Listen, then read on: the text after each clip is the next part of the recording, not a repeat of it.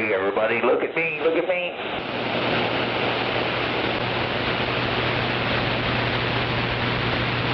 Jumping up and down so everybody knows I'm here.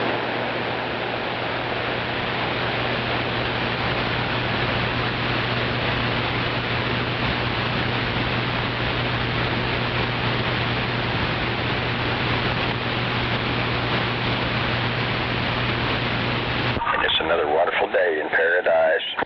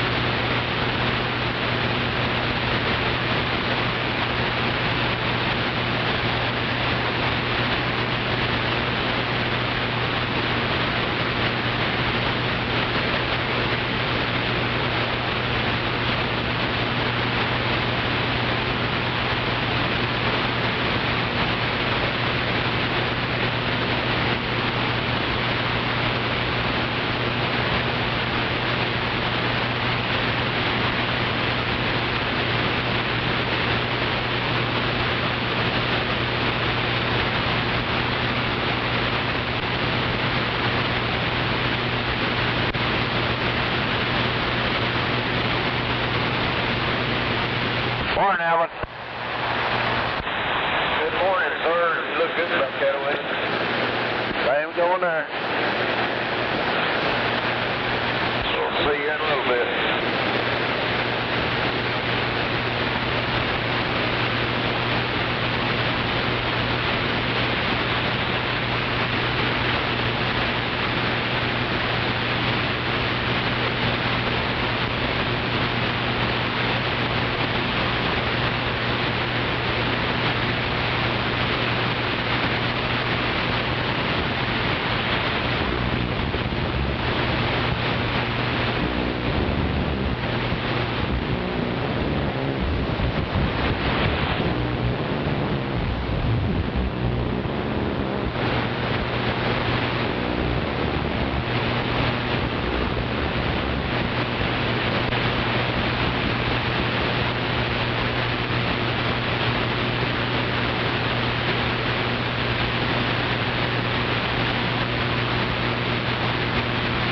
Sure is quiet out there this morning. And where have all the angry voices gone? Well, let's keep it that way. Well, I hear some little agitators way out there in the background, jumping up and down in the sludge. Keep it nice and respectful out there.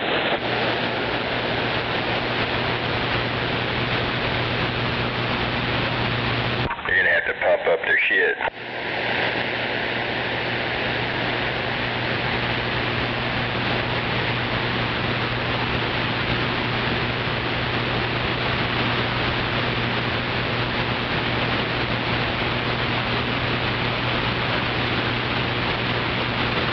But in spite of how quiet it is out there, I'm pretty sure that there's an entire forest of ears out there sandbagging.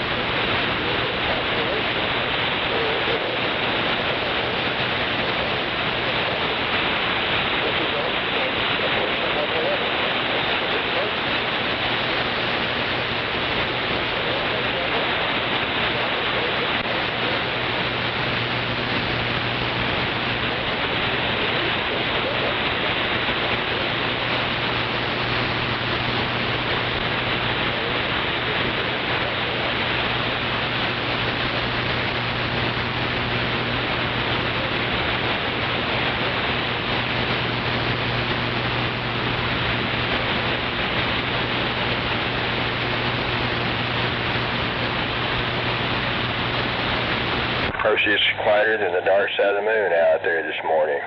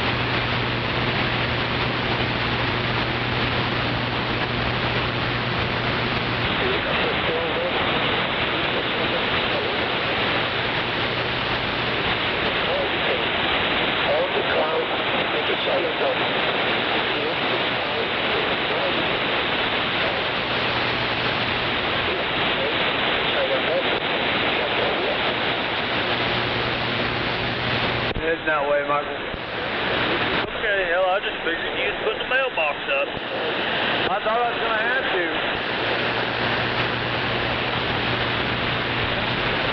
Let one truck go, let me go. You hear this?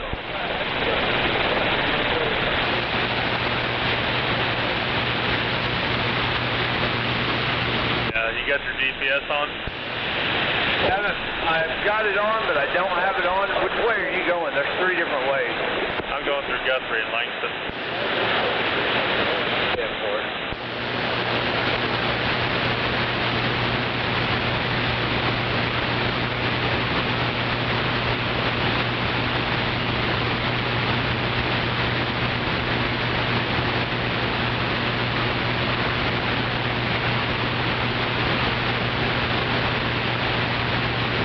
Okay, can you hear me now? Yeah, I hear you. Can you hear me? Yes. It's another wonderful day in paradise. We'll go left up here and then go back to I-40 and then get off on I-40 to go to I-35, right?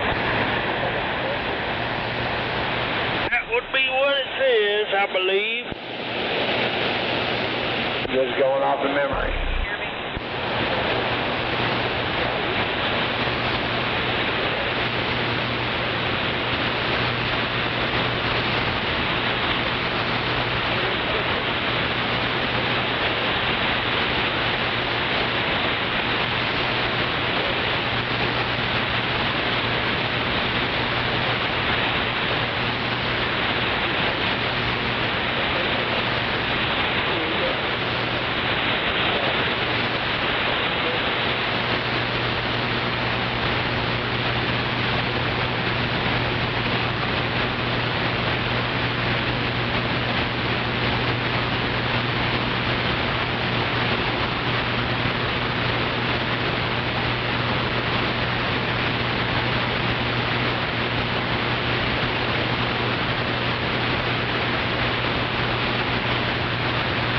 How about now?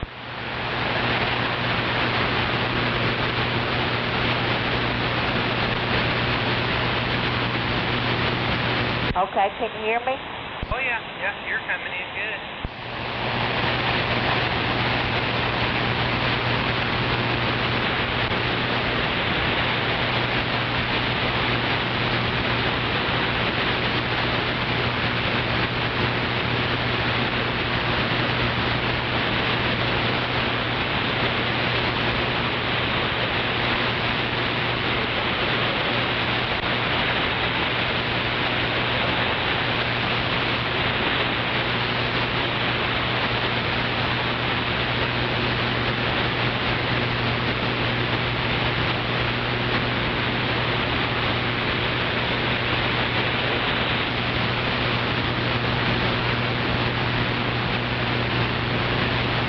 Make a right here and then immediately after the bridge. Do you have a copy, Neil?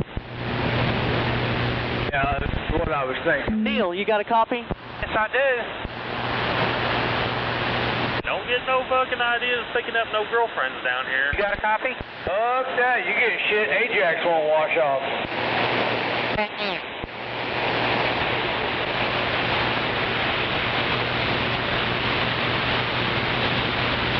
I don't work for Western Flyer.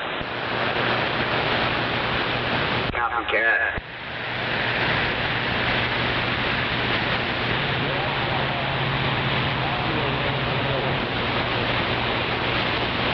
Yeah. In other words, ¿cómo se dice en inglés, Jose? ¿Cómo está usted? That's You it. got a copy? What he said. I hear you. You can hear me, Neil?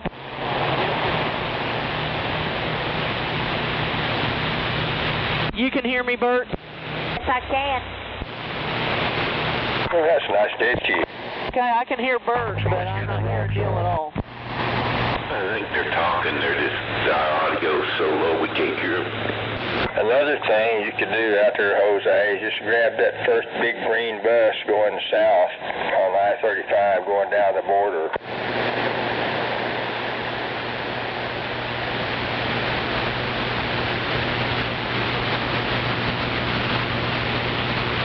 Good morning, Scorpio. Good morning, Rocky. Buffalo on Grassy Hill. No doubt about it. Good morning, Buffalo, Rocky. No doubt. Hear me? Good morning, Mr. Scorpio. Mr. Buffalo.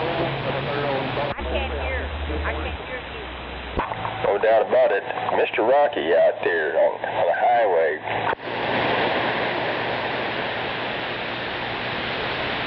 And the byways. You hear me, Bert? Yes, I do. You on 13? No, I'm on 19. As Buffy would say, with my little wheel. I'm never on one, but I forget things about those antennas. They're good for what they are. I am on 13. I got one, but I don't have it on my truck. I had one. I gave it to the preacher man. I can't hear a word you're saying. Somebody said they couldn't hear a word somebody was saying. Oh, so I think a radio problem. We're just too far out. Turn your mic gain up on the radio, dynamic, whatever it's called. I think you got to turn it all the way off. You've been messing with your volume knob.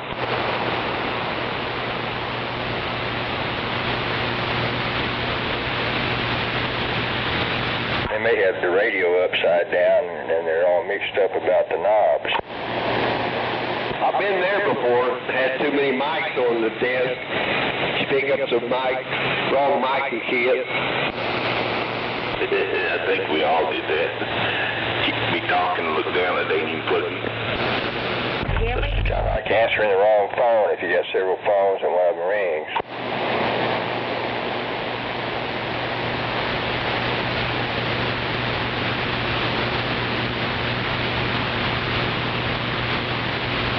I guess everybody heard the terrible news of a B-52 crash in California. 8 people died. heard about that airplane crashing. Rode up. Roger. Yeah, I first heard about it on social media, but I had a feeling it really happened, so doggone it did. Yeah, it was on the news that showed it. Well, I heard it later this morning on the news. I did, but first I learned about it on Facebook, and you know, on there sometimes you can't believe stuff, but I had a feeling that was true. Yeah, they showed it yesterday. That's a big old plane, too. No doubt about it. I think they said they were testing the new radar in it, but terrible. Well, at least they didn't have no nukes in it. Roger, that's right.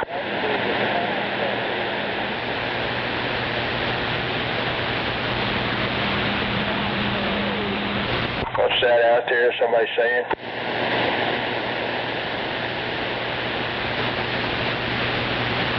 Rocky's radio was too big, it hurt his ears.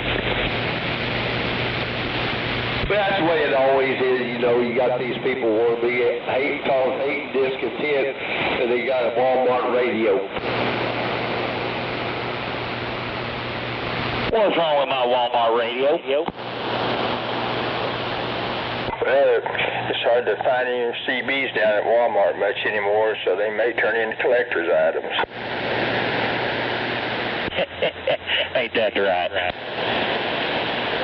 What a deal. I'm going to have to give me a FEMA radio like Old Timers got. I think Old Timers got a Dollar General radio.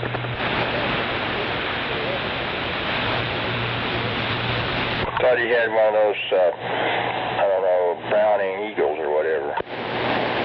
Yeah, he bought it up a long time ago, didn't you? Somewhere hidden in a box, I got a 23-channel Royce that was bought at Otasco when I was a kid. Roger that on the 23-channel Royce you bought at Otasco. Otasco, that brings back memory. I spent a lot of money at that store. That's where I bought all my guns and bullets. Oklahoma Tire and Supply. And to this day, of course, you can go to certain towns and see buildings where they still got that on the building.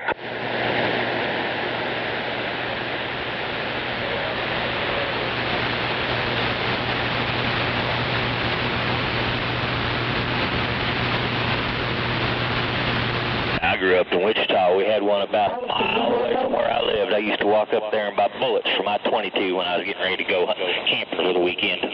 Roger on the bullets. So you got the long rifles or the longs or the shorts? It's a 22 long rifle. Roger that. Yeah, I remember going up there buying 100 rounds of 22 shells for like $1 or so. Wasn't very much. Good old days. Right, back when they would sell to a 10-year-old kid. And that was completely okay back during that time, wasn't it? Well, the kids had a little bit of common sense back then. No doubt about it, Mr. Rocky. And their parents taught them how to handle the gun. My daddy wouldn't even let me point my cap gun at anybody. Said, do not point that gun at anybody.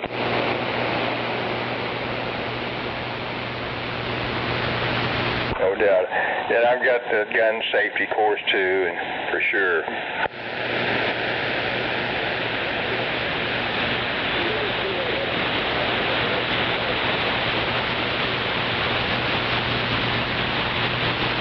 Back when you fill your pockets up with bullets, throw your gun over your shoulder, walk out the front door and walk to the place where you're going hunting because you didn't have a car. Cops would be waving at you going hunting, boys. Roger. Nowadays, maybe it wouldn't be working out quite that way, would it? Sometimes you could took your gun and your fishing pole with you. Probably get shot before you get to the field. Have a copy? Yes, sir. Yes, sir, ma'am. Go ahead.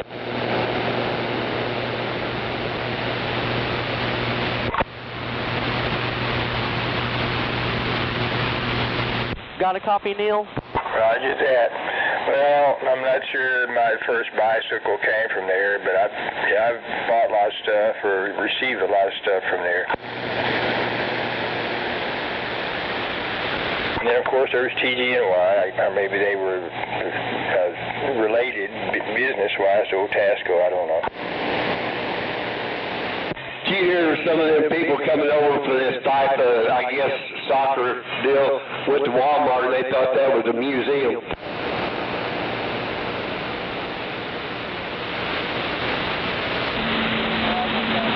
Back then you had TG&Y, Otasco, Woolworths, Montgomery Wards. Yeah, those were the good days.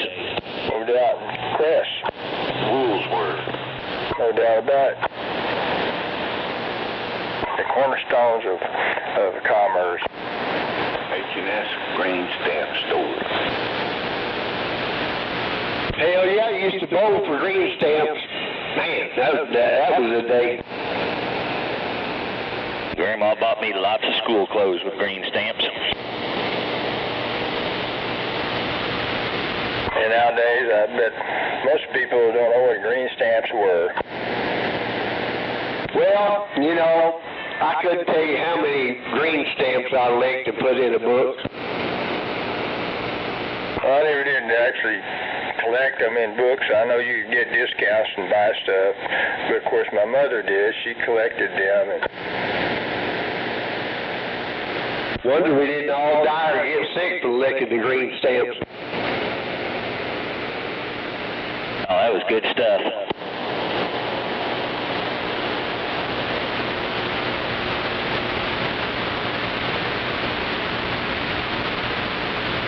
I guess used to have a deposit on Coke bottles and things like that. Maybe they still do in some states. I don't know, Buffy and that's how we bought our candy when we was a kid. Run around gathering up Coke bottles. You have 2 liters come out, you get a nickel for them. Roger that. Yeah, you cash in that pop bottles, you can buy your little bag of BBs and a Coke and something to drink. You'd have to have 2 or 3 bottles of it.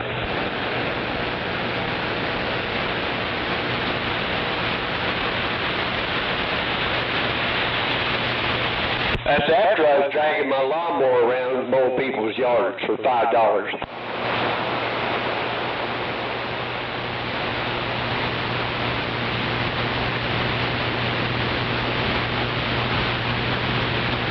You gentlemen have yourself a fine day down here in Oklahoma City. I'm getting ready to get unloaded and hooked back up to Tulsa. Caveman said it again, and I'm quiet. All right, Caveman, good morning, by the way. Have a good morning. Get you loaded off and head back to T-Town. Top of the morning to you. Have a good day.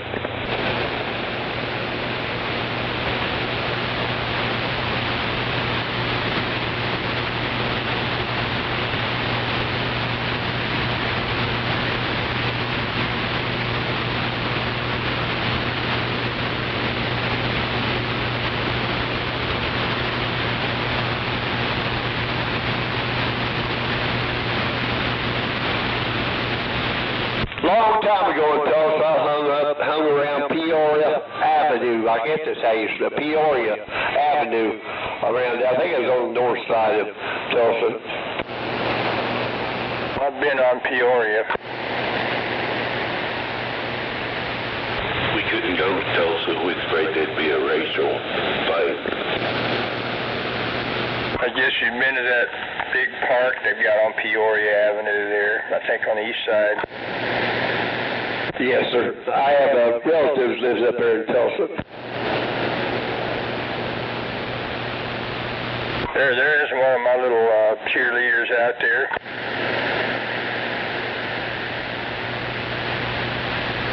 Regurgitating his negativity.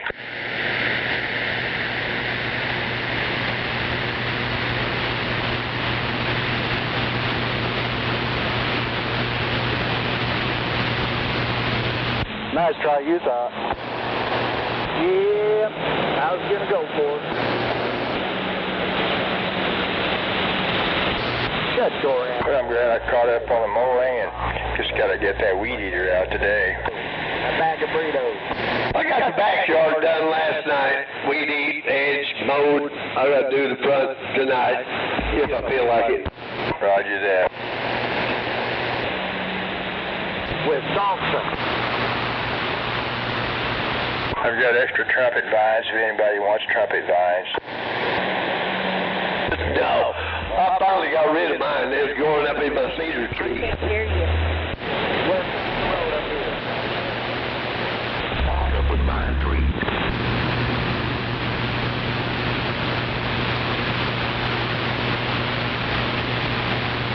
First come, first serve. Thanks for some poor saps up there buying some of them right now at the plant store. Roger, yeah, I can save him some money. Well, he'll probably regret that. That'd take over everything. No doubt about it. And things will tear up your fence, your house, everything else.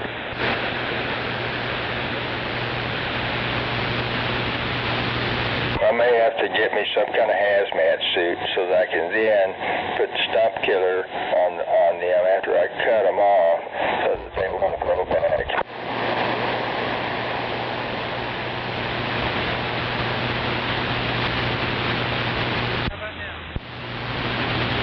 You know, a lot of people had those honeysuckle vines, but I don't see those much anymore. We used to eat the honey off the blooms.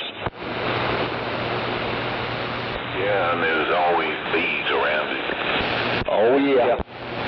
And then a lot of mimosa trees, I think they're not native to this country, but they're taken over.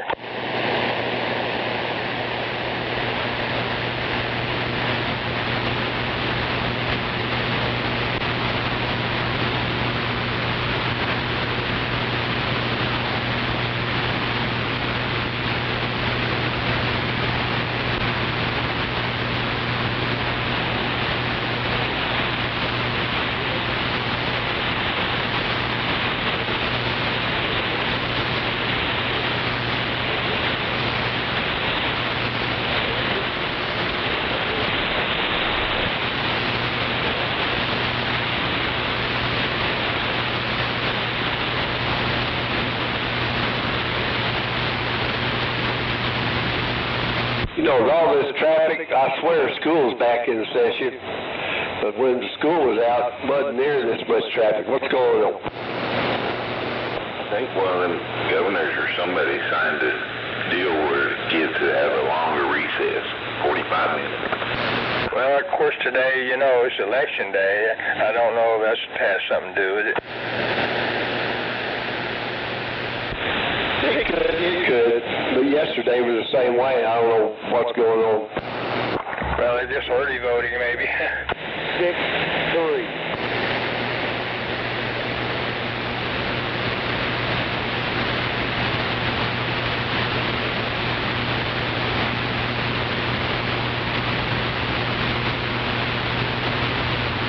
I guess after today, sure, there won't be any more political attack ads for a while. It's going to be one of these ones not painted then. Well, last night they was hammering on TV pretty hard. They had my phone.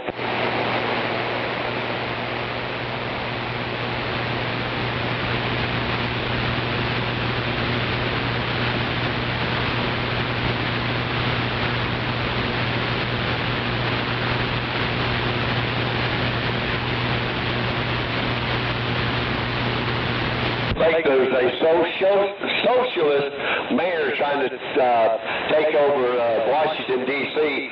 Trump said that wasn't ever going to happen. He'd take over and run it instead.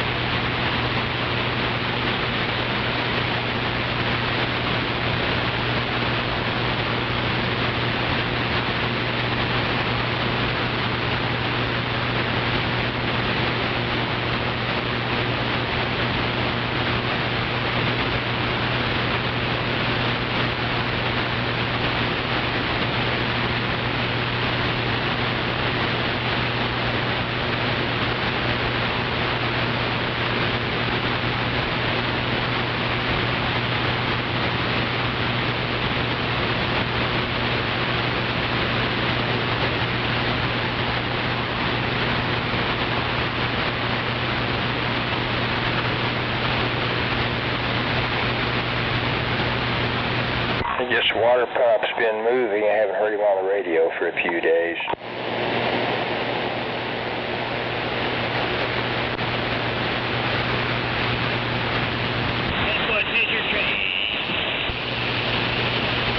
Yeah, I hear my little cheerleaders out there, way out there, jumping up and down in the sludge.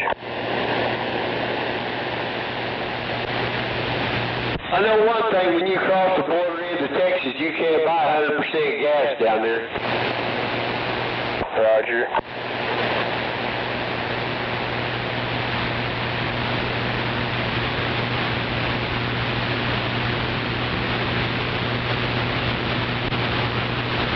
Now, they do have a 93 octane with 10% ethanol.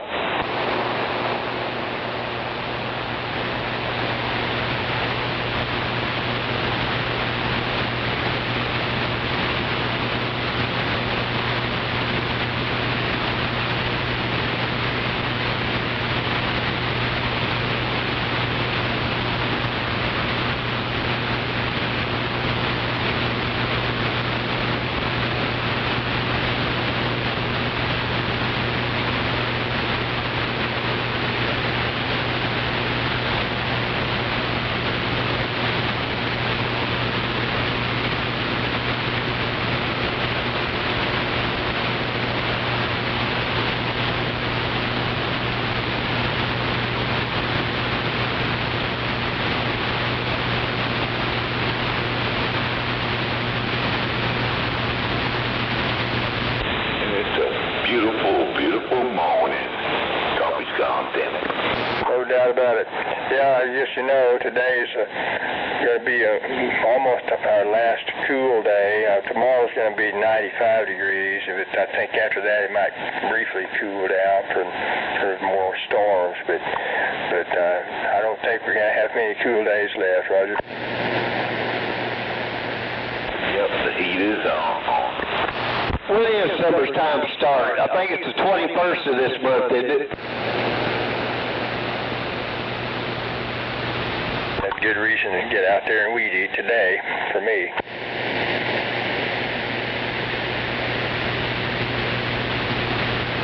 I guess we had an alleged attack at the UFC event at the White House. Yeah, I stopped it.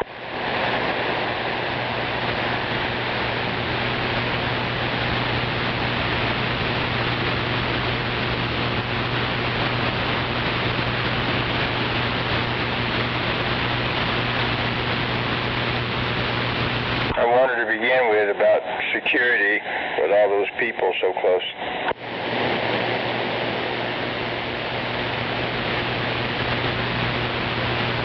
That drone's late with explosives. They got them though. Roger that.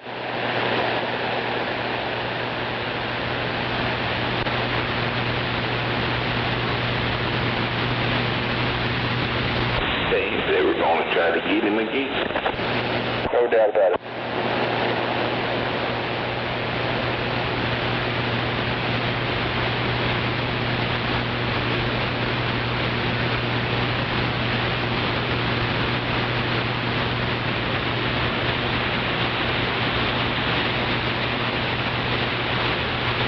Damn. 23 people are going to get thrown in jail. Roger.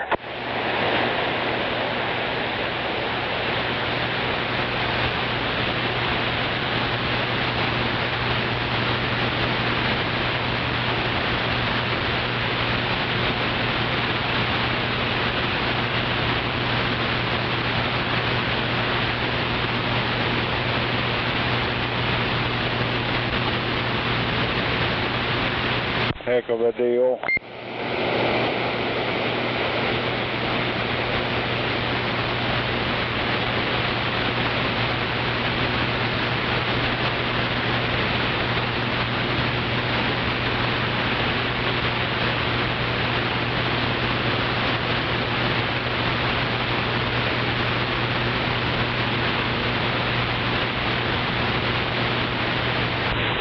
Always somebody trying to do something wrong.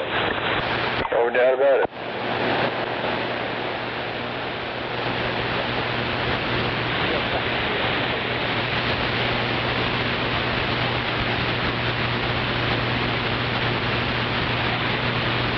Yeah, we hear somebody out there, I guess they're mad because they finally figured out they reached their plateau of achievement a long time ago.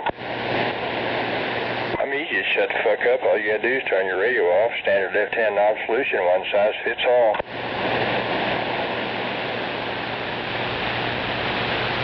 Well, I mean, you know, you want to broadcast your business, do it on a private channel. I mean, this is public. Everybody hears this, so there. Anything you put out on Channel 19 becomes everybody's business. What do you think this is anyway, the outline of the Gremlin? There they go. Another Walmart radio I can't even hear.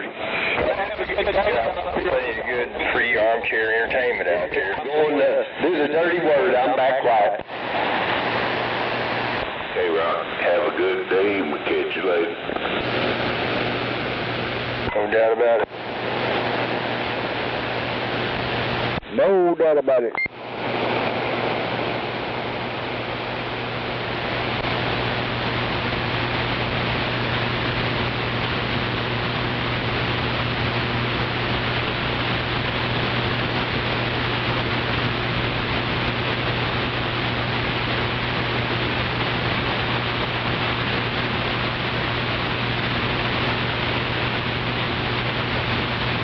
Morning, Buffalo, Scorpio. Morning, Record Driver Sean. Good morning, Record Driver Sean. Morning to y'all. Hope you're having a great day. For the time being. Roger. Did you get relocated somewhere? I wish. I guess water pump's in the process of doing that.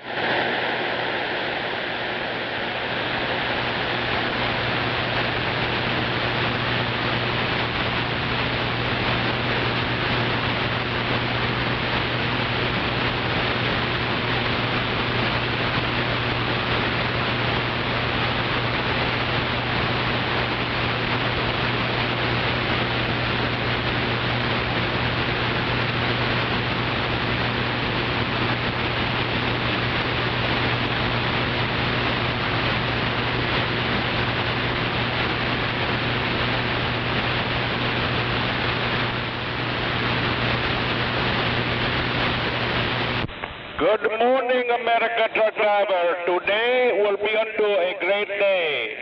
I will drive with my feet on my dashboard. I will try not to do an illegal U-turn.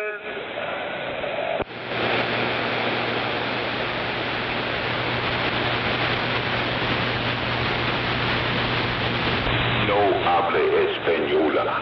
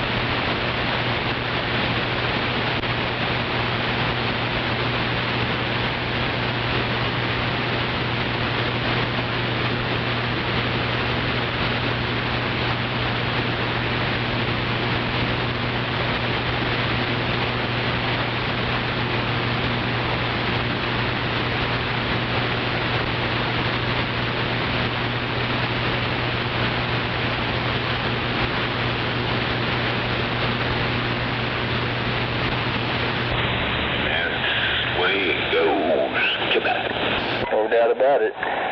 All or nothing on Channel 19.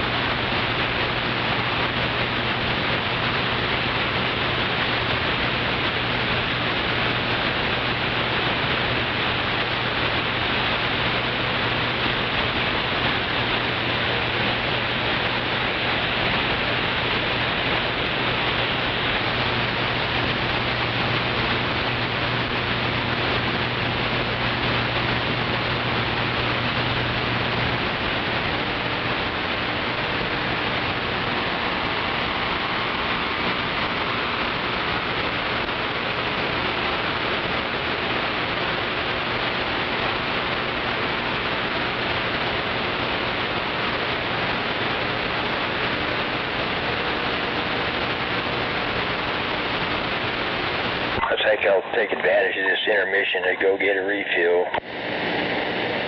Right, Joe.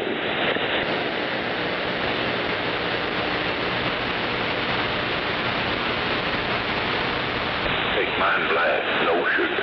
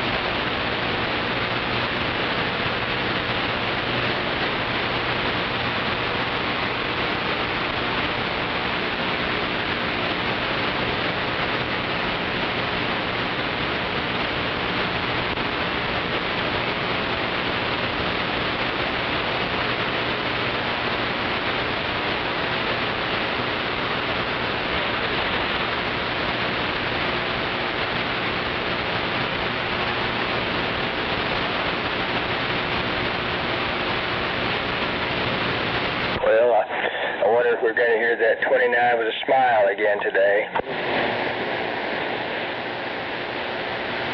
He's on 22. Roger. Yeah, I've heard him say that he hangs out on that channel some. And I even had somebody on out there in Florida tell me that's where he hangs out before I even heard him back on here on 19. But like yesterday, I heard him on 19. So, yeah, you know good and well he comes down here on 19 quite a bit.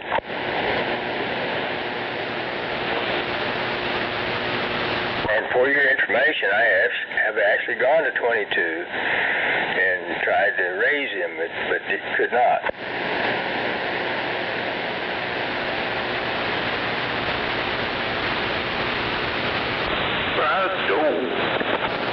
But I'm not sure. He may not even conduct himself like that on 22 down there. I'd have to sandbag a little bit.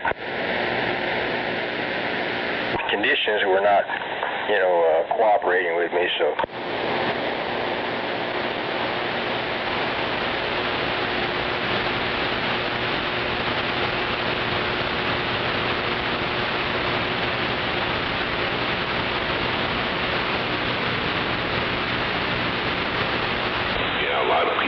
Come down here to act up and mess around, then they go back to their channel. Roger, yeah, and they're the most squared away operator in the whole county on that channel. It's like going to Vegas or something.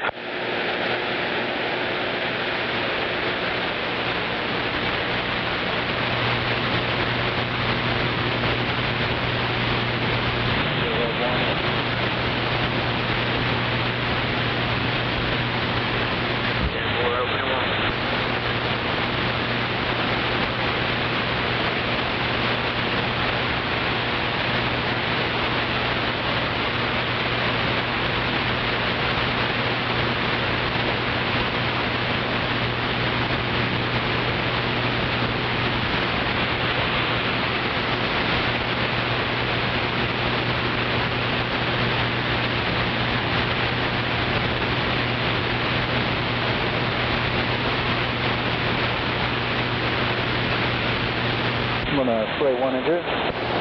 Hey, you got a 4 coming up.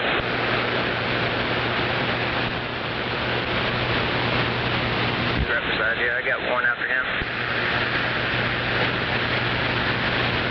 Clear, come over. Well, I guess I don't know, they've quite agreed to end the war in Iran. Whether they signed some kind of memorandum, whatever they called it. But I think I'm going to just put my vacation plans on hold for now to see what develops. No way. Yeah, Iran's not going to quit shooting their rockets and stuff. They're just set back for a little bit because they got bowed up. No doubt, yeah. I think they're still wanting to charge money for ships to pass through there. Okay, we'll build it back up, pay for it, then blow it up again. No doubt about it.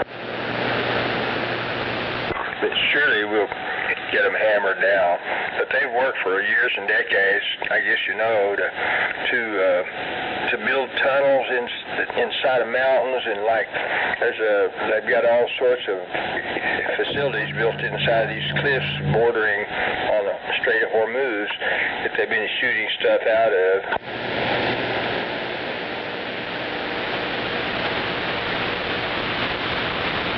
All right, coming over. 10-4, I got all the way 3.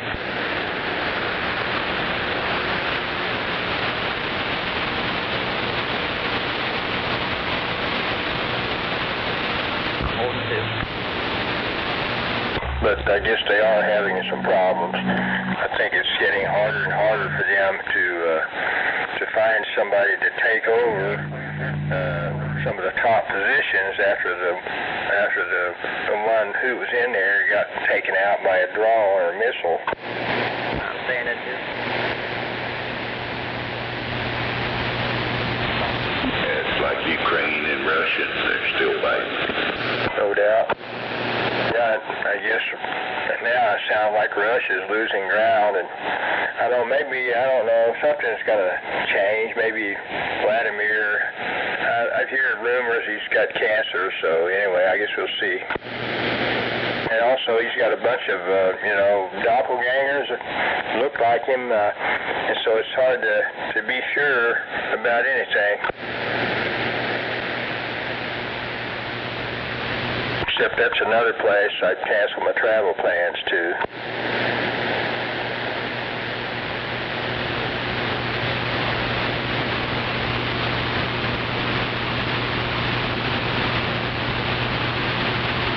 You remember the actor Sean Penn? I think he went over there at the beginning of that war between, Ukraine and Russia. He was going to shoot a documentary, that's what he thought, but they ran him out of there, and I don't blame him.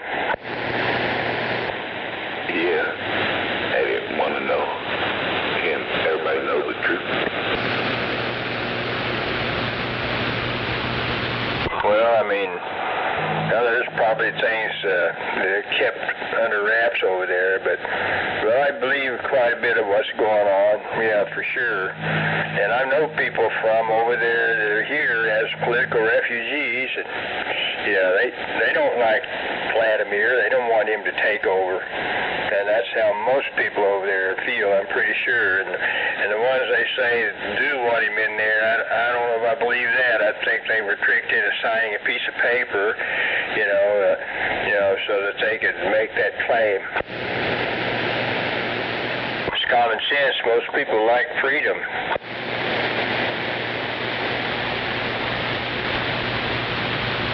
They like, the freedom of enterprise. Move back to 3. Clear. But I know I can't do anything about it.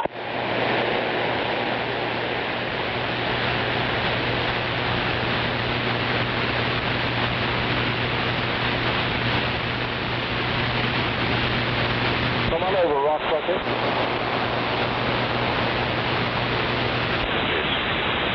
We could all fill our pockets full of bullets and head towards that way, I guess. Roger that. I might give somebody my pocket full of bullets to go over there. Like trying to shoot them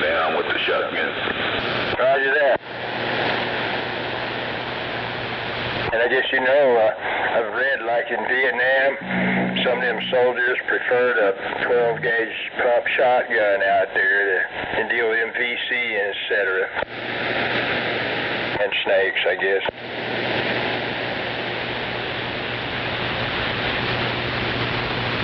Who was that?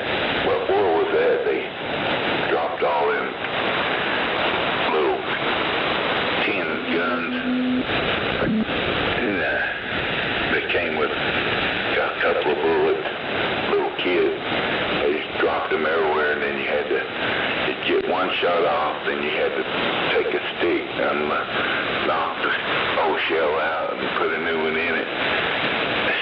One shot at a time, then the gun would fall apart. I'm not sure, but even that junky little weapon probably helped some people out. I'm guessing, I don't know, I want to say World War II, but I don't know. Yeah, I think it was World War II, I'm not too sure. They dropped a whole bunch of pistols that were disposable. Most of the gun was made out of tin, and if you shot it too many times, it'd come unsoldered or welded or whatever. Roger. Well, it sounded like people got injured firing that thing. I mean, if they kept on firing it. I guess if your life was in danger, you'd use it. Roger, I guess that was the idea. I mean, you know, it's better than nothing, Roger. It's like in prison, I guess you know this, prisoners make their own little zip guns or whatever. Yeah.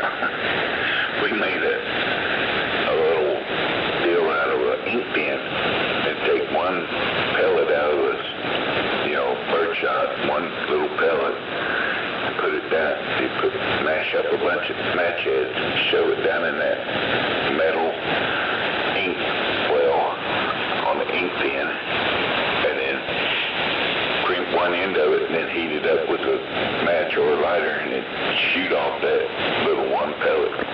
Roger that. Now, I hope nobody got injured doing that. One of my friends wanted to see it work. He shot his headlight out of his car. Well, I'm glad that's all that happened.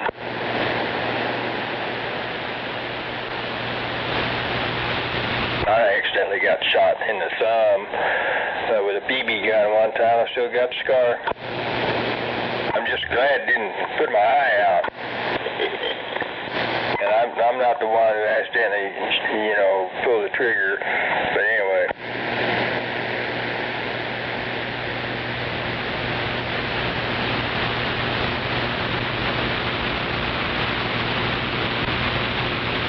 I can think of other bullshit back during my youth. It could have gone so terribly wrong. I mean, it went wrong, but if it'd gone terribly wrong, I'd probably just have one eye now. A friend of mine was out at the park one time shooting pop bottle rockets, having a pop bottle rocket war. One hit him in the eye and lost his eye. That's terrible.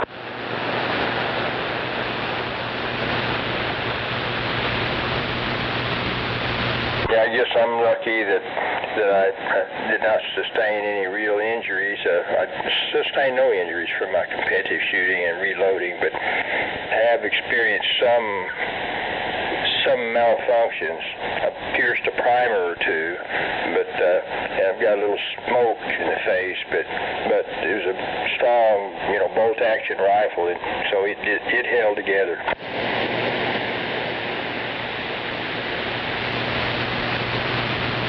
I saw somebody shooting some two hot reloads. I think I want to say 243 reloads in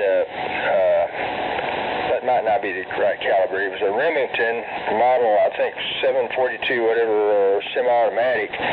You probably are familiar with that. Anyway, he was left-handed, so he had the gun over on the other side of his face to shoot it, and the damn thing blew up, and so his face was in a debris field, except he got lucky and he didn't put his eye out or anything. I think a piece of brass hit him in the neck and he was bleeding. I grabbed a bunch of napkins for him to sop the blood up. And anyway, I was in his shooting session. He gathered up his shit and got in a vehicle to drive, I guess, to an emergency room. I mean, the guy was on crutches or something like that when he arrived. So anyway, I hope everything turned out okay for him.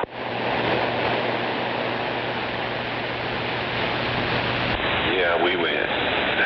We was going to this dump to shoot, and the guys in the back were drunk and had long rifle 22s. We all started piling out of the car. The old drunk got out, put the 22 rifle on his boot. When he stepped out the car, it went off, blowed a hole in his foot. At the end of that deal, we had to take him to the hospital. Roger, well, I'm glad his injury was not any worse, and maybe that also was a watershed event that made him stop drinking. I know one thing, I didn't want to go shooting with them. They were drunk. No doubt about it, yeah, you want to stay away from those guys. I had a relative that they weren't drunk or anything. We were out shooting, though, and they were going through a fence, and the shotgun went off. Luckily, it was pointed in a safe direction, but I think that was just an accident. Somebody could have been killed there. Oh, yeah. I'm looking back on all that. I guess I was lucky that, like I was saying.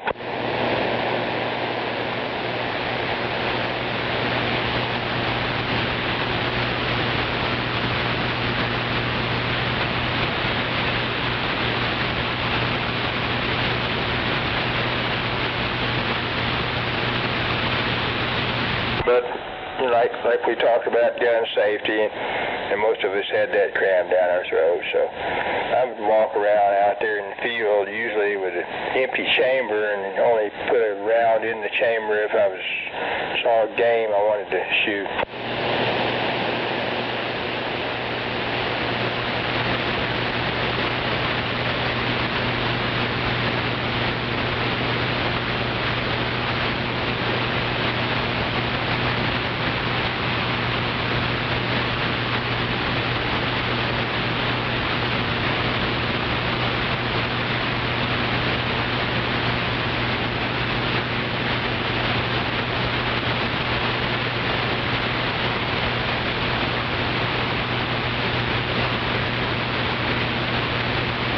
I don't know if you ever did much reloading, but I used to back in the 80s.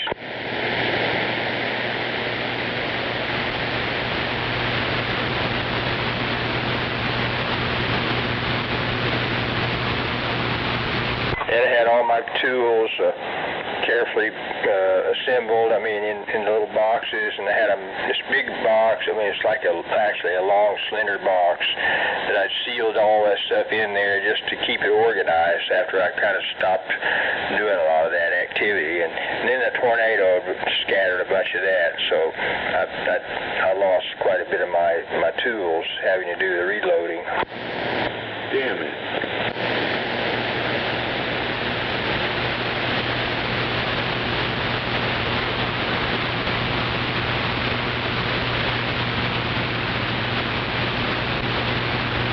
I was always leery of somebody that, I reloaded these, you want some? And I'm like, yeah, I think I'll stick with store weapons.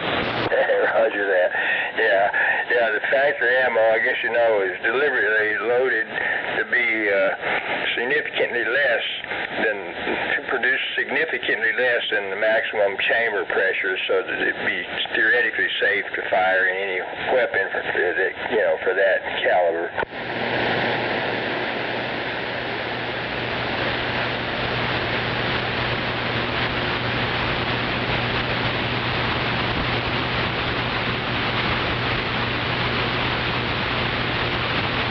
I think without exception I fired my reloads in bolt-action rifles. I had an XP 100 pistol, which was bolt-action.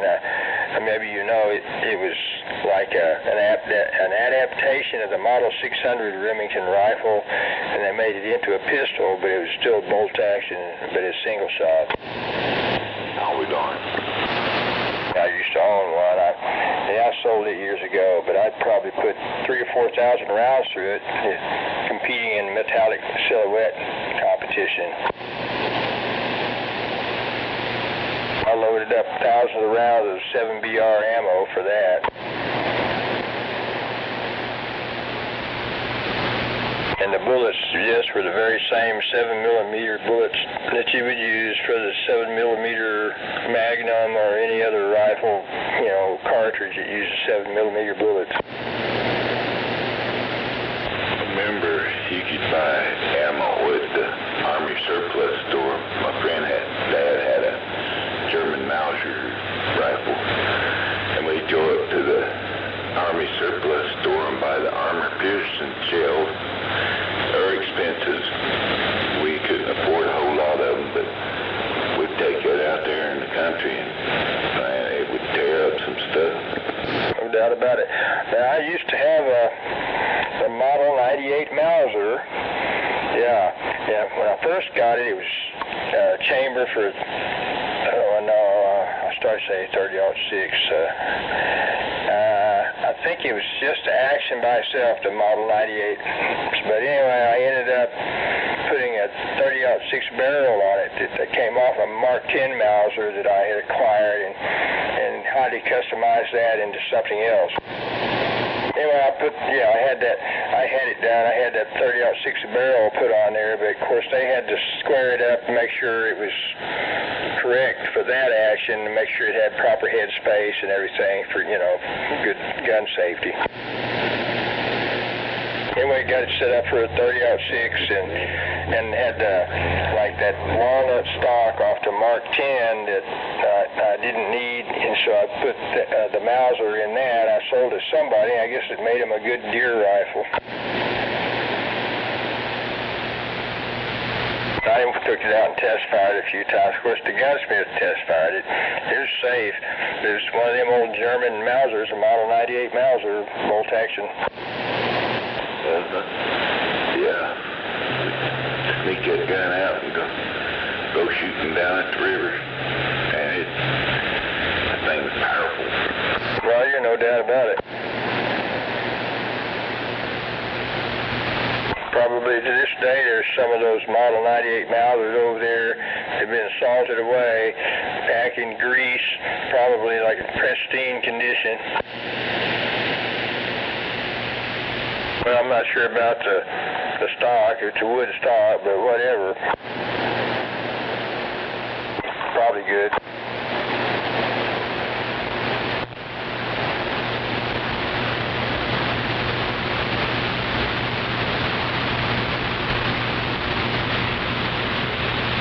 Well, that action I got, it's probably seen a lot. It looked like it'd seen a lot of service, I guess, in World War II or something, but anyway, it got pressed back into service.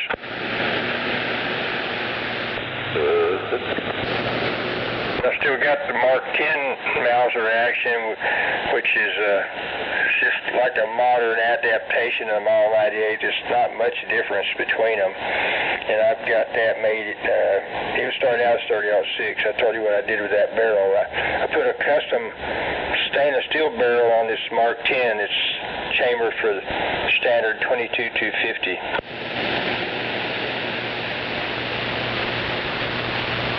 And I've got a fiberglass stock on it. It's glass bedded in there. And so, yeah, it's pretty darned accurate. But it was in the tornado, and I haven't fired it since then. I need to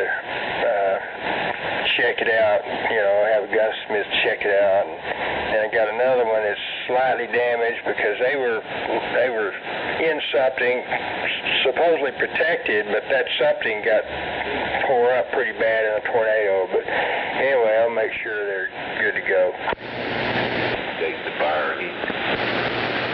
Roger. Yeah, make sure it's all square of the world.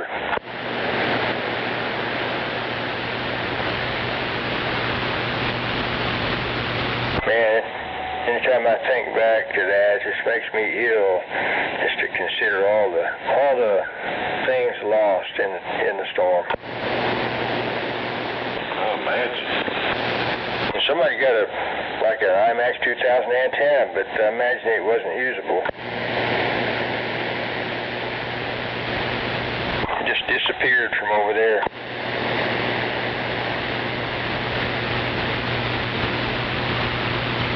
Probably laying in some field somewhere. That's what I'm talking about. What's this big-ass fishing pole doing here? Where'd all the eyes of it go? Hey.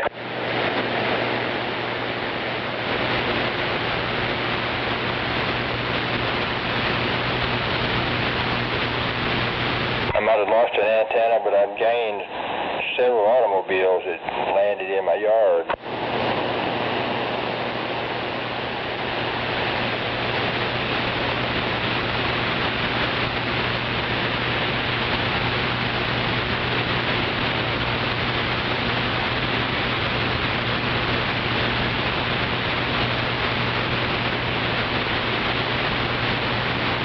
I was still cleaning up a month later,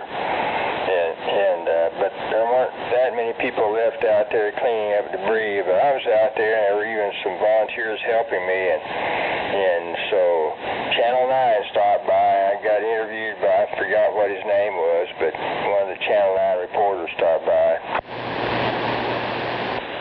Joe, yeah, my niece was at Rose College. They all got in the shelter, and it went past it, so she went out to get in her car, and she couldn't find her car. Well, come to find out, she couldn't recognize it, so there was so much mud on it. When she finally figured out that was her car, the door wouldn't open because the tornado had buckled up like bent it upwards. They finally got it open. She went and washed it, and it looked like they spit sandblasted her car. It was terrible. Roger that. I'm glad she at least sort of got her car back.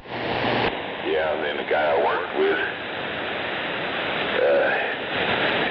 his wife and grandkid, I think it was, they made it through there, but he got blowed up in his big old boy, 400 pounds.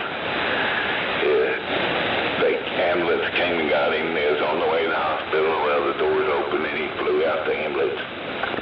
Well, damn it. So he died, I guess? Eventually, not from all that, but yeah, he died in the hospital. Roger.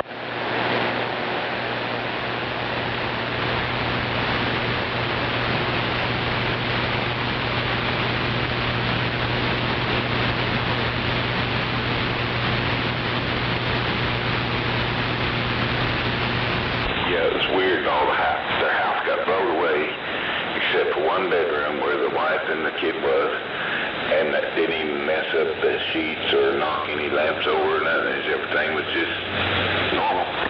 Well, that's great. It's like a higher power was protecting them.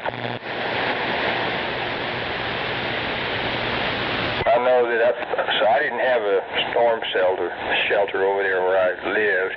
And, you know, Gary England was telling us to get in a middle room, in a closet or something like that. And that's what I would have done. And that whole area was just blown away. I mean, most of my house was gone. I mean, you know, swept off the slab. Now, the kitchen area was collapsed, but not completely gone. Yeah, I couldn't have survived that one. Right, I don't think I would have made it out of that. So luckily I was gone. I was out checking property by Thunderbird Lake, where you remember on May 19th there was another tornado out there. It was just about as bad. Yeah, then another friend of mine, she lived out in Newcastle, Tuttle area. Well, she came home from, she worked at the school. When she come home, took a nap, the tornado here, and she ended up out in the field. She lived, but she was kind of messed up. Roger, well, I guess so. At least she lived. And across the back fence from me, my neighbor's wife died in that May 20th tornado, but she didn't die right there. She was on her way home, and she was among the ones who ran inside that 7-Eleven over there on Telephone Road and 4th to take cover, and of course died inside that freezer or wherever they were trying to hide. Oh, yeah. In the other side of the street, all them stores made it, but that 7-Eleven, the hospital, and all that gone. Roger. I just remember the Warren Theater, they survived the tornado. I think they were hit a glancing blow, but they built that extra strong because of the tornadoes.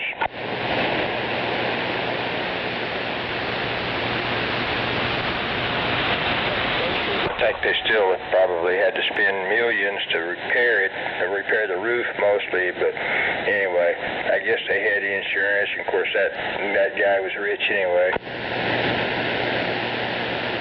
Yeah, and the 109's old house got blown away. Yeah, I remember him. He always had kind of a smart-ass attitude with me, but I remember him, and I remember what you're saying about his house got blown away. But he already had sold it and moved, hadn't he? Yeah. He sold it and got out, and bam. Yeah, that wasn't a tornado. Buffalo got one. Floated away. Good morning, everybody. Good morning. 40-102, wake up. Oh, drinking my first cup of coffee, right?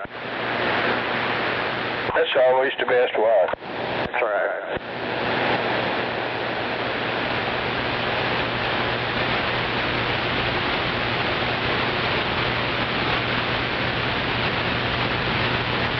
Guys, I hope y'all have a good day today. Any day above ground's a great day.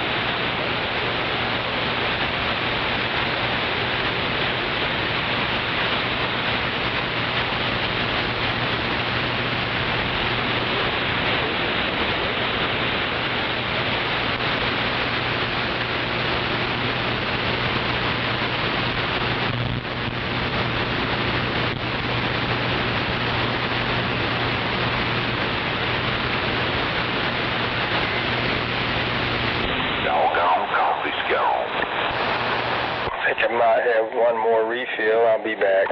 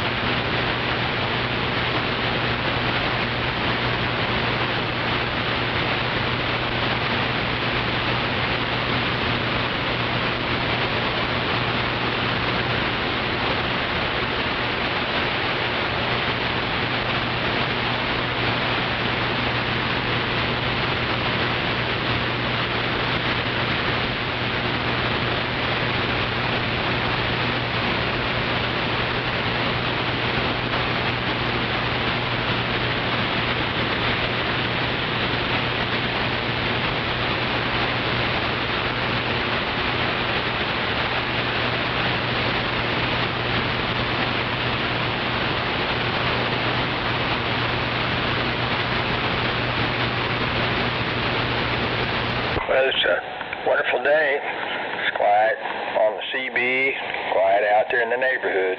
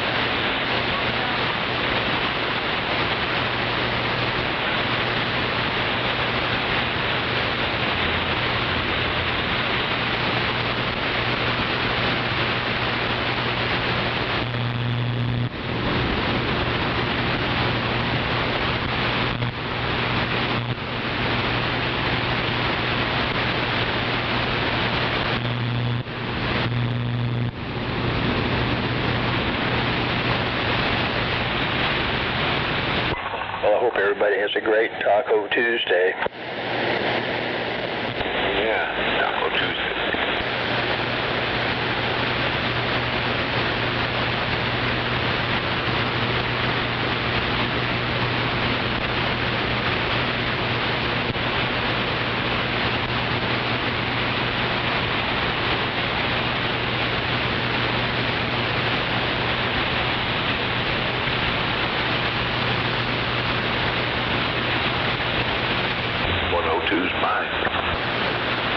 Roger that. Well, thank you, 102.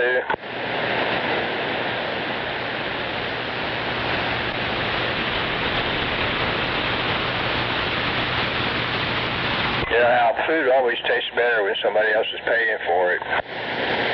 You're cooking it. No doubt about it.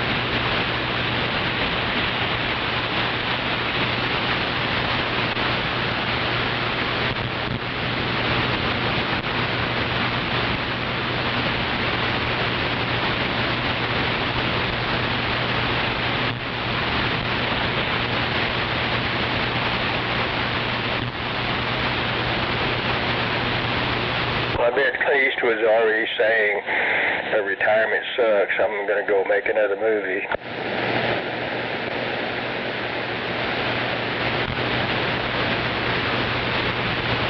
I say I'm too tired to let AI do it.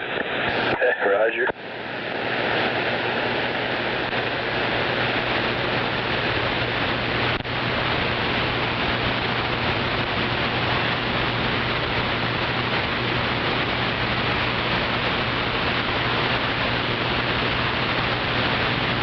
I think his wife or girlfriend died, like this happened maybe 2 or 3 years ago, and I think she was 61 years old when she died, something like that.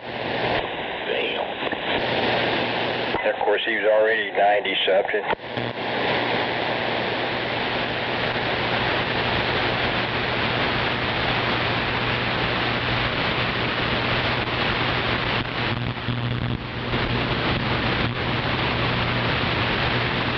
I just remember Dick Van Dyke. I think he's even older and still kicking. Yeah, he's still kicking around. I think his wife or somebody may have taken the car keys away from him, but anyway.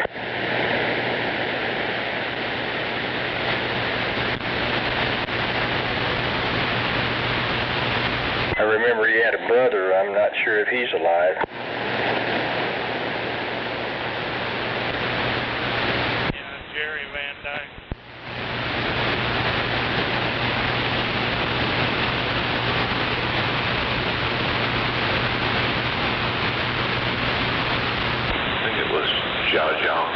Had a twin sister. She played on Green Acres. Right, oh yeah, I remember her. Eva, or I believe. Yep, always dressed up in all the fancy gowns out there on the farm. I remember when they had a telephone call, they had to climb up a pole to answer it.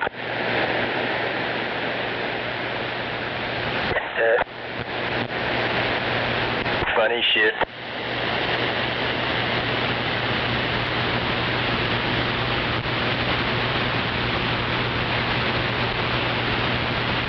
That's some funny, wrong-headed bullshit. Yeah, they always trying to grow something that turned out bad. Roger that. And let's see, yeah, Mr. Douglas, wasn't that his name? I guess he was originally like a New York City lawyer or whatever. Is that right? Something like that.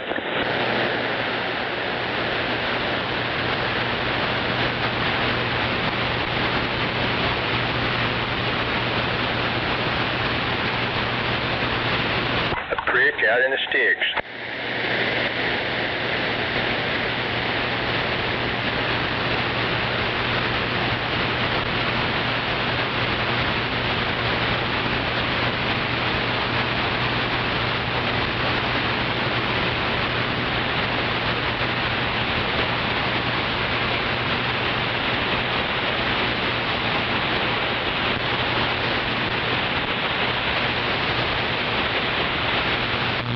Back when, you know, that show was on, I don't remember how many seasons, but I think I probably watched most all of them. Yeah, some funny stuff on that show. No doubt.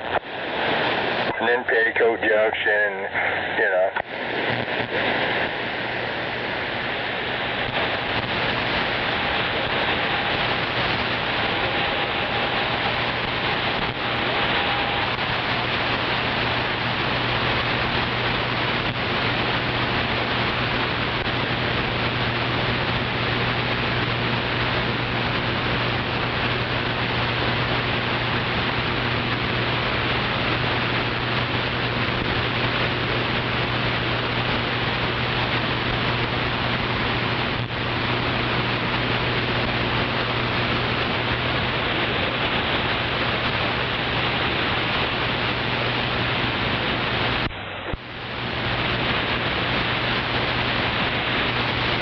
I guess that's the show that had the famous pig, Arnold, Roger. Yeah, that's Smart Pig.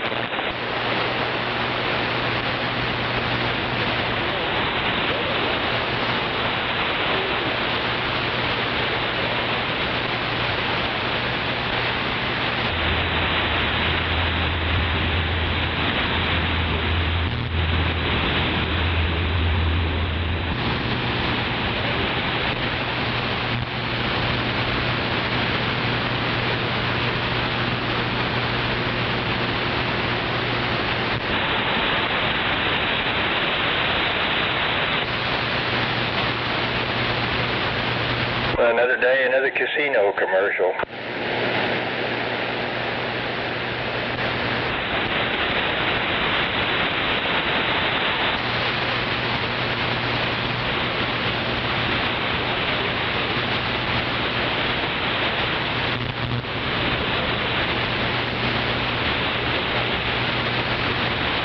Well, I wonder if the minimum wage is going to go up. Just think, all these, young teenagers going to work, I'll be making big money.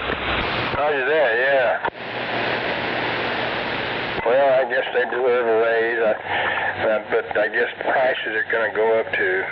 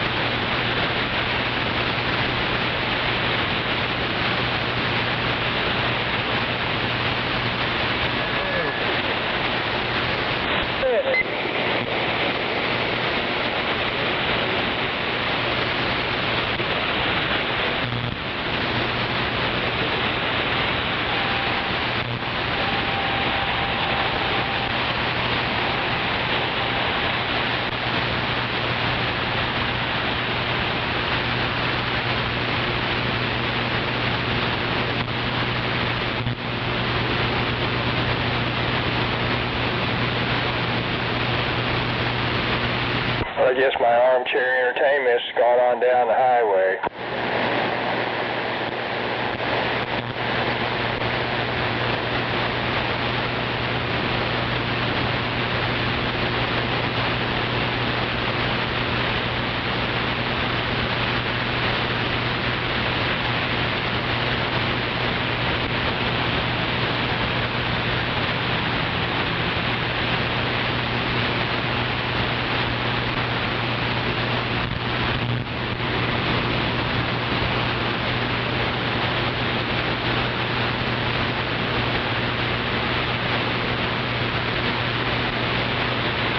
Well, I'm looking at their map, and I kind of knew, but I forgot. It's not far from Amarillo. I guess there's a pretty good sized canyon. It's kind of southeast of it.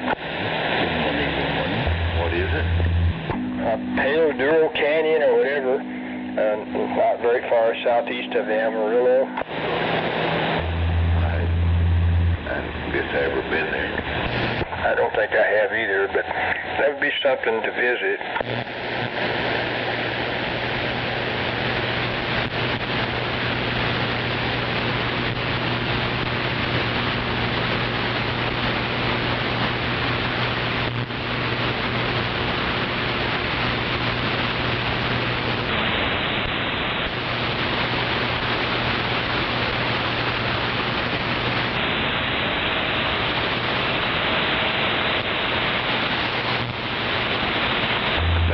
Clayton, somewhere up in there. We was coming back from Denver, and we saw all these people going up to this little mound. And it was an old volcano, and you could see the lava that had flowed across where they built the road. We stopped, and the kids got a piece of that lava off the side of the road where the flow went. Roger. But I hope it wasn't cursed rocks, but anyway, yeah. Yeah, I think all the gases were out of it. Go up around Clayton, New Mexico, you say? Somewhere, I think it was in Clayton. I think it was either Oklahoma or somewhere up in there. Roger. Well, Yeah, sound like pretty close to Black Mesa, which I've never visited, but I guess, I don't know if you have. It's supposed to be the highest point in the state. Let me know when you Once we went to that one place where you step one couple of steps over and you're in a different state. You're in Kansas, then you're in Oklahoma, then you're in New Mexico. Oh, roger that, yeah. Kids thought that was pretty cool.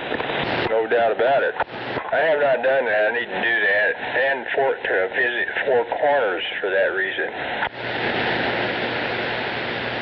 Of course, I've been in that area, you know, the Monument Valley. I need to go visit that better and, you know, take some more pictures. I remember seeing some hitchhikers out there. I think they'd been standing out there a long time. They had their thumb out. They wanted me to stop. I wasn't stopping, but they kept getting out there on the road more and more. I had to swerve to miss them. So you carry a bucket of stink bait, and you open your window up, they're like, I'll wait for the next one. There you go. But anyway, they wanted to do some hitchhiking, so they get to do a little hiking part of the time, too.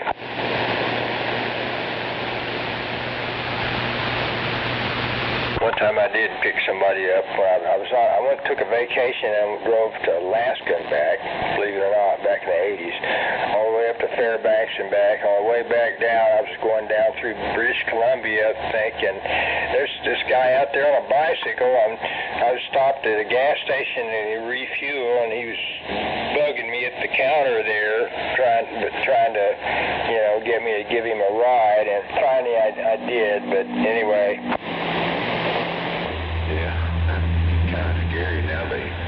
Roger.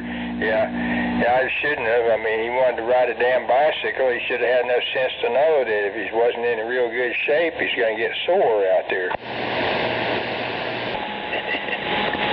I think his buddy was in much better condition, so I took him ahead to some motel or hotel where he rested up to rejoin his buddy out there riding a bicycle. But I remember some of the, I guess the locals around there, they were trying to charge him $50 or something. They were kind of mad at me.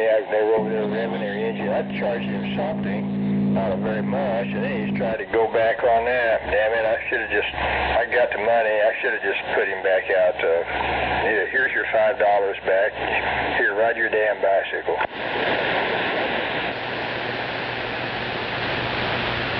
Probably all the money you get. I don't know. I think he said he was a teacher up there and on vacation from that and riding a damn bicycle or whatever.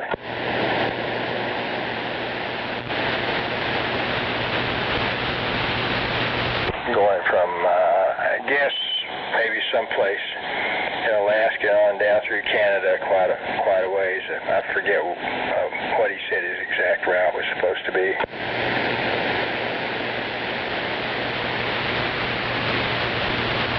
But as a rule, I didn't like to pick anybody up. But although one time I used to do some hitchhiking back in the 70s and into the early 80s, and that was all for me.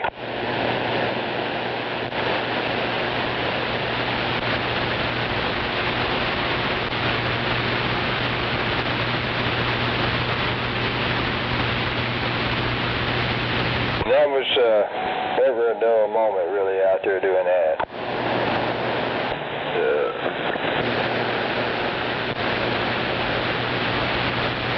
I was a little bit self-conscious out there the first day or so, but after that, it just felt like my living room out there on the interstate.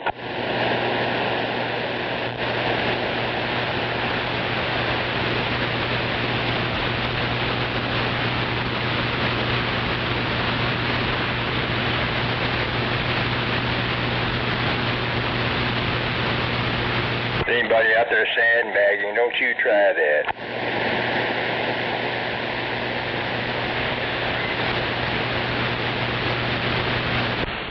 Keep that on.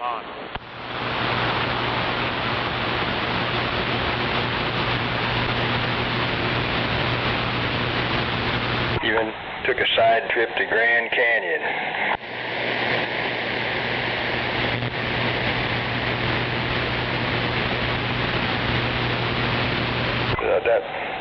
The big trip was about a month long, from basically the OKC area out to California, up the coast, way up in northern California, and then back, back through like Nevada, Utah, and Colorado.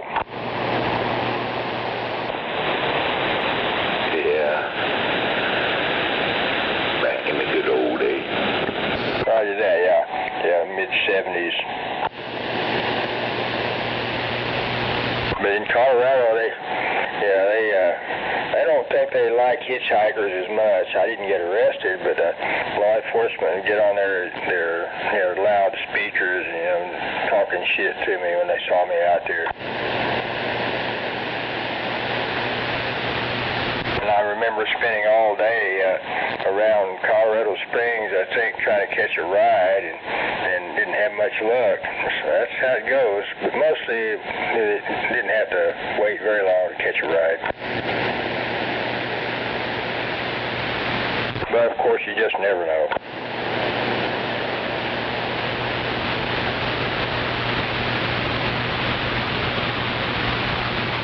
I waited all day and finally caught a ride. It took me just a mile or two down the damn highway. And once I got out down there, I don't think it took me but a few minutes to catch another ride all the way down into Texas. Damn. And that guy even had beer.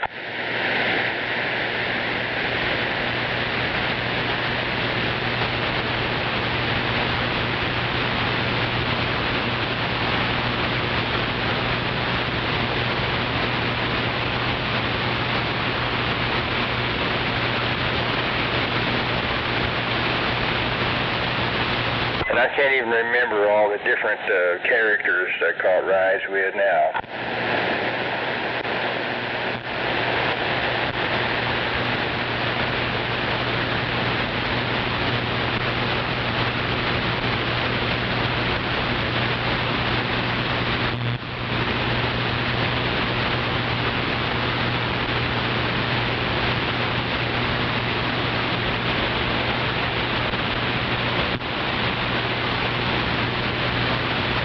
But now if you did that, they'd probably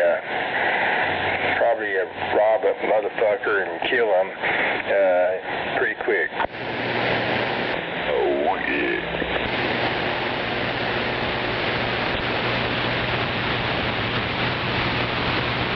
That's probably why I don't tend to see that many hitchhikers out there nowadays. Once in a while. It's probably illegal now, or I don't know. Roger, I'm not certain either, but most likely just the general public has kind of finally got the memo. It's not safe. But back then it was not completely unsafe for guys.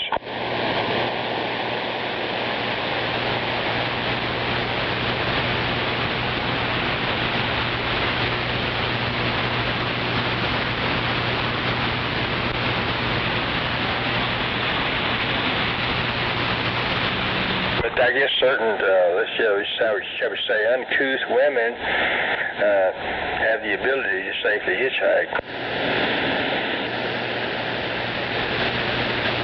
So we got around back in the day, either walk or hitchhike. Roger that.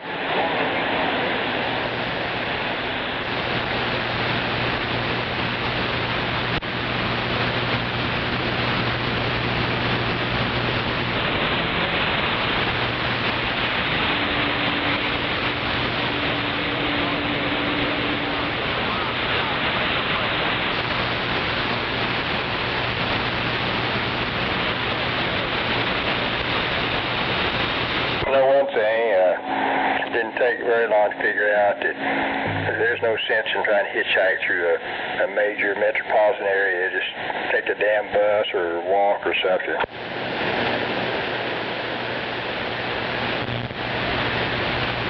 You can just feel the hate. And once you get out of the city limits out there, back out in the wide open spaces, it's all relaxed again.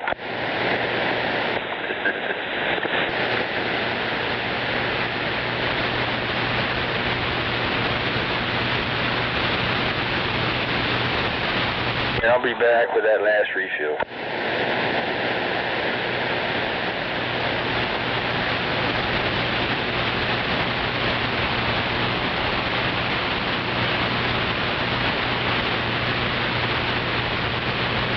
Yeah, I'm going to take my coffee cup in there.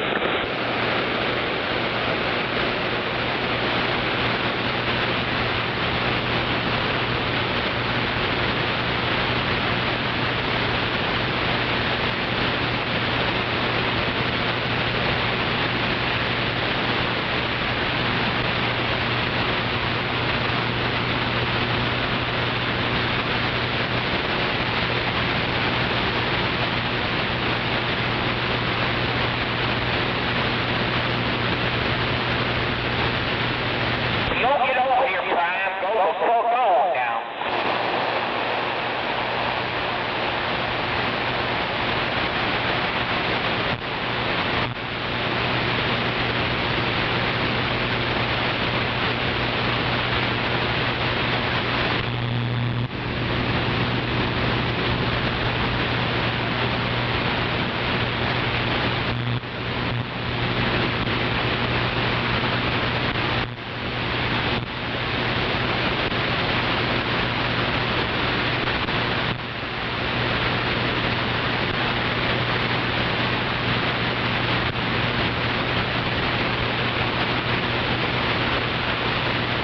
Prime, you got over here. I wish you'd go the fuck on.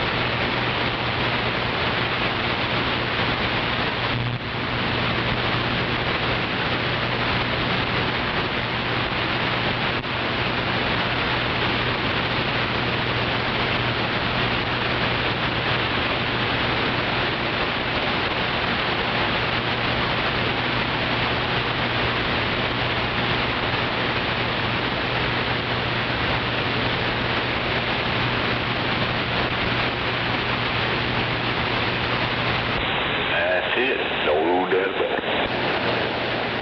Salt or nothing. I know you're right.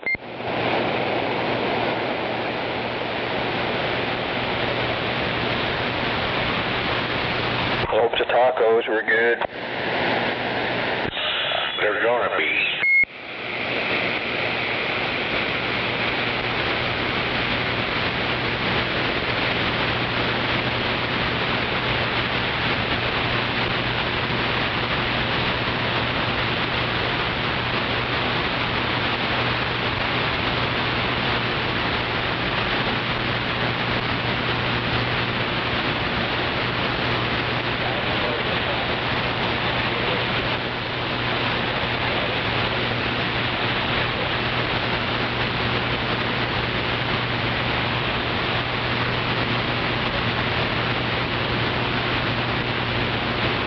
Well, if you like rom-coms, I guess that's what you call it. There's a free movie you can watch, like on Roku or even YouTube. It's called Pillow Armor. If you don't mind a few commercials.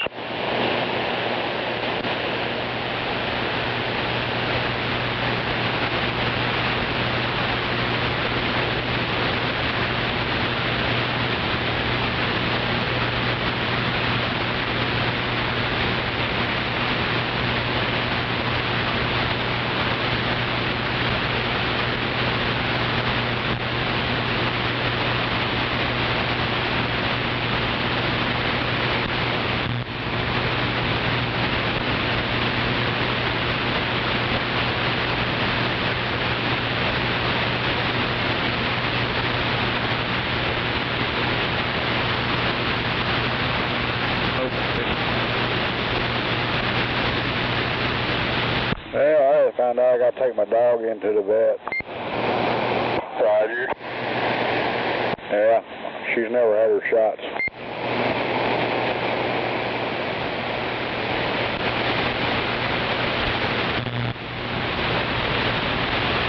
Roger that.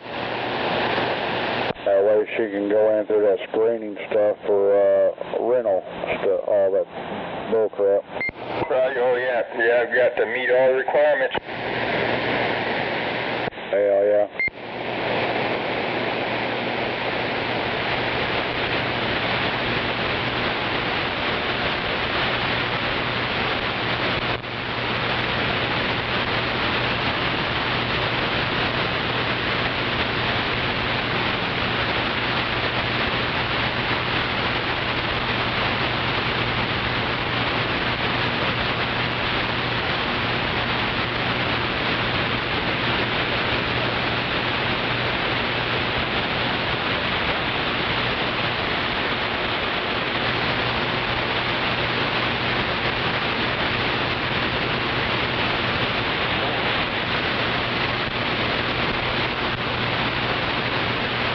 Bob, you're not out there sandbagging, are you?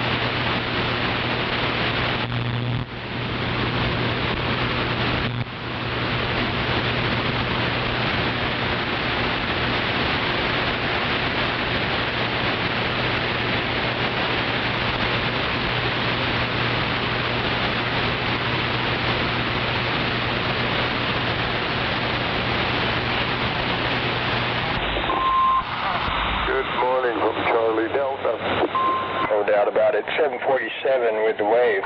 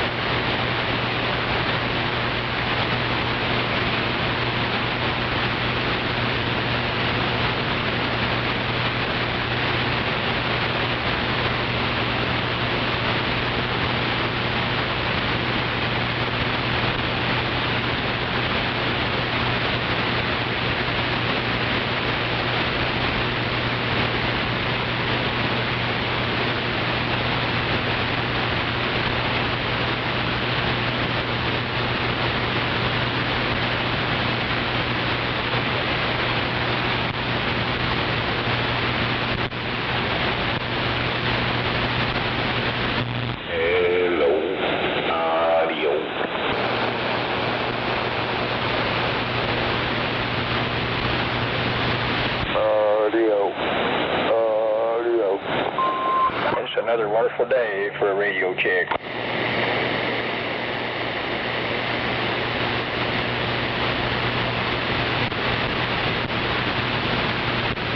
Well, do you know what they put on Lee Van Cleef's tombstone? What? Best of the bad.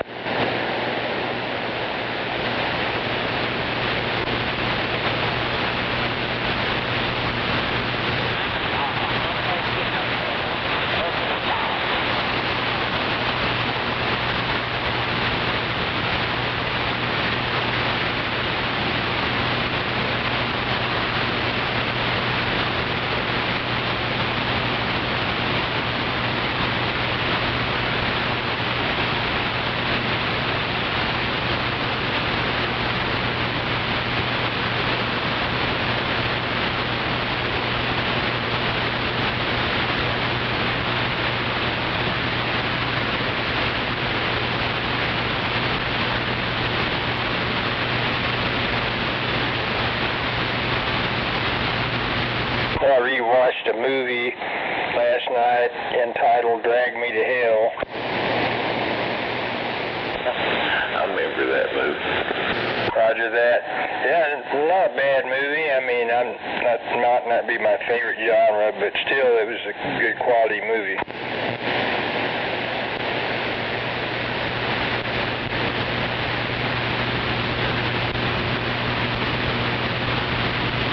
I started watching this one called Mine Hunters. I got the DVD recently, but I don't really like it. It just seems like they didn't know how to put it together or something. You know, I lose my interest in it.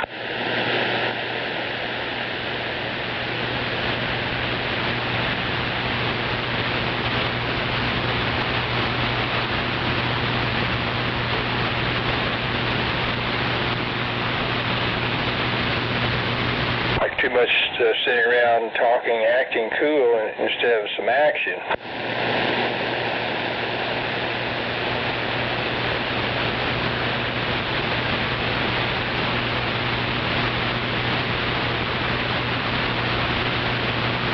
Well, me and my son went and seen a movie, Obsession, yesterday, and it was all right, but trying to find out the chairs in the theater recline. Roger that.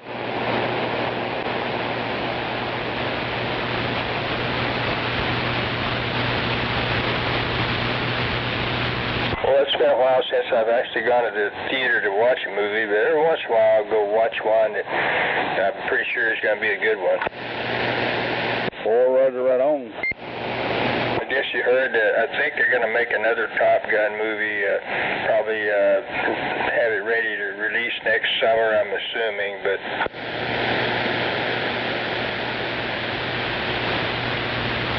And another Twisters, yeah, another Twisters as well. Heck yeah.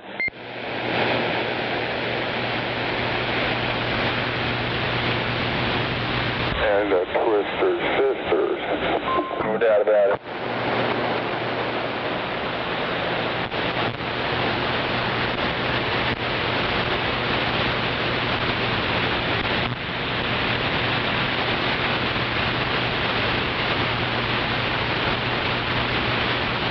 You ready?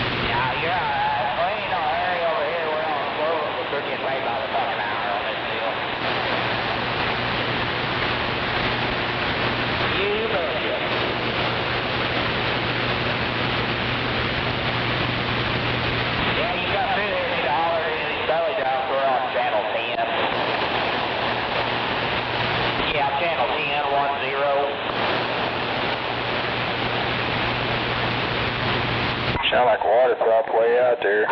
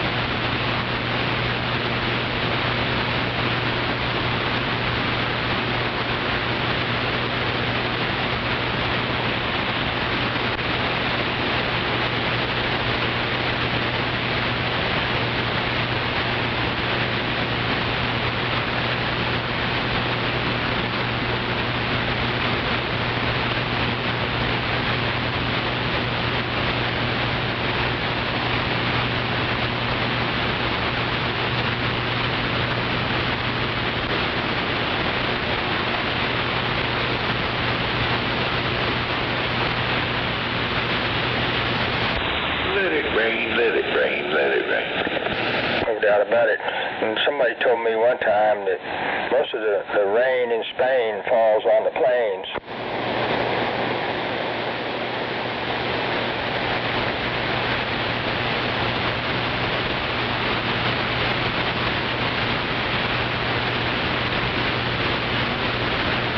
I never did see it rain in Spain. Just between you and me, I have not either. Of course, I have not been overseas either. Yeah, I heard that guy say about raining in Spain. All the times I was ever there, I never saw it rain. Roger that.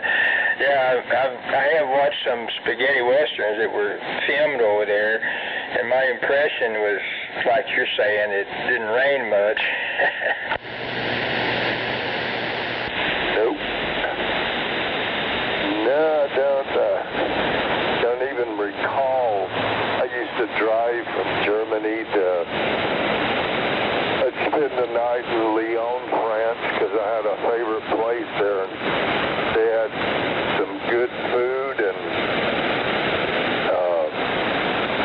of course the coffee was delicious, and they serve it, it's almost like a bowl. It's bigger than a cup, and they had the best rosé wine I ever drank in my life. It was in a barrel like root beer. I thought it was root beer, and I got some, and man, it was good.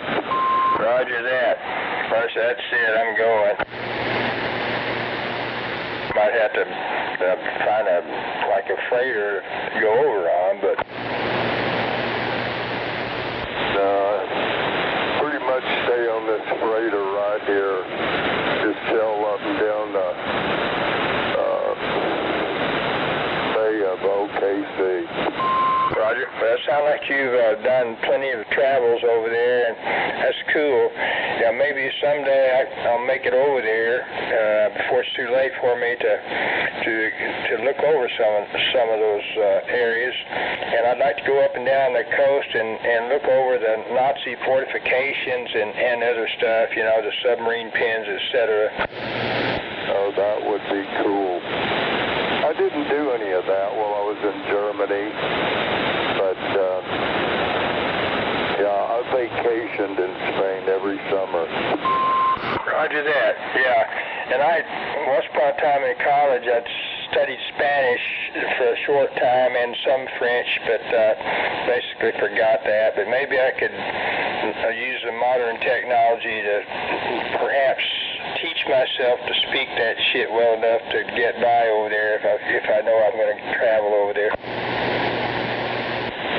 Well, when I was flying over to Germany, I said I'm going to become a German. And I learned the language in 6 months. Spoke a little Spanish, and when I lived in the Philippines, I spoke their national language. Roger that. Of course, in the Philippines, they're born bilingual. They're born, they can speak English and Tagalog. Roger that. And they speak multiple languages, and they can change languages without batting an eye. Yeah, I got he's in the family. He was my wife's niece's husband. We're real good friends, and he tickles me to death. He's Mexican, and he will be talking to someone, and he was talking to a guy one time I was down there, and he was getting his air conditioner fixed, and he was speaking half Mexican or half Espanol and half English. Roger that. It's amazing what people can adapt to or grow up doing.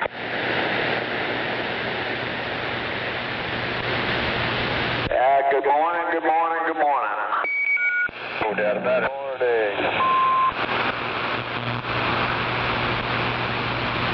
Good morning, good morning.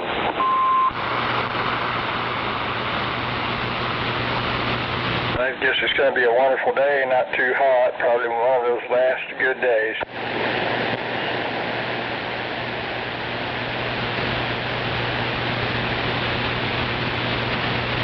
Speaking of hot, I think I'm going to go in there and find me something hot to eat. Catch y'all in a little bit. Roger. I'm sure we'll be out here somewhere. No doubt. We'll try to hold down the Channel 19 fort for you. What time is breakfast? You're making Channel 19 hungry. For me, it's another few hours. I guess it's for Buffalo. It's about now. No doubt about it.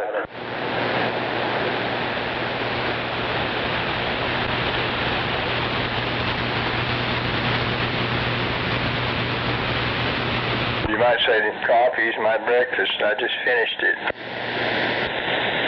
Well, I'm hungry, but I don't want to eat. Roger that. Okay. That's a big problem I have.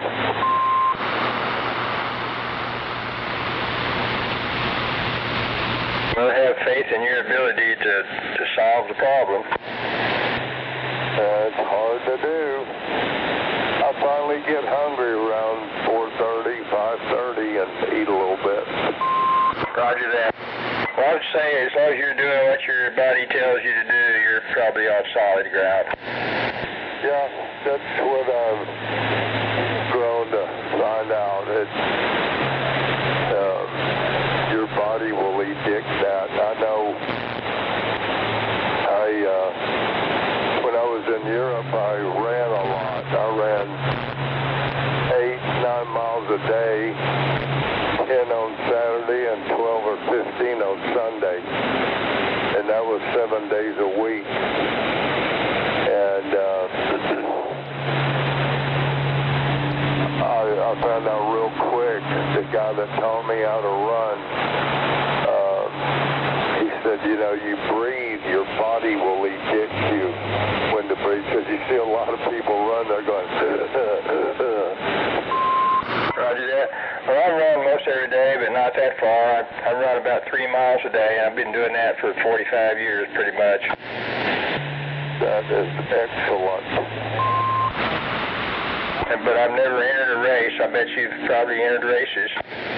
Oh, yeah, I did. And most of the time I like to go by myself. And we had about 3 of us that ran together. We'd run from one village to the next and pick up that person, and we'd go for a run on Saturdays, and then we'd go to races on Sundays. And but that's good that you're doing that. I wish I could do it. I do good to walk, let alone run. Roger. Yeah, I'm trying to stick with it to stay healthy, and I technically lift some weights, but it's not anything much. I may try to get ramped back up to something closer to what I used to do decades earlier. I've still got the barbells and everything. I might have to purchase another bench, but thinking about doing that. Don't push it. That lighter weight will do you and serve you well. My arms haven't grown any size since I was in high school, and I used to work out at a place in Kansas where I lived, and this guy would freak out because I could bench press 250. Roger that, yeah. Yeah, your muscles don't have to be real big to be strong, do they? Nope, and a lot of it's that muscle between your ears. Roger, it's all mental.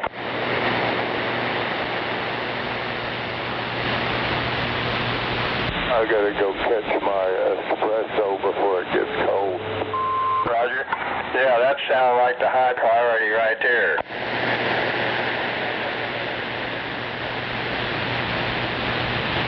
Heard somebody belching out something.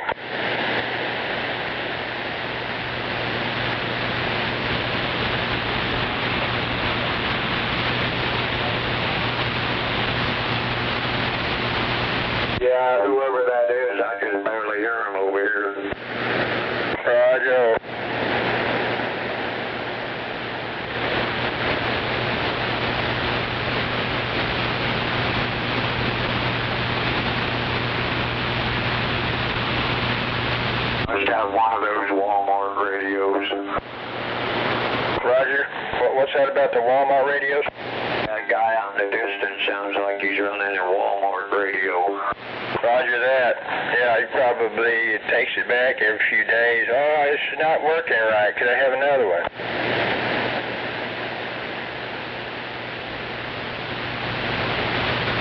Hell yeah. Hell yeah.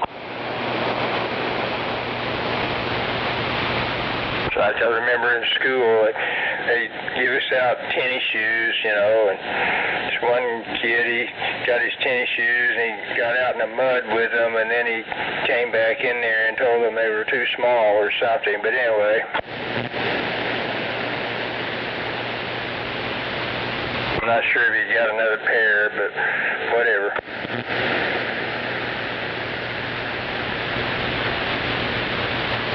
Well, you can always hope, right?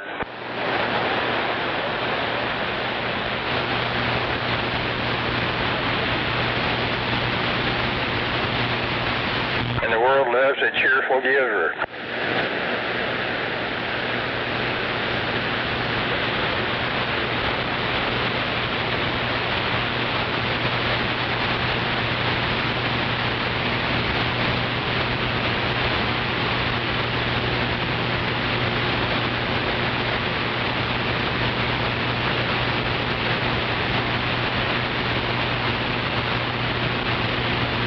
I guess everybody out here has, of course, been down to Turner Falls and experienced all of that. Yeah, I had a good time over there, too.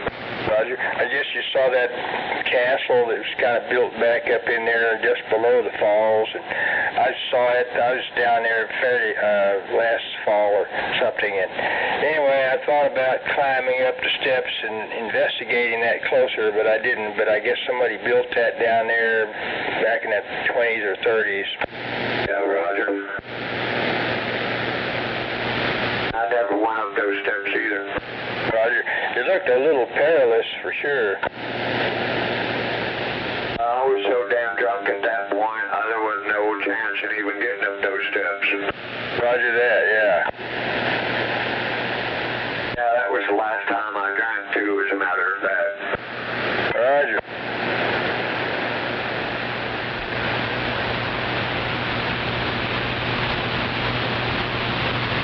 But I'd been down there before, but that time I visited on up above the falls, up in the campgrounds, which I don't think I'd ever been up there before.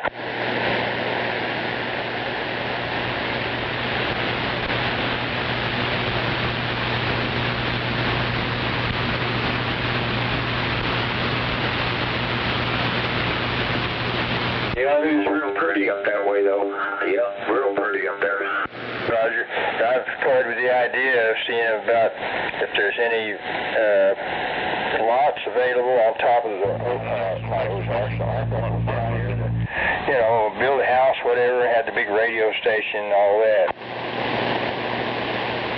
Yeah, it'd be a great place for a tower. Roger that, yeah.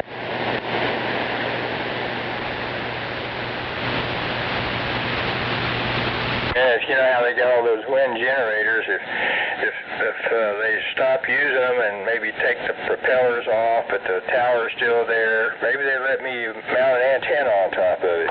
Right.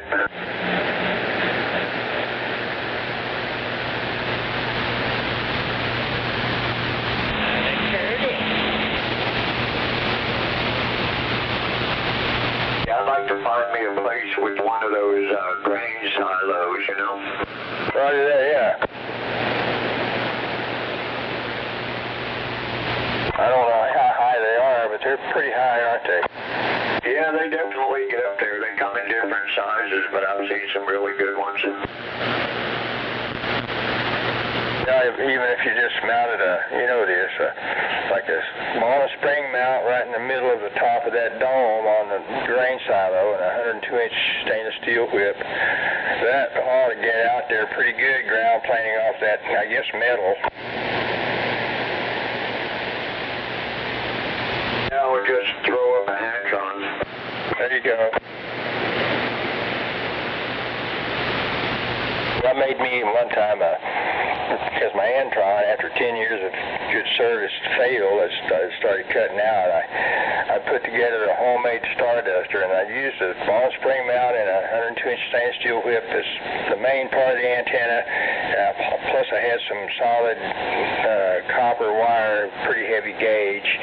I think I've cut me 3 pieces that, with the insulators are going to be about 12 feet long, so they'd be, wait a minute. I think I've cut them to be closer to 98 inches long to be, part of the antenna. And then I had insulators, and they were also, guy lines.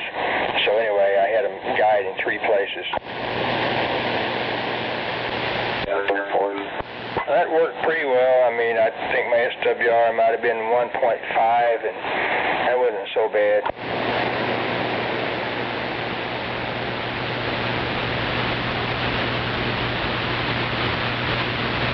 Now, 1.5 isn't that bad. I mean, it's not bad at all, as a matter of fact. Now, you get over 2 or 3, then you might want to worry. That's right. Yeah, the reflected energy starts being too much, doesn't it? Yep.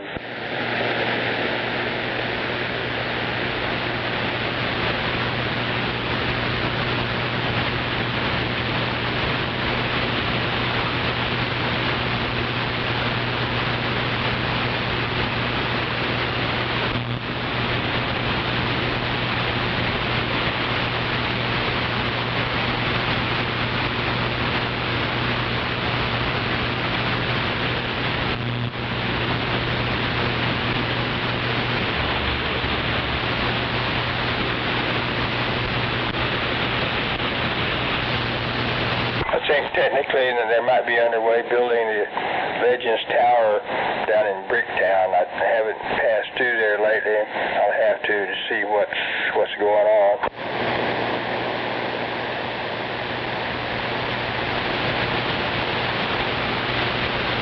Still got to build that, huh? I think so. I mean, it's going to be, I think, 1,907 feet tall.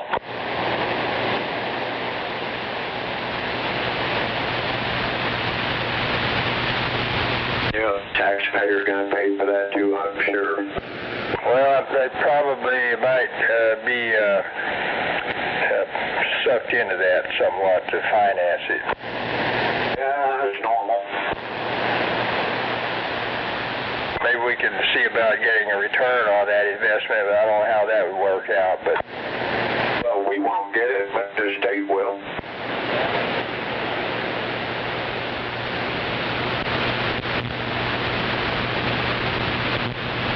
I never understood that. Taxpayer has to pay for a new stadium, but they still have to pay to get in. That's just crazy. Roger that. Yeah, that's not right.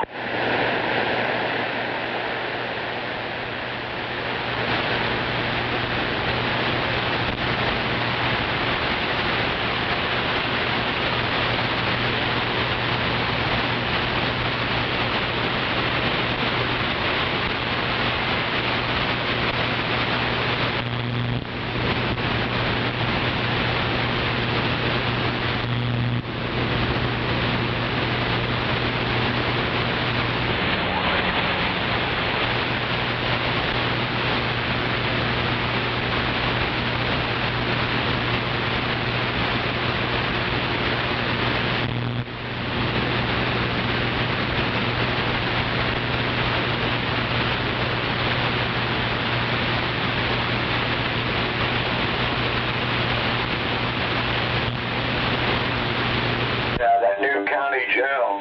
Taxpayers already paid for that once, and they're fixing to have to pay for it again. Look at that.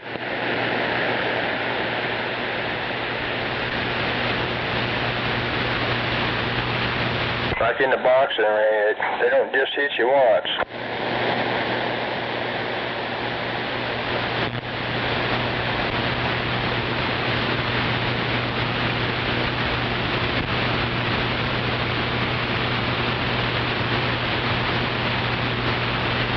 I think that probably the taxpayers are becoming punch drunk.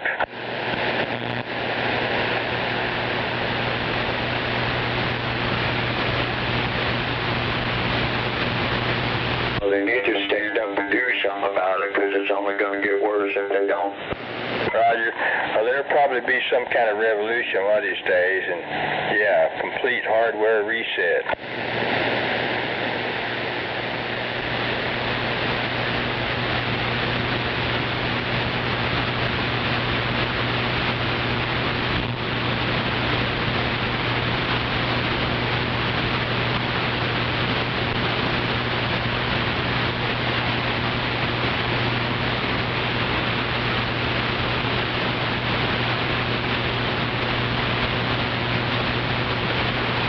Remember, they finally did do something about Captain Kidd, and they'll probably do something about corrupt politicians as well one of these days.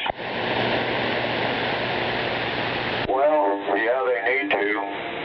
Personally, I don't see it happening, though. I think people are too scared now. Just depends. I mean, you know, we'll reach a critical point where, yeah, the shit's going to hit the fan.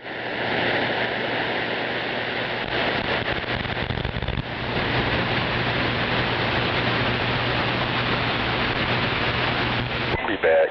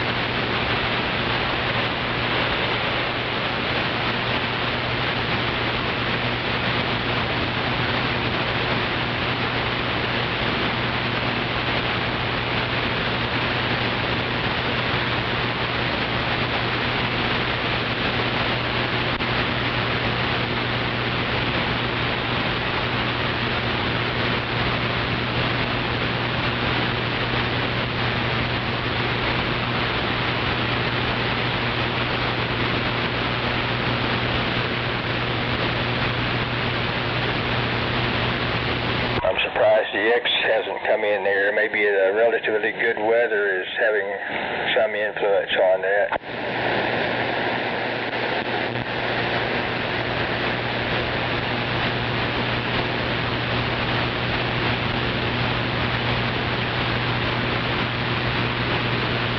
I know, judging by history, back in a long time ago, they had the Boston Tea Party, and what are they doing now? Nothing.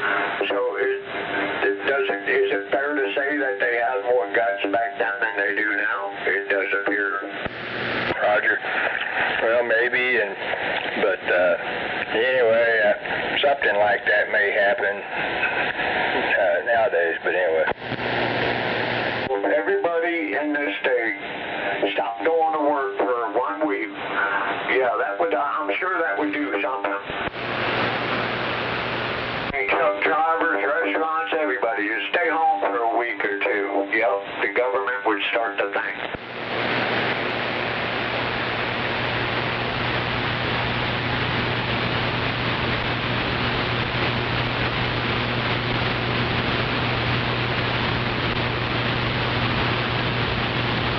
We'll probably have a reckoning and punish a lot of these corrupt politicians. Well, I'd sooner vote for Mickey Mouse than anybody I saw on TV lately. There's got to be some good candidates, but I'm not sure who they are.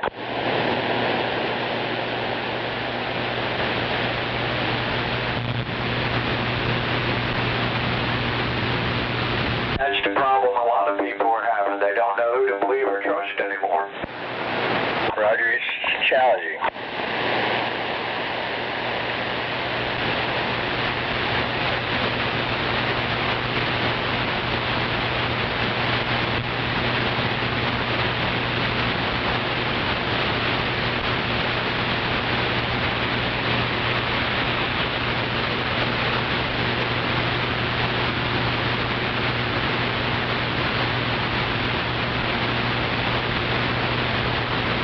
can't even feel safe that cyber criminals aren't going to take away what you work for.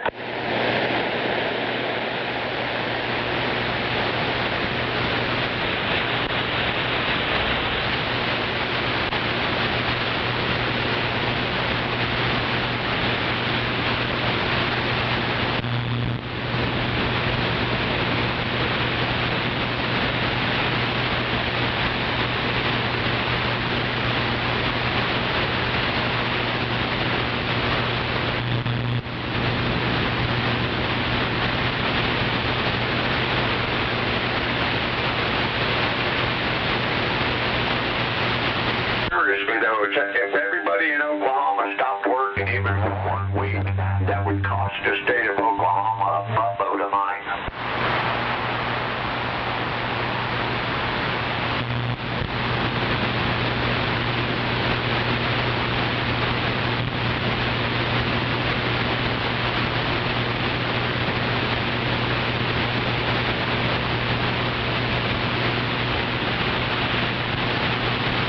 As long as the masses are able to keep their head barely above water, that's not going to happen. But when enough people start to drown, if you will, then something's going to happen.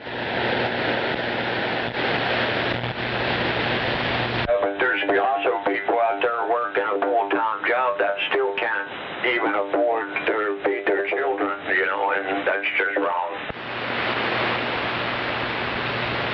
Through various means, they're probably feeding them, but not in a conventional manner.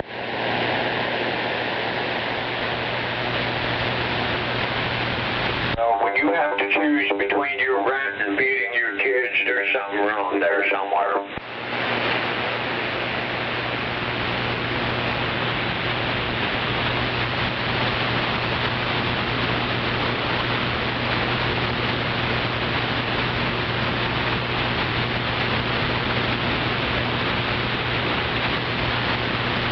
They want to throw up excuses. Oh, it's the tariffs, it's this, it's that. No, it boils down to one thing, very simple, greed.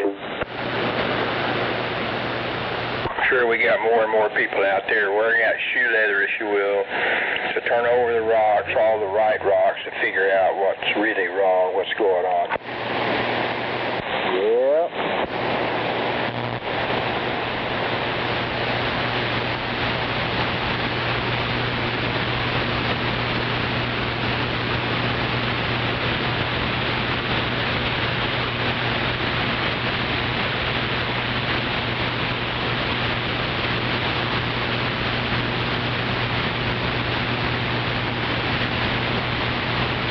For example, the sheriff of Cleveland County, they're missing $4.5 million, and that guy gets caught for embezzlement, and they give him a $10,000 fine. What the hell is wrong? Roger, yeah, that seems like way too light a punishment.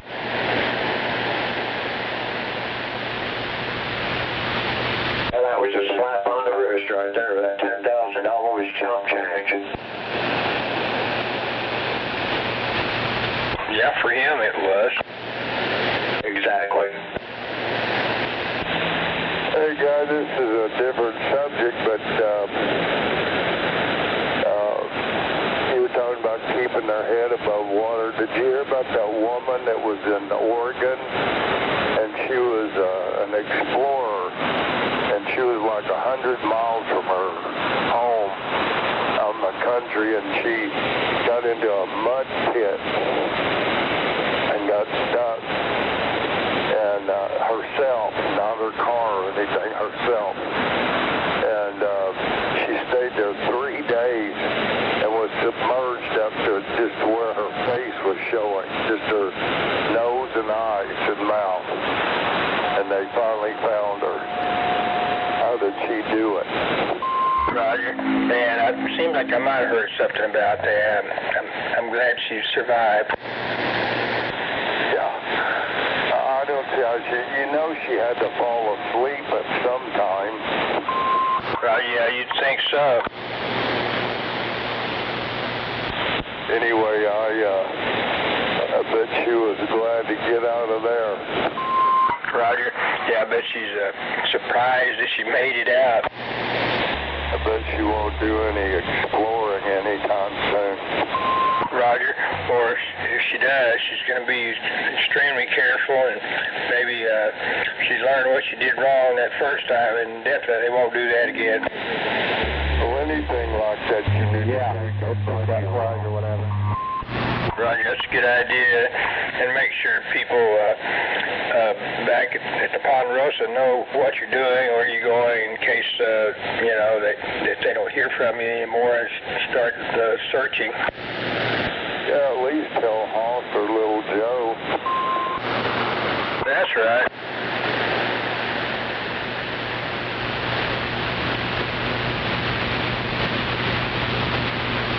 I was up in Skytip one time, and back when I used to fly, and I found out that Dan Blocker had I guess it could have been a Waco. It was a Stearman, biplane up there at the Skytip Airport. Right, oh cool.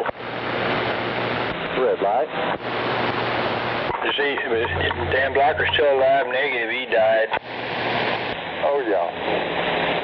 And this is many years ago. Roger, that's what, I thought you were talking about, yeah. I didn't know he had aircraft, I believe you, though. Oh, yeah, I saw it in living color. Roger that. Well, I guess he can afford them, or he could. Oh, yeah. The last Waco I saw I was out at Wally Post one day, and I saw this red biplane getting a pattern. I could just about make it out that it was a Waco. And this guy came in and pulled up to right in front of right on the apron there in front of the tower and shut her down, and it was a Waco with a wooden prop. And he had come there from, I forget where he came from, somewhere in Oklahoma, and he picked up a buddy to take him for a ride. He stopped that thing in California and flew it all the way back to Oklahoma. Roger that. It was gorgeous. I'd hate to say what he paid for it. Roger. Yeah, I've toyed with the idea of trying to get some kind of airplane, but I don't even know how to fly, so I'm very afraid it'd cost way too much for all that, just learn how to fly, and insurance and run maintenance. I can't handle all that. No, I don't know many people that can unless you got a big reserve, because you got to pay hangar rent. Of course, I flew with a guy back home, and his family had tons of money. So he built on his land. He built his own runway, and he had 3 airplanes. And a little bit later, his son learned to fly, and they went to a air show, and he said, well, there was somewhere, and he bought a Peterson helicopter and flew it back. Roger that. Guy didn't know what to do, and he said, yeah, he said, I'd like to have that. And he said, well, it's for sale this month, and he said, he wrote him a check. That guy couldn't believe it. Yeah, there's on the road. Roger that, yep. You should have, whoever said that.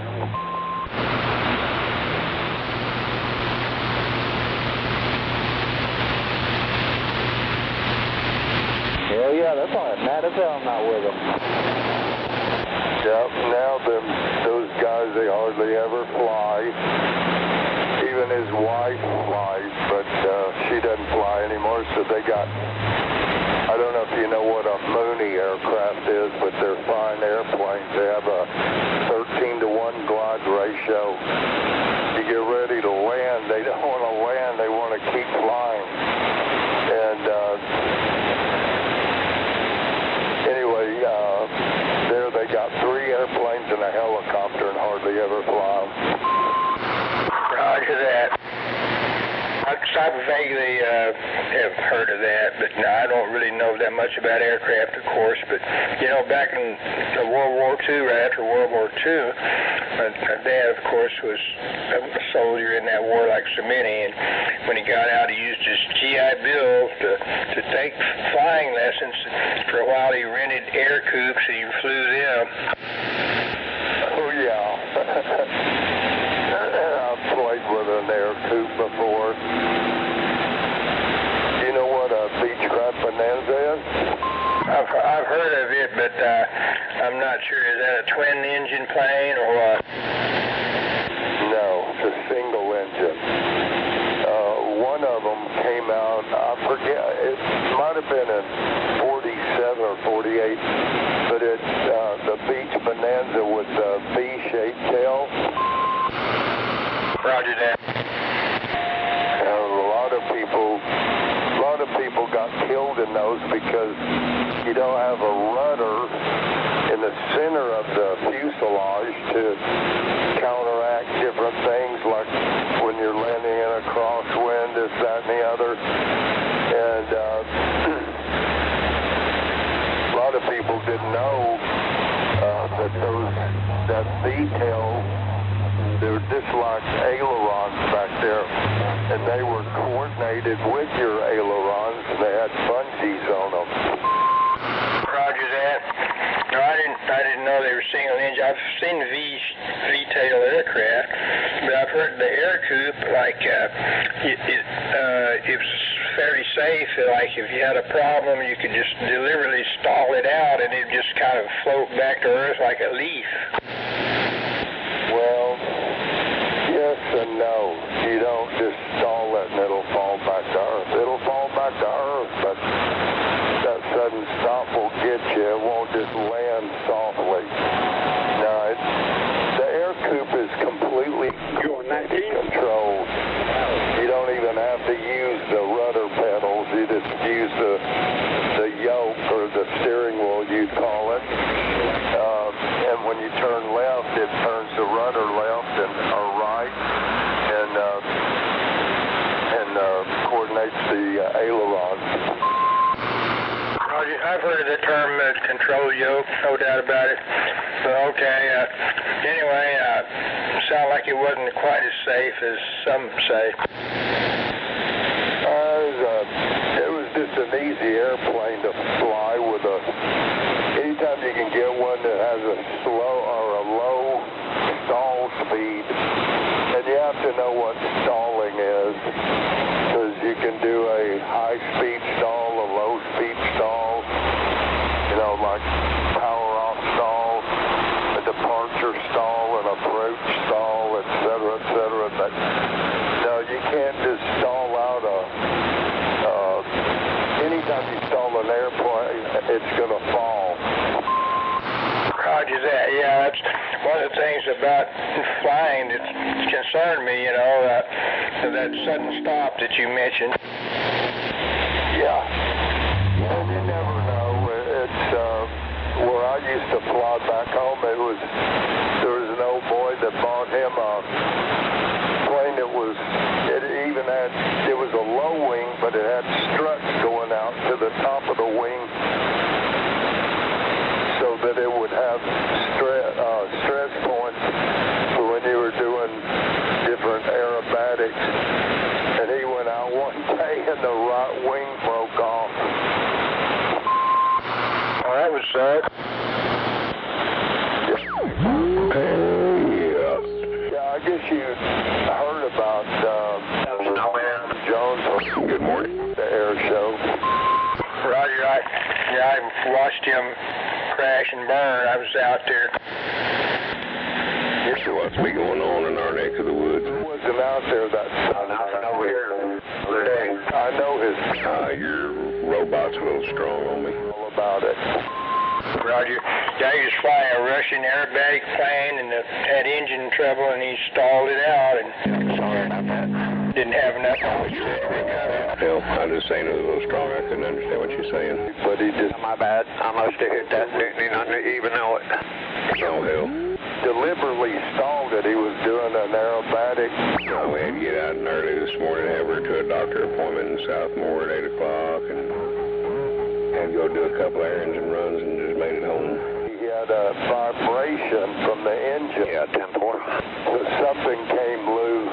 It wasn't just a stall. And he flew that thing right straight into the ground.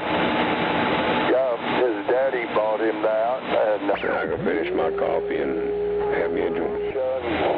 Oh, yeah? He flew it back. Yeah, I took out there and left half a cup of coffee sitting on my I thought he had engine trouble and stalled out, and once again, he was too close to the ground to recover. He wasn't that high up, but anyway. Yeah, he definitely had engine trouble, and his dad told him that Saturday. He said, "You don't have to fly tomorrow." He said, "Oh yeah, I got to, Dad." He said, "Them people are waiting on me." I tell you, the best performance I ever saw was that one guy had either a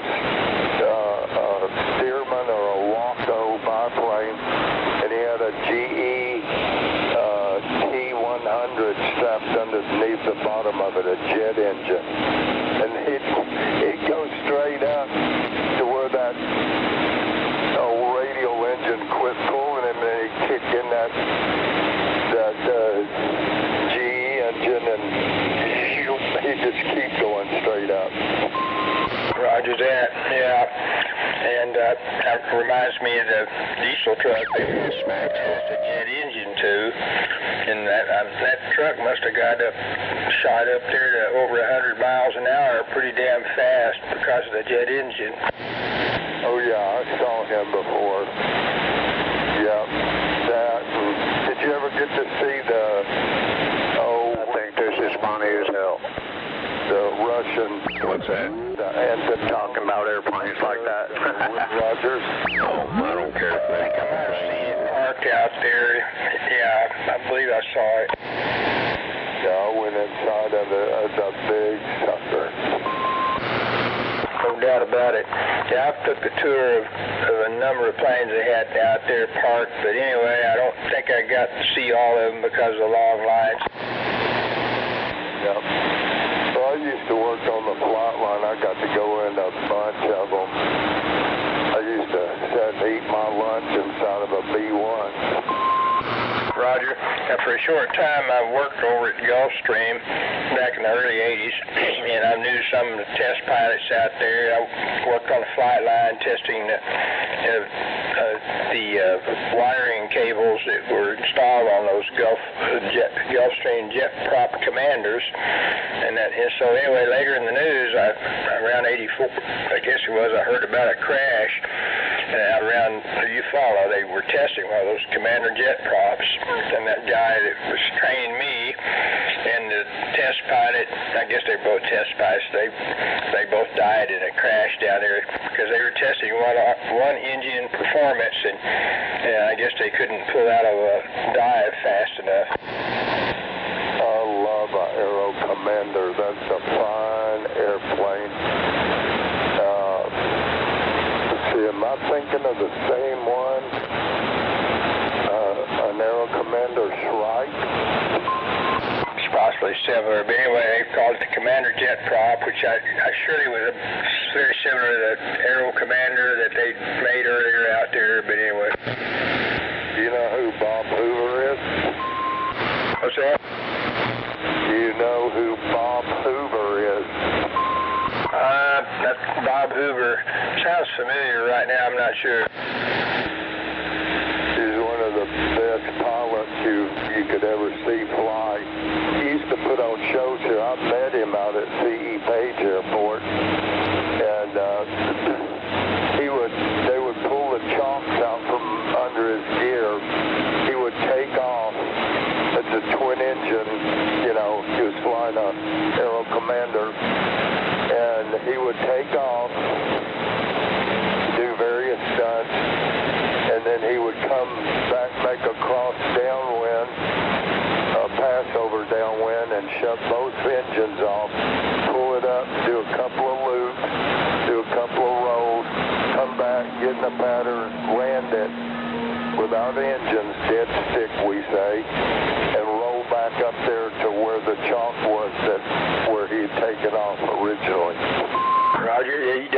like a skilled pilot. Yeah. Well, he flew so long, I think he was 80 or plus, and the FAA wanted to take his license away from him. He went to court. They told him to leave him alone. Said a man that can fly like this, you don't need to be taking his license away. Roger that. That reminds me of, I guess, another guy that crashed another plane over close to Overholser. See, I used to live over there, and I'd do my running every day around the lake. It's about 6.5 miles. Anyway, one day I was going over the Route 66 bridge, and I saw a twin-engine plane that was in the river channel. And so, yeah, this guy come in a little too low, whatever, and actually landed it in the lake over there, the river. But I guess he escaped injury, but I think they might have taken his license away from him. I'm trying to think, he might have been the owner of a Thomas Concrete or whatever. Who was?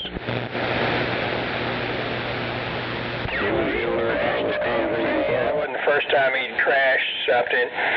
Pull on up, truck driver, so I can get in the lot and get out of the street. I don't say I knew the owners of them. I worked for them for 4 years.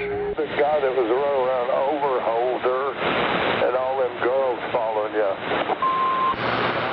All them girls following me? Yeah, in my dream. That was too good of an opportunity to pass up. Roger. What was he saying about Thomas Concrete?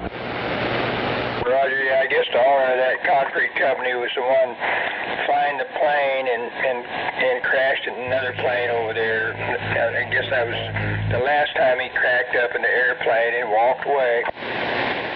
What do I? We're going to jump off and flip around. We're getting on 35. I never heard of Tom Thomas crashing an airplane. Of course, this happened years ago, but anyway, I'm trying to remember back in the 80s, I believe, or early 90s. Yeah, I worked for him during the 80s. Hell, I used to do architectural sandblasting. About the time they sold over to the Canadians, I think that was 84. Roger that. Okay, you worked for him, so I guess you knew he liked to fly a lot. Well, I never knew that. I knew he was busy around there all the time, constantly on the yard. Roger that. Yeah, my dad never had a plane crash, but he did lose his license for 6 months for buzzing the house in Texas. Well, damn it. I bet he caused somebody to spill their coffee in the process. Yeah, he came right down the middle of the street sideways. That was a blast. Roger. But the thrill he got out of that was worth it, Roger. Well, I guess, yeah. He wasn't real happy about losing his license for 6 months, but he sure had a lot of fun, though. That's called a night. I bet they was all over his manifesto like fucking dog, like fleas on a dog, too. Yep. Yeah, they'll do that shit. Well, one incident, and they're going through that manifest for up to about 2 years back. He was so close to the ground you could literally reach up and touch the tire.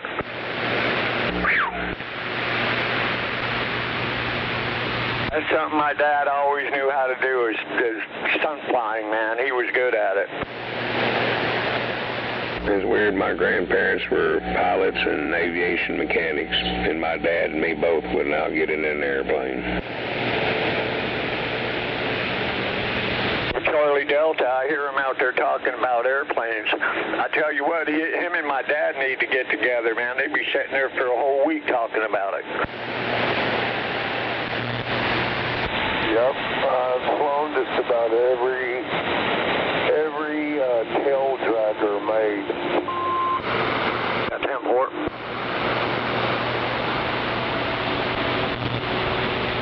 When was the last time that you flew? Who, me? 6 months ago. Roger, years ago.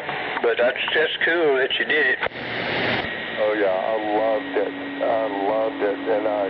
And it came second nature, because when I was a little boy, I had this burning ember in me. I got to fly. And my mother thought I was crazy. Shit, them goddamn things are made by man. I don't trust the machinery that well. Right.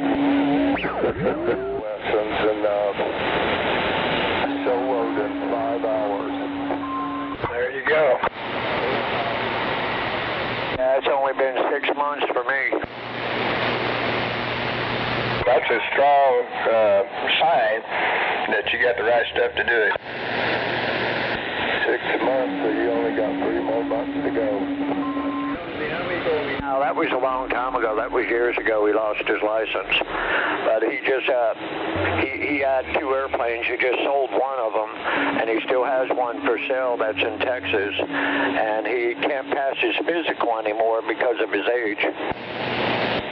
What kind of airplanes did he have? You on this channel, Gino? A Cessna 150 and a Cessna 152. Oh, yeah. I flew a lot of higher performance airplanes, and we always called their 150 a 1.5 nothing. Yep. Well, they were good. The one in Texas, he's having a problem selling because he's asking quite a bit of money for that one, but it's worth it. It's got new avionics and everything in it. I'm sure some Texas millionaire will snap it up pretty soon. Yep. Digital, I hope. Of course, yep. Yeah, well, that's something you got to look at when you do that. You know, you got to have the money. Just like out there at Tinker, one time they flew a gazillion C-130s in there and took all the analog equipment out of it and replaced it with digital.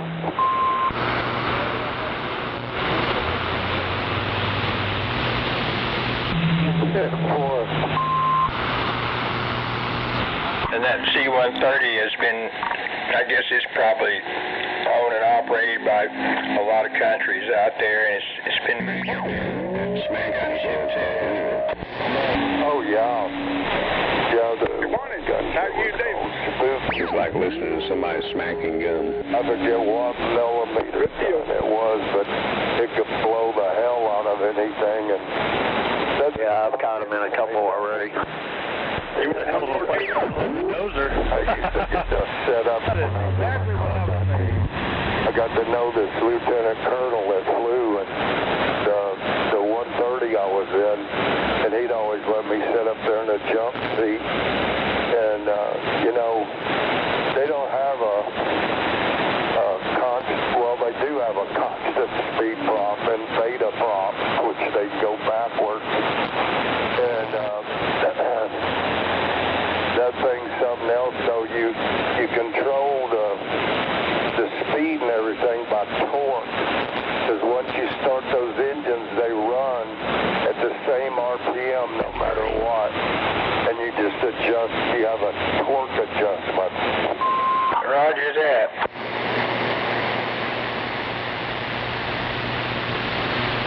Are you adjusting the pitch of the propeller to change the thrust too, or? Something like that. It's just, it is a constant speed prop, but you adjust the torque. You don't really go like a constant speed prop with manifold pressure and RPM. Roger that. But anyway, that one that they called Spooky, was that like a DC-2 or whatever that they converted over there in Vietnam the first time with Gatling guns or whatever they put in it?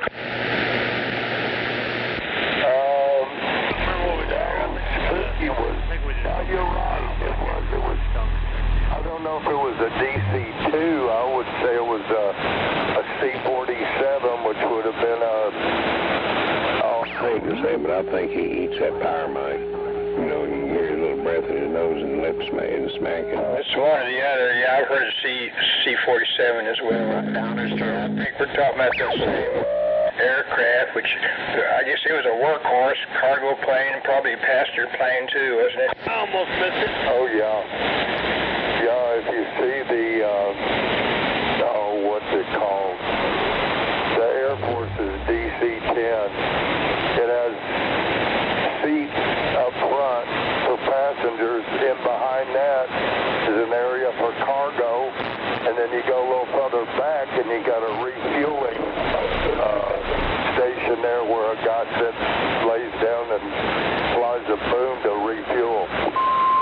Roger that.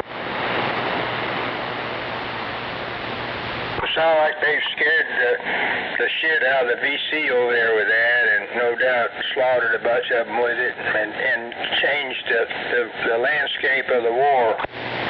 Oh yeah, they did. That thing would spit some lead. But you know, them guys over there, all they did was move it down the hole into a tunnel and move here, move there. I used to have a commander up in Kansas. I got to know him real well. He's from Fort Worth, Texas, and he flew a A-26 over the Pucha Trail. And he said one time he got this young lieutenant in there with him to fly as his first officer or co-pilot, you might call it. And they went down the trail, do their daily run, and bullets started flying up in the cockpit. And he said that little lieutenant just turned white. That sounded like you had to clean yourself up afterwards. Yep. Of course, my old commander, he was a rounder.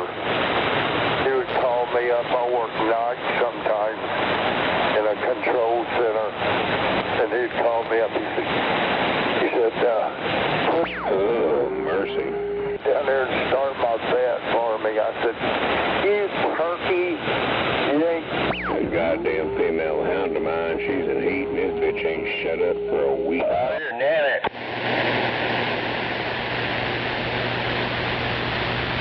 If I hadn't just washed my truck, I'd drive to this about 15 miles an hour and see how much big of a wave I could make. Hell, that male of mine, hell, I had him. His nuts were moved back about 7, 8 years ago, so he don't care about it. And she goes at her screaming and hollering, and he looks at her like she's stupid. Sounds like my honeymoon, bro. All female species are worse than any male species. You go to watching 60 Days In, them bitches hit there. If they ain't lesbian, they turn lesbian real quick. Get to rubbing it up and down bedpost, each other's hands, arms, want to do the hoochie coo, bumping. I mean, they're fucking terrible. Yep.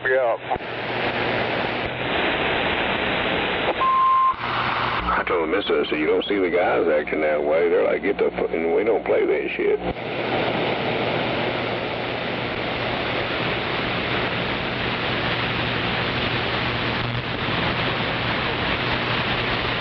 Just like female cats, they'll go out there in the street, fucking stick their ass in there and curl their tail to the side and scream and holler and want a tomcat to come nail it. That sounds like the big bad wolf that stopped Little Red Riding Hood and said, Little Red Riding Hood, I'm going to eat you all up. She said, is that all everybody thinks about now? Eat, eat, eat.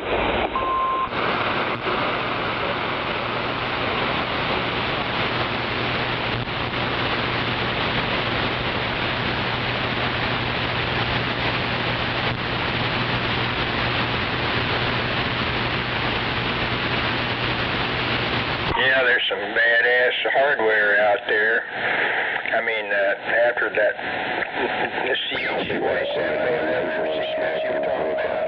I guess they did start upgrading the C-30, and they call it the AC-30. It's bristling with all kinds of guns, and it just tears up the landscape, doesn't it, presently? Oh, yeah. Hell, I can hear that out of Gary up there. I did a lot of exploding ordnance recovery and stuff, and the best weapon I liked was cluster bombs. They look about the size of a tennis ball, and they're either green or blue, and they got little laps of metal on them, and inside they got all kinds of little pellets and stuff, and they hit the ground and roll various places, and they won't explode until they're touched.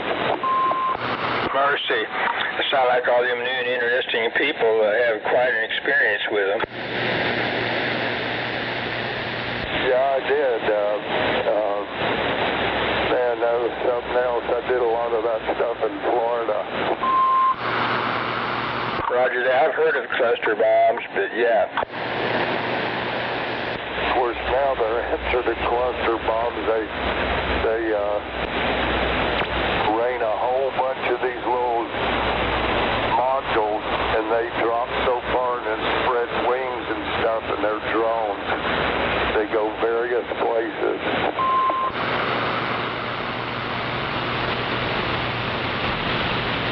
I didn't catch all that. Charlie Delta, somebody keyed on you. I said now their answer to cluster bombing is they drop these modules and they sprout wings in their drones. They take off in different directions towards different targets.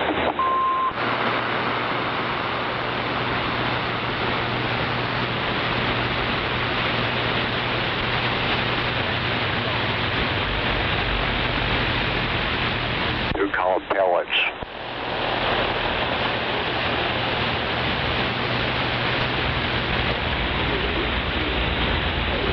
Skip trying to roll in.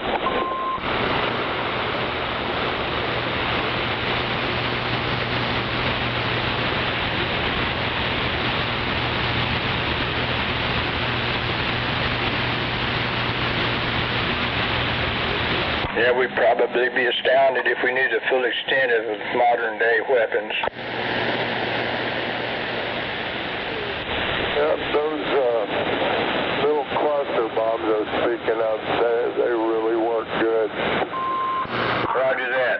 No doubt they're still used. I used to have a dummy one. I don't know what got off with it. Roger that.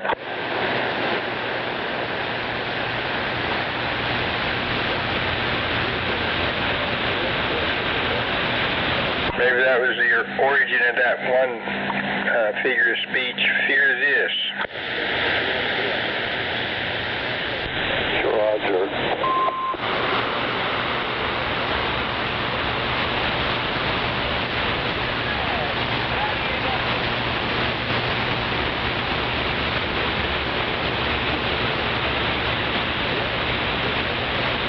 I'm sure you're familiar with the A-10 Warthog, and I think several times the dumbass politicians have tried to retire that airplane, but we need it.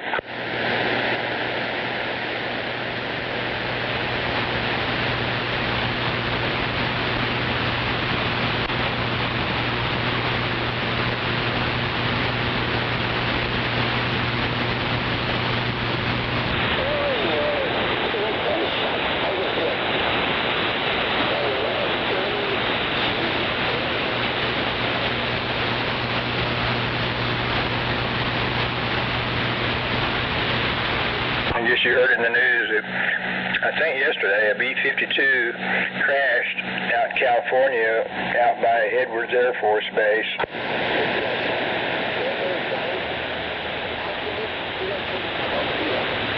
That's a damn shame right there now. No doubt about it. Now, from what I understand, 8 people died. 2 of them might have been civilians, like Boeing employees. I think they were testing a new radar in it or something.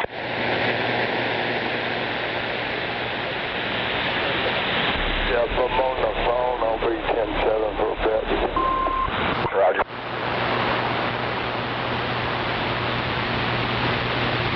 It's terrible. I hope they didn't suffer long. Sound like they were all burned up. I imagine a lot of them, of course, died on the impact, which is probably better that they didn't, like once again, didn't suffer long.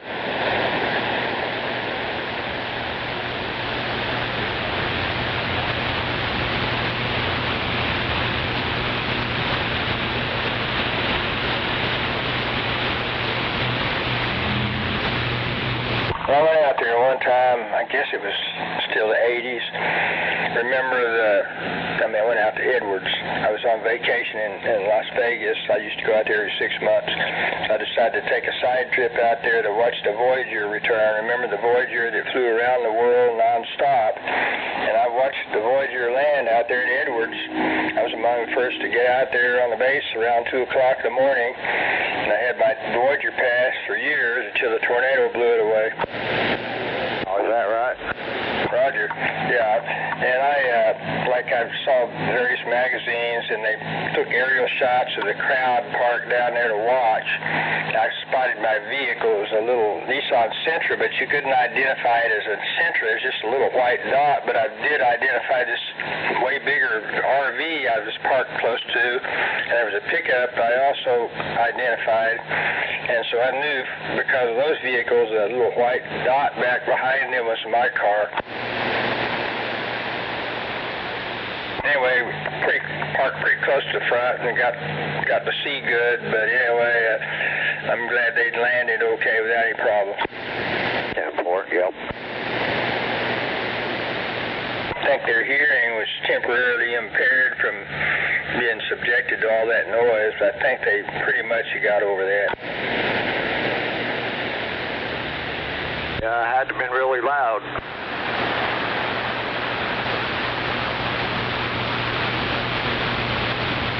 I don't remember how many days it took them to fly that around the world, but anyway, I saw them land.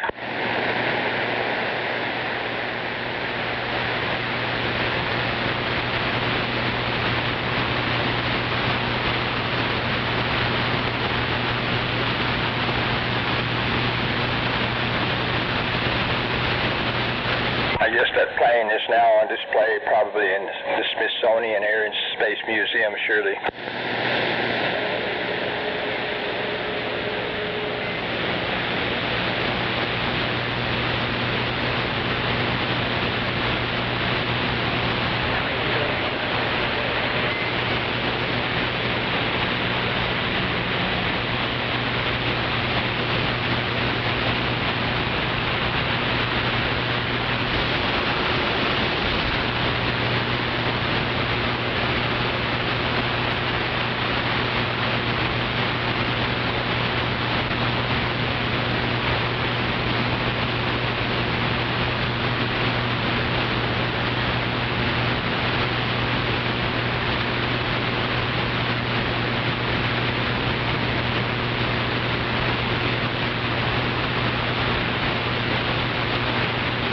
I guess Mother Nature's going to take the day off.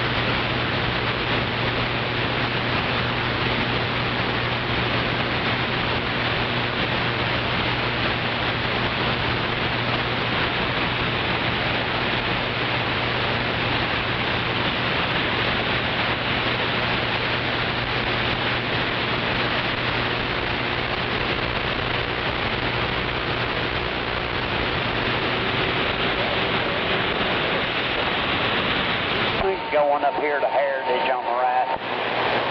Okay.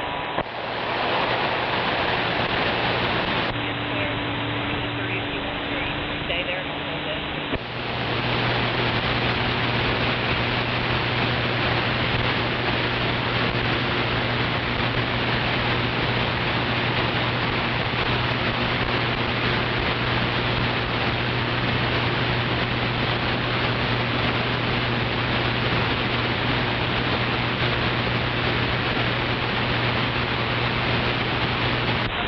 Cargo wise, that's the guy's way down.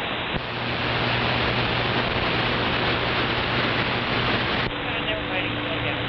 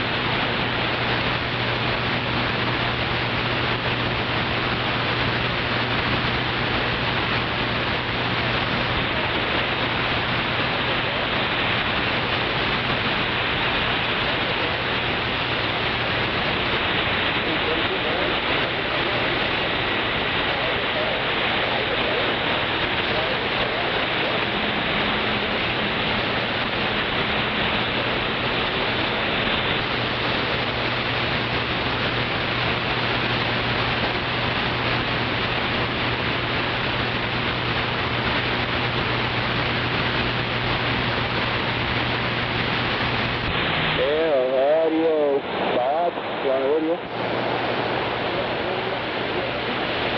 Oh yeah, I've got almost a full meter. Well, you sound good. I hope we sound good on your end.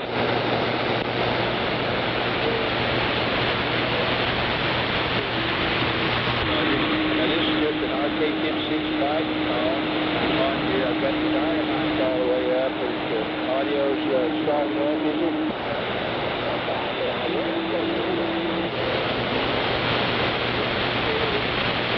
Roger.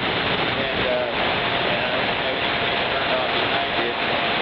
This radio's keying about 2 watts swing, something like that. Can you hear me now? Pretty good forward swing on RMS wattage.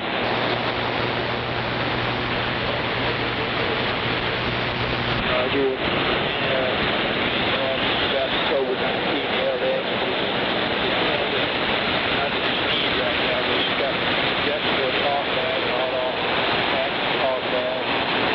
It's got a weather channel if you want to scan the weather. How do you like it now?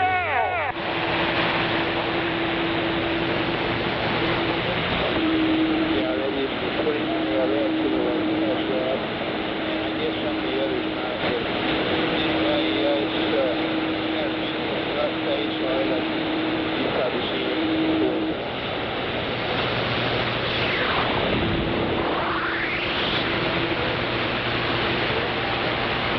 Are you okay?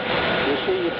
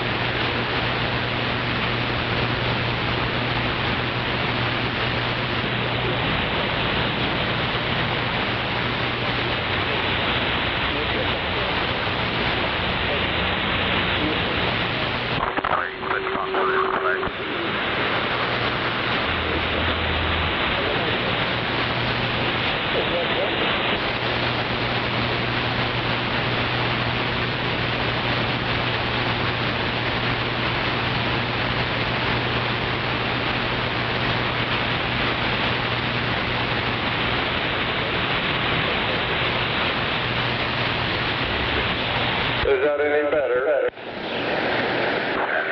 You hear me? Yeah, buddy, I can hear you. Okay.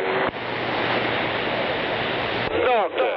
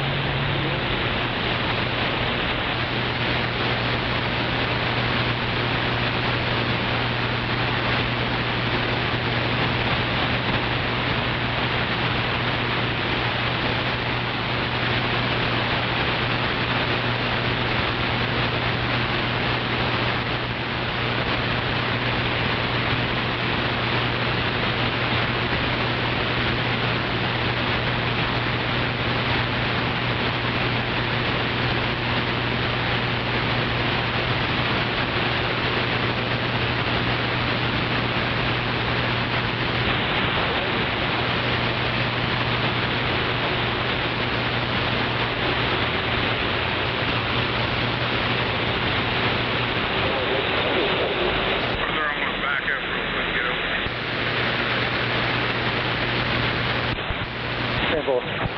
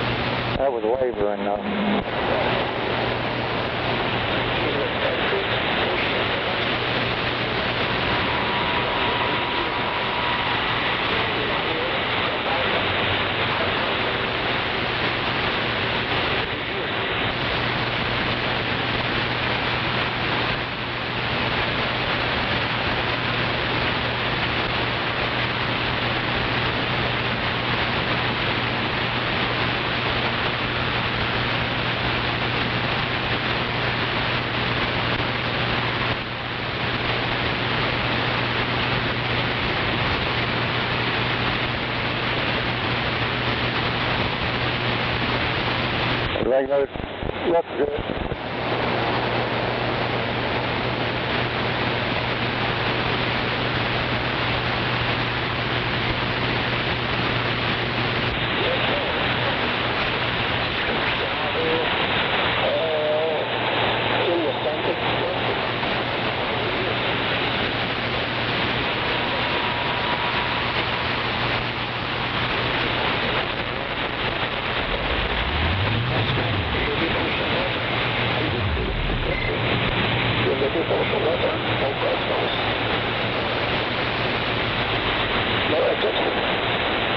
deep ocean water.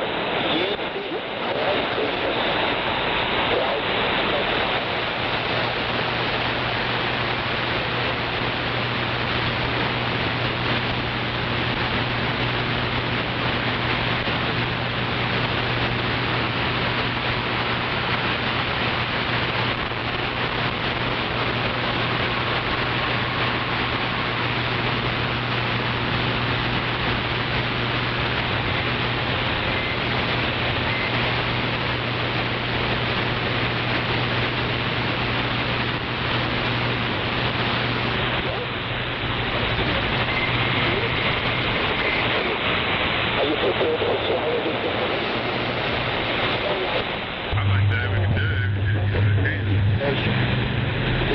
Yeah, I think he'll be all right.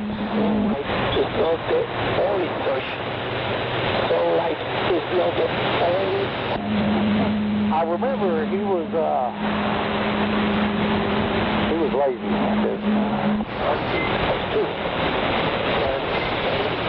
Nice guy though, but yeah, he didn't like to work too much.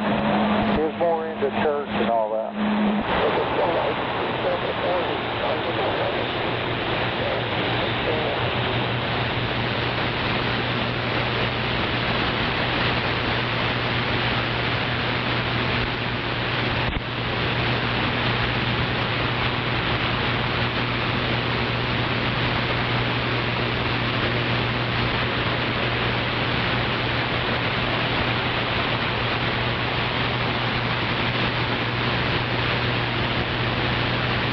That was 20 years ago.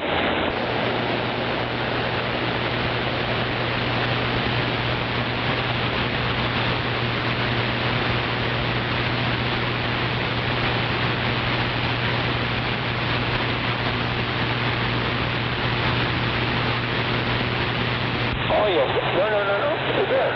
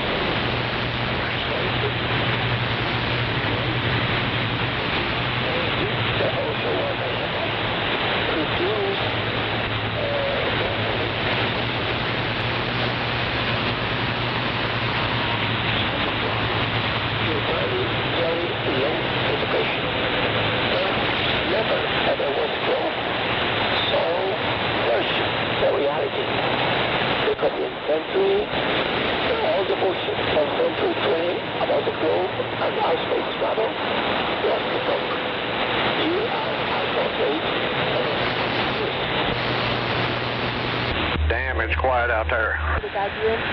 No, ma'am. We got it put in back here. What? No, ma'am. If you want to drop back here, you can to give me your receipt, or you could just send me a picture of it. You're good to go if you want. Okay, I'll send you a picture. I hope you have a great day. You too. Thank you.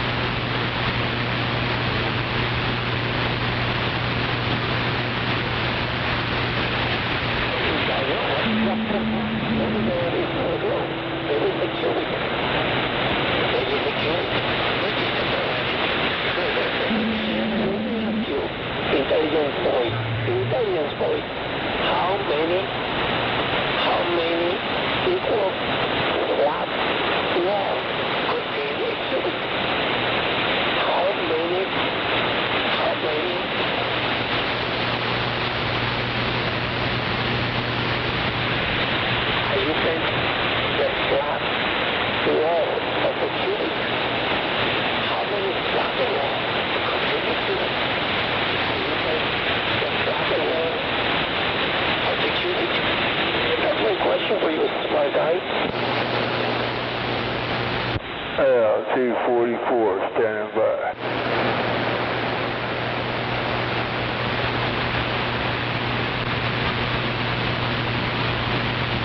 Standing by.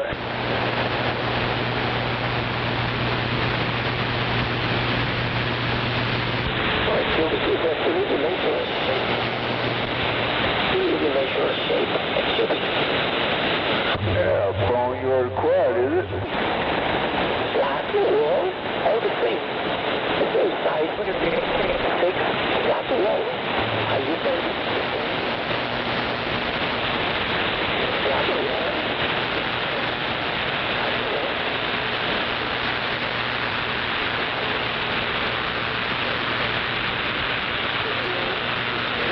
I don't do 18.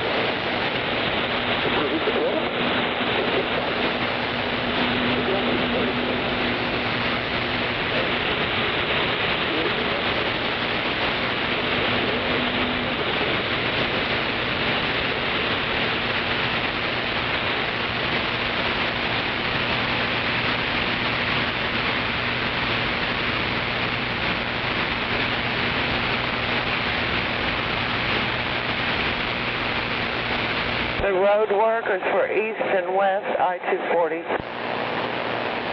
Copy.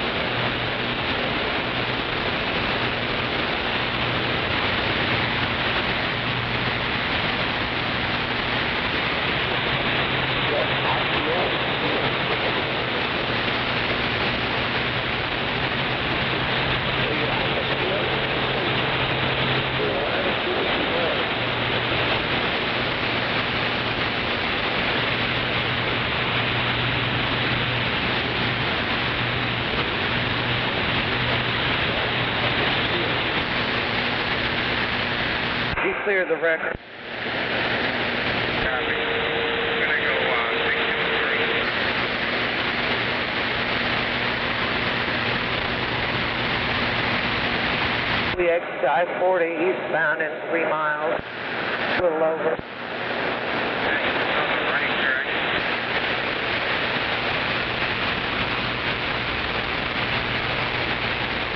come back? It's on the right. Yeah, it's on the right.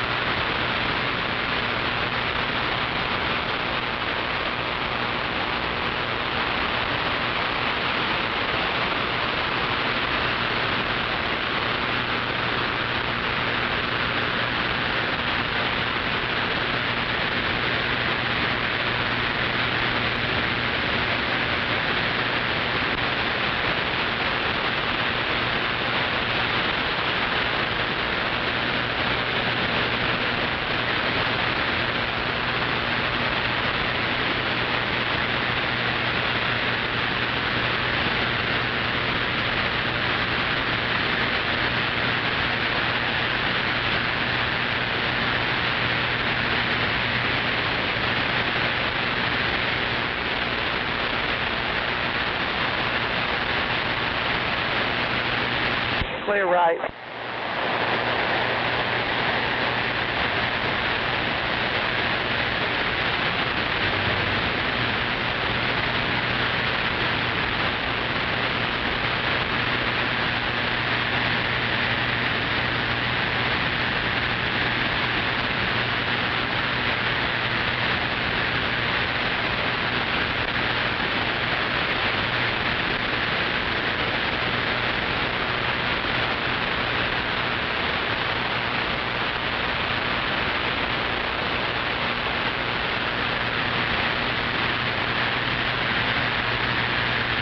You'll have your own lane for about half a mile.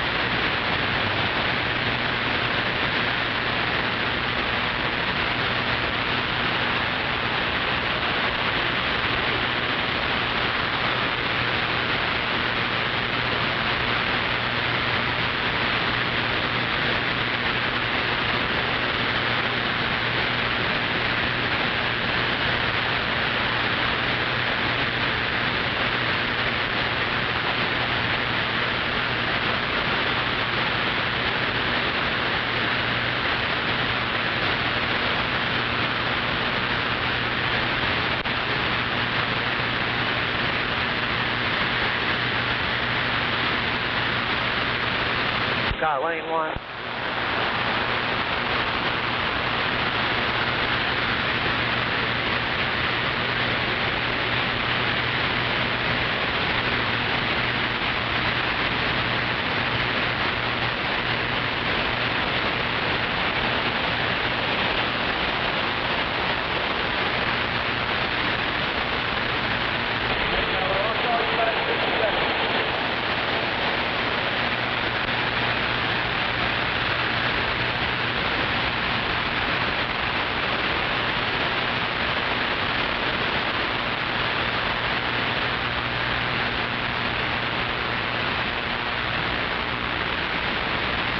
We're going to lose lane 3, northeast 23rd.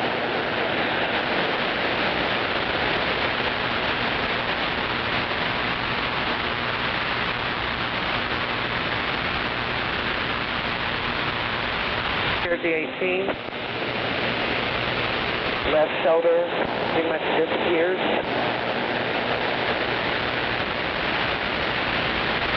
And then we're going to have 3 skinnies in a row at 23rd, 36th, and 50th. And I mean, they're skinnies.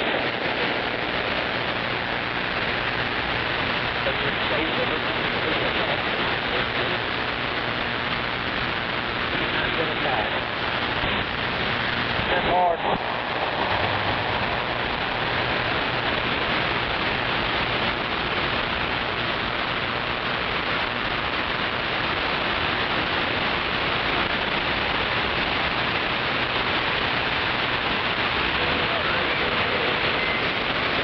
Jersey Walls was right on the mustard and right on the dog.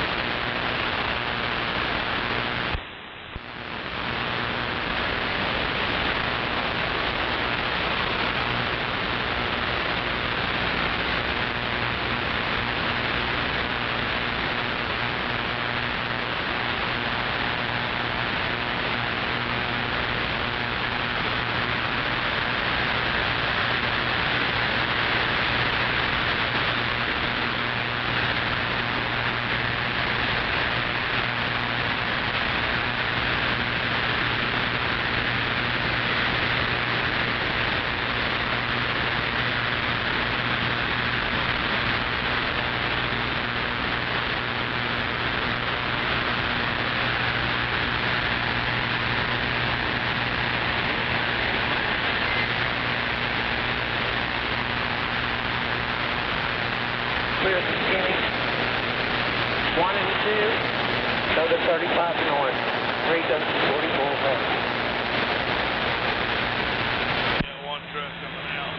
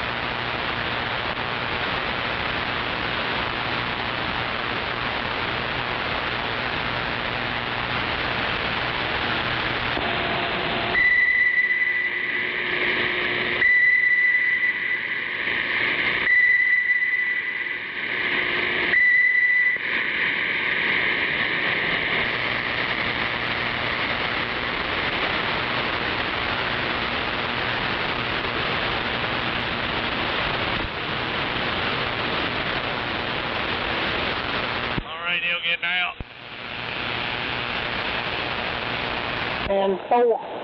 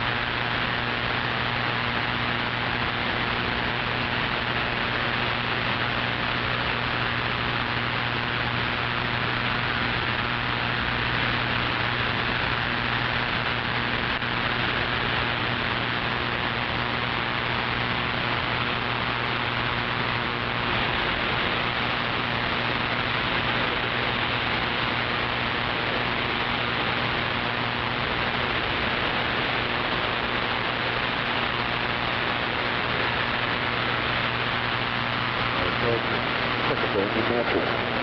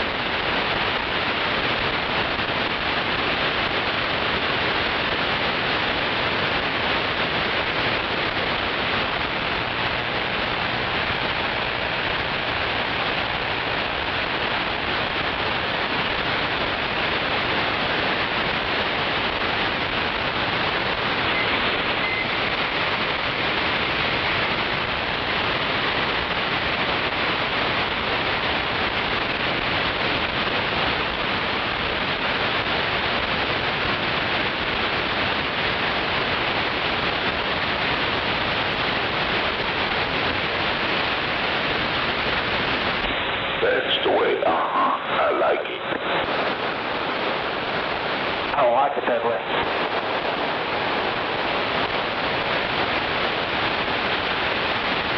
That old dirty dirt.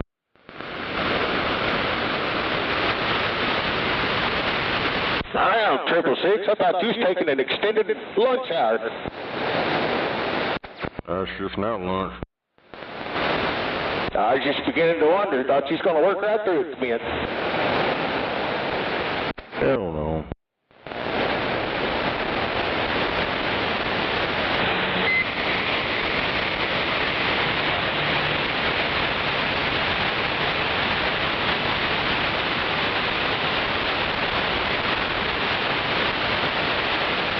Oh, it's too hot to be running 7018.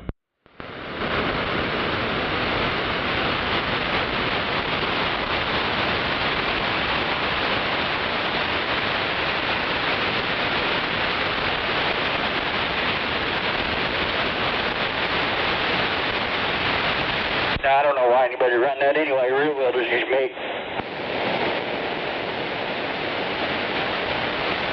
Because they don't know how to run a stick.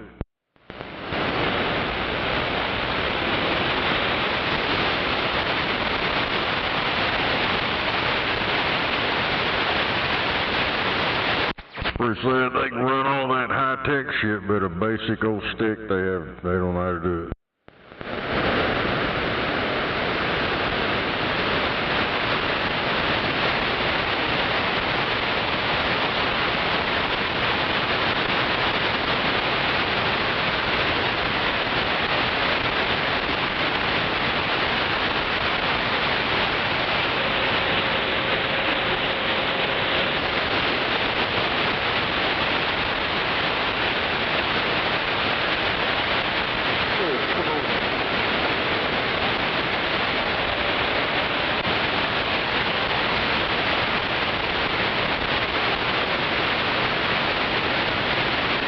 You said something I actually agreed with for a change.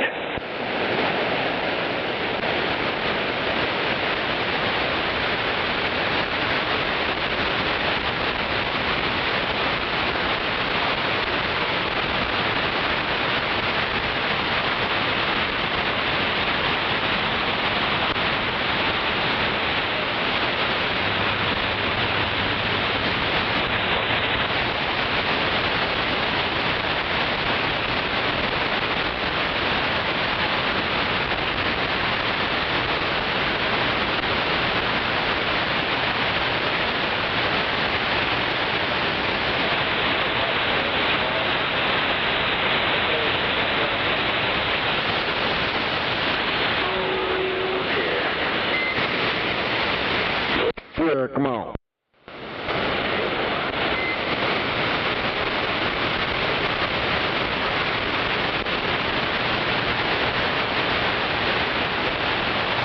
Yeah.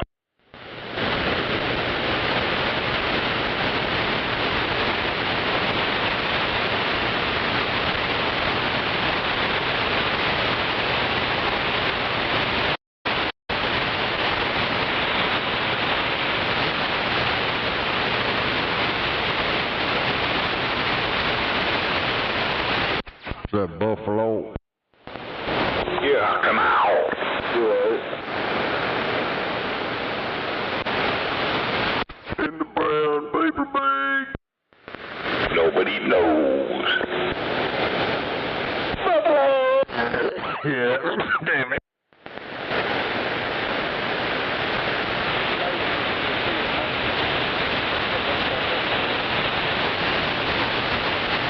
I've heard that my whole life, and I don't know what it means.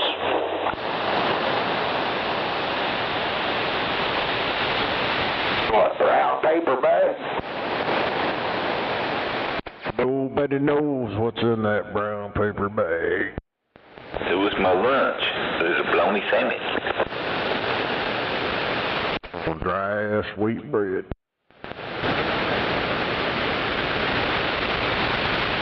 There's cold beer in my brown paper bag.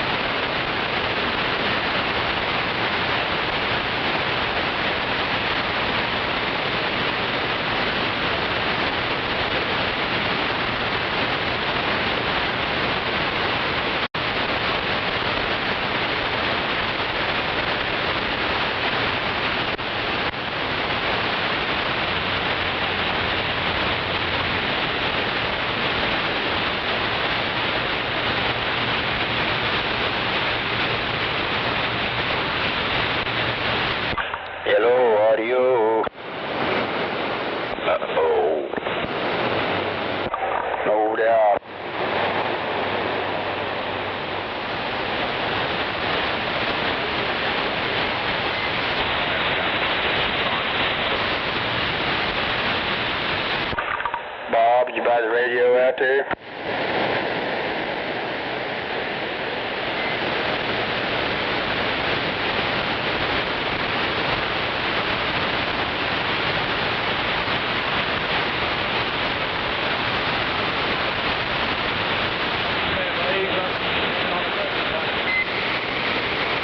I heard somebody way out there.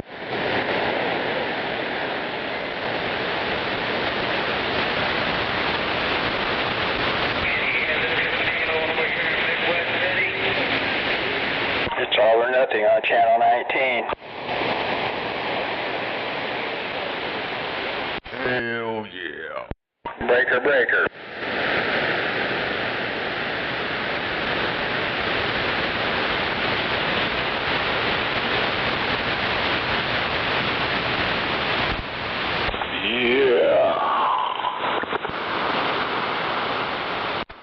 Hell yeah. And there's nothing wrong with pathological optimism.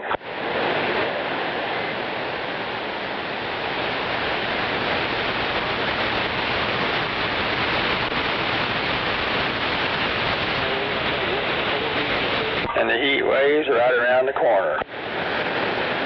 It's already hot. Today, I think it's not as hot as it's about to get, Roger. It's pretty warm out there. Get working out in the sun, it's pretty warm. Roger. Well, I'm about to be out there doing some work, and I guess I'll find out for sure. I'm sure it'll be like you say. If you're in the shade, it's alright, but you get out there in the sun, it's pretty warm. Roger. Well, I wish I could just weed eat in the shade, but anyway. Get you one of them big old wetback hats, you can do it. Oh, I know you're right, yeah. I've seen them, I know what you're talking about. Over, do we gotta go, Jeff? Might take one more. Got it.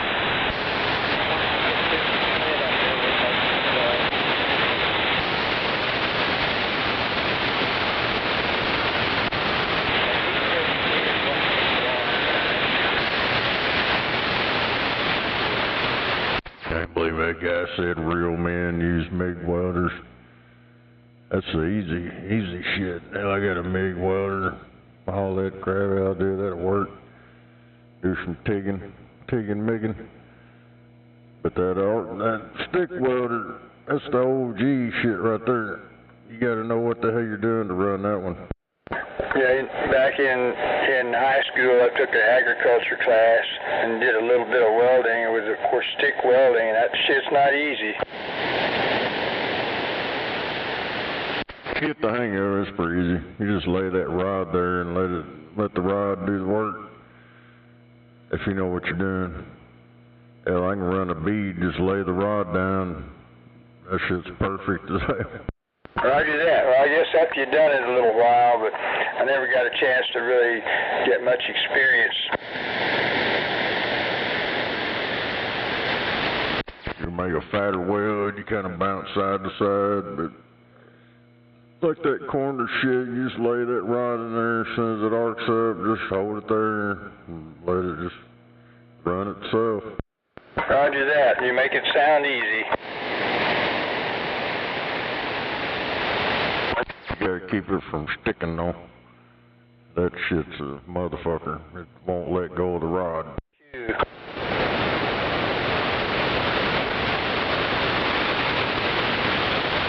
Don't forget to breathe in all the smoke. You gotta breathe all that good shit in.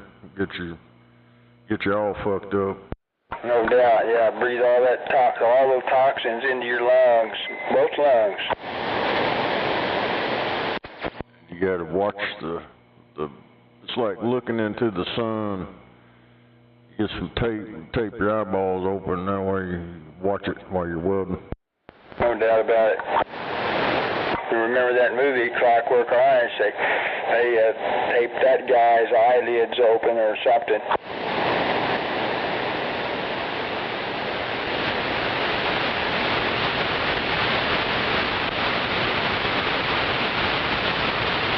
Now we got one of them damn self-darkening hats, helmet, that fucking bullshit. Every now and then that motherfucker will trip out and it'll turn off. When it turns off, you can see through it. That motherfucker will flash you, and you're like, what the fuck? Mercy, I bet people have been blinded like that.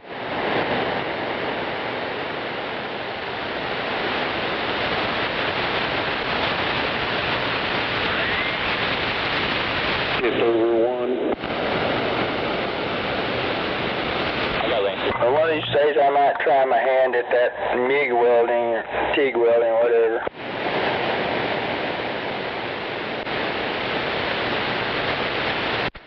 Yeah, they got that flux core shit. That shit's pretty nasty. But if you spray that crap all over everything, it won't stick to it. But then they got the one with the gas. The gas is a lot cleaner, but it costs more to run that one. Right. Got to rent a bottle, fucking all that bullshit, and all that flux core shit.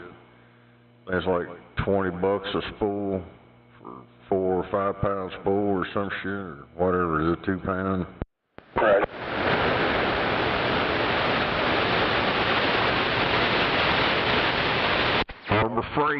Harbor Freight, you get one of them MIG welders for like $100, whatever. There you go.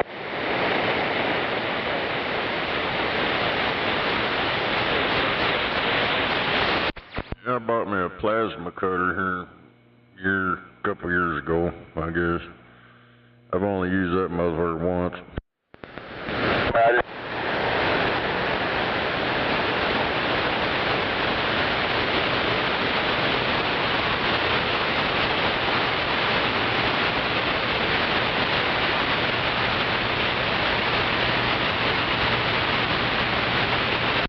Quicker using that than trying to break out the damn saw and cut that shit. Just get the plasma cutter out and slice and dice.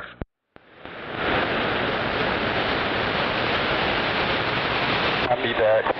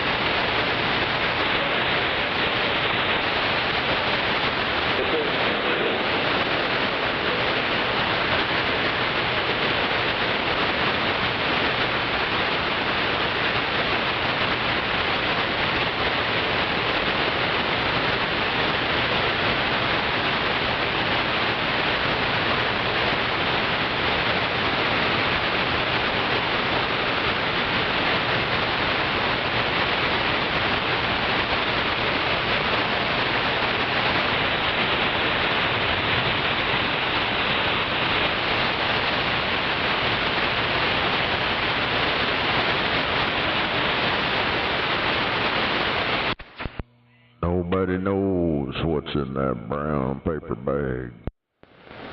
Yeah.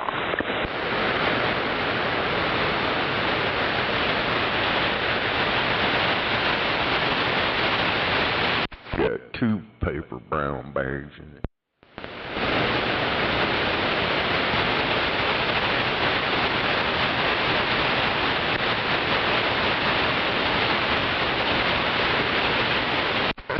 that shit's just crazy. Or trip out, oh my God, he's taking his lunch. Oh, look at that, it's in the brown paper bag. That's some fucking kindergarten shit. Yeah, it was kind of funny.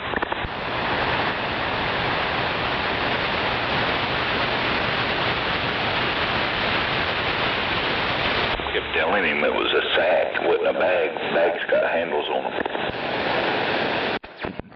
Yeah.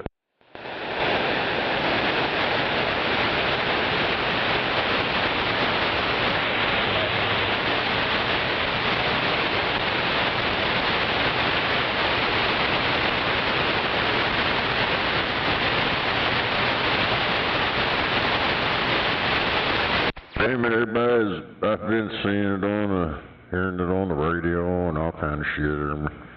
Everybody's tripping out about Jelly Hole and his whore wife getting divorced. That's, hell, they're both whores. But she was a real whore. Escort. Oh, you know who they are? Oh, Jelly Hole.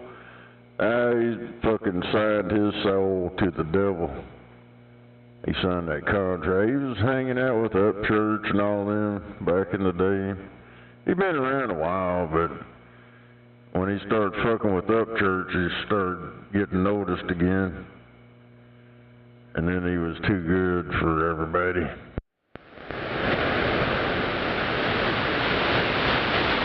Then he went on the crack diet and lost himself somewhere.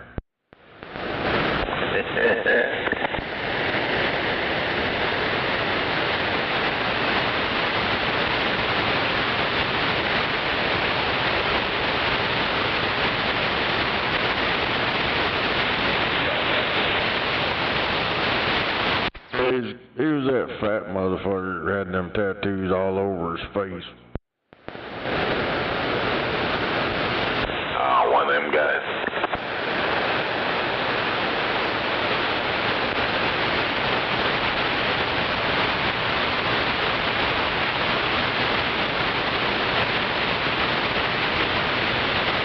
Sit right there on Upchurch's couch. It said it's all put on just to get the money. That's all it is. Yeah, all that shit was recorded. This is when he was still 500 pounds.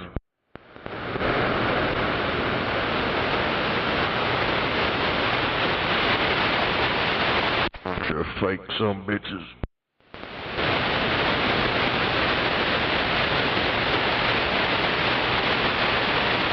Alright, well, I gotta go back to work. Gotta go back and support this bullshit clown show. Dang it. Well, don't get too hot.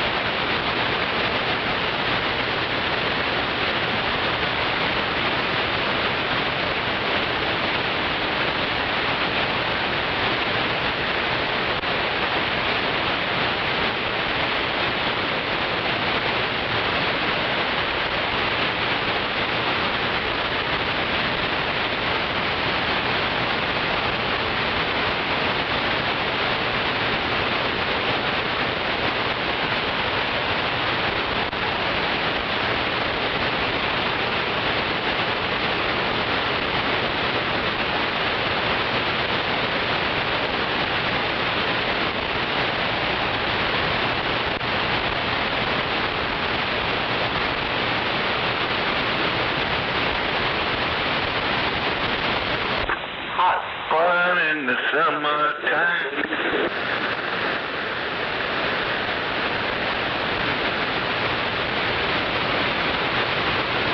Clear.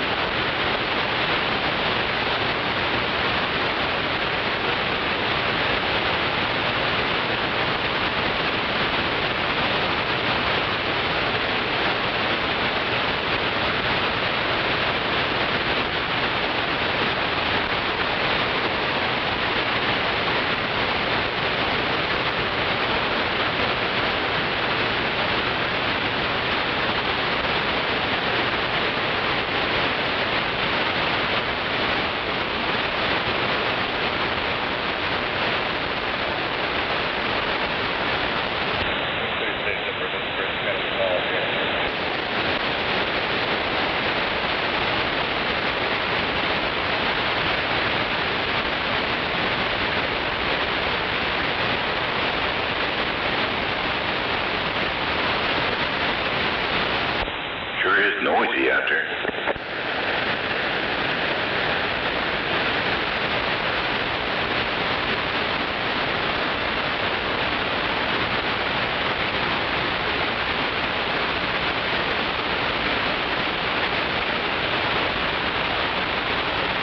Over here, I'm not picking up a whole lot of noise.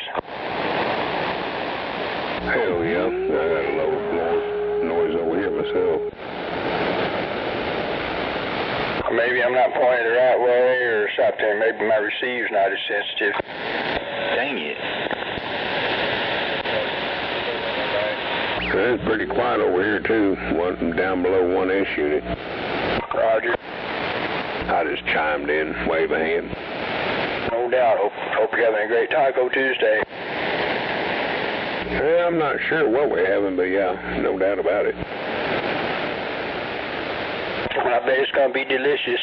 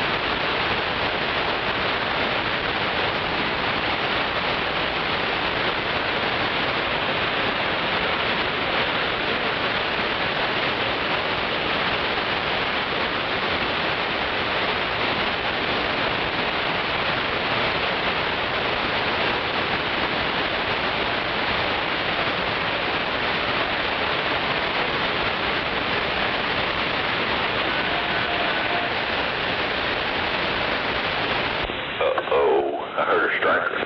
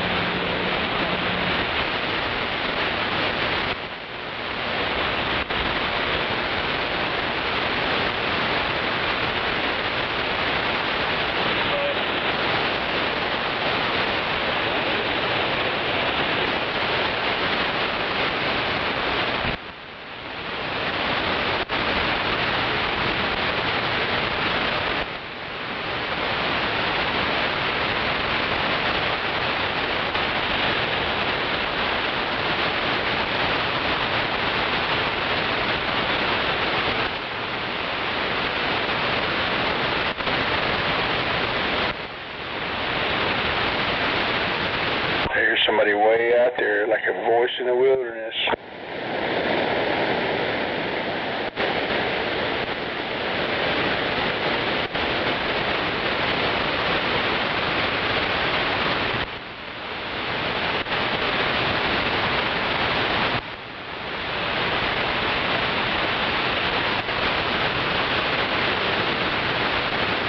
Hello, audio.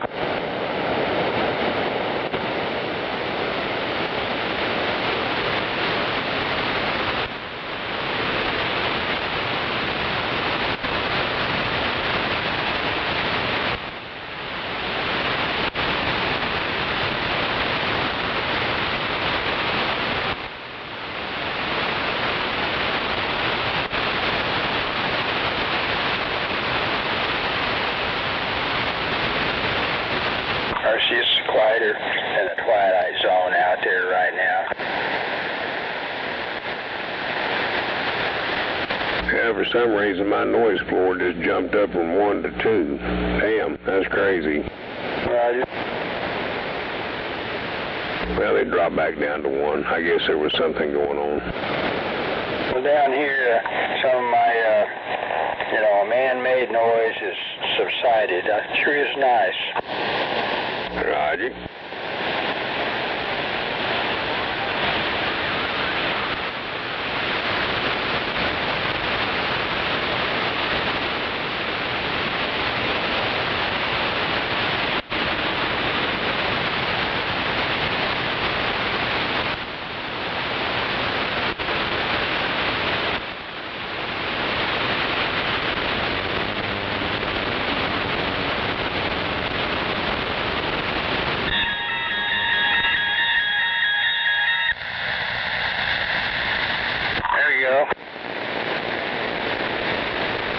I can almost see Rod Serling over there in the meter face.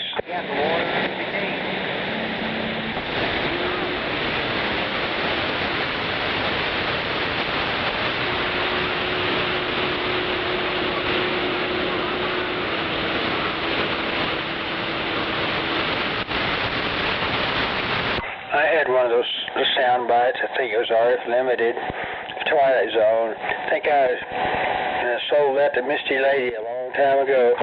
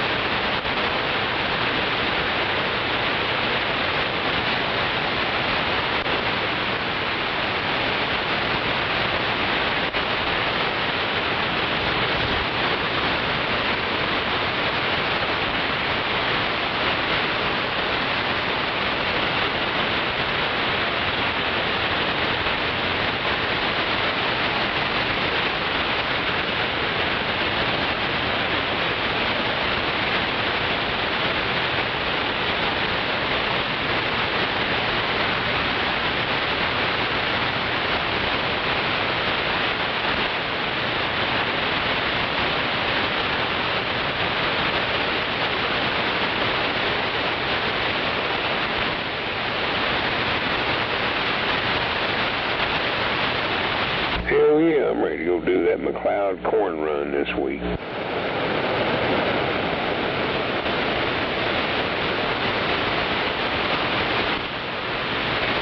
Hopefully they'll post in the morning that they're ready to start selling it.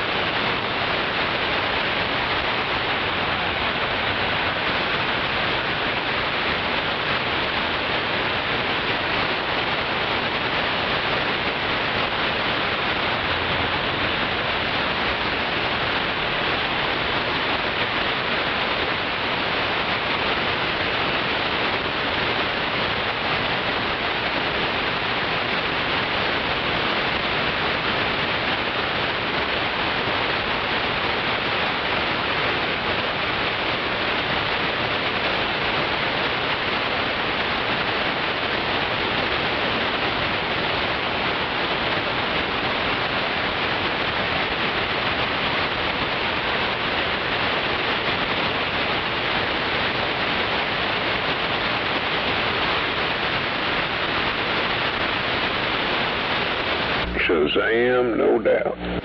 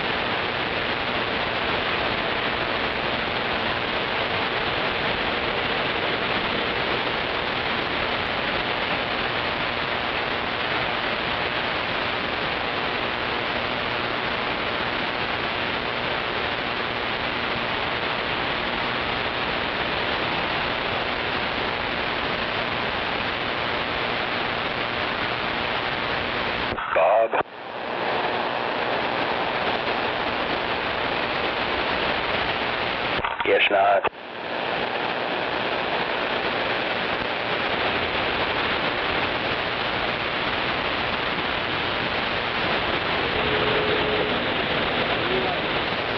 Bob, you out there?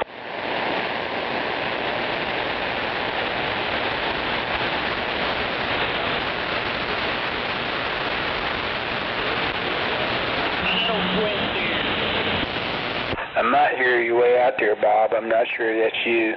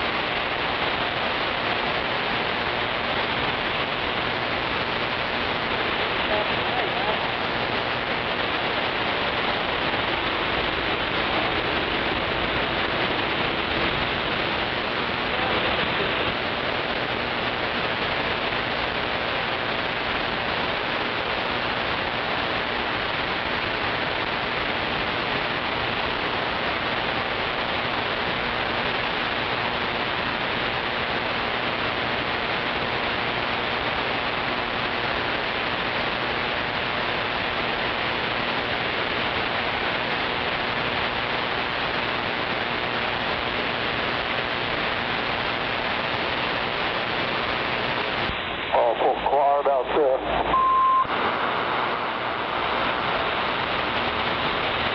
Yep, the old Arlene.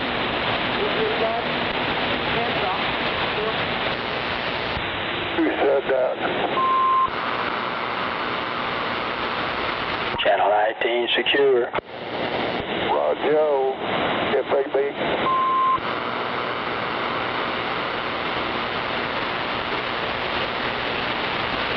Looks like it's going to get pretty crispy out there today. Roger. Yeah, I'm about to get out in it here. Oh, Lordy, what you going to do? Chop cotton or bale hay?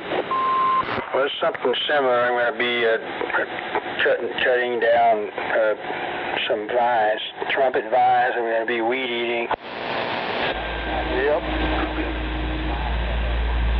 Well, I cut a little bit of grass the other day. I cut about 3-4 strips of my lawnmower. Oh, wow. I was ready to get out. I said, well, I'll go around my fence up here. Got back to the second pass and I ran out of gas. I said, into the movie. Roger. I'm about out of gas. I'm going to have to go fill up the old gas can for sure. But my weed eater is electric. Yeah, I've got a steel chargeable weed eater. That thing sure is nice. It's real light. Because I have to take my walker with me when I want to get ready to fall. I can grab it. Roger. Well, once I run out of a line, I might change over to a, battery-operated weed eater. Well, once I wear out this Black & Decker. Yeah, this thing does a fantastic job. It's got plastic blades that you wear down, you have to change out, but it sure is neat. I got it for a song and a dance. Lumber 2 up here on Sooner Road was getting rid of all their steel stuff, and I saw that thing, caught my eye, and it was $100 and something bucks, 140, something like that. And the guy said, well, we got to work half a mile. I don't know what's up here. He told me, copy that. I said, I'll give you $35 for it. He said, okay. Roger, yeah, so I got a good deal on that. Yeah, it's perfect for me. I've got a heavy-duty electric that you have to plug into the OG&E socket. It's made by Craftsman. And then you can turn it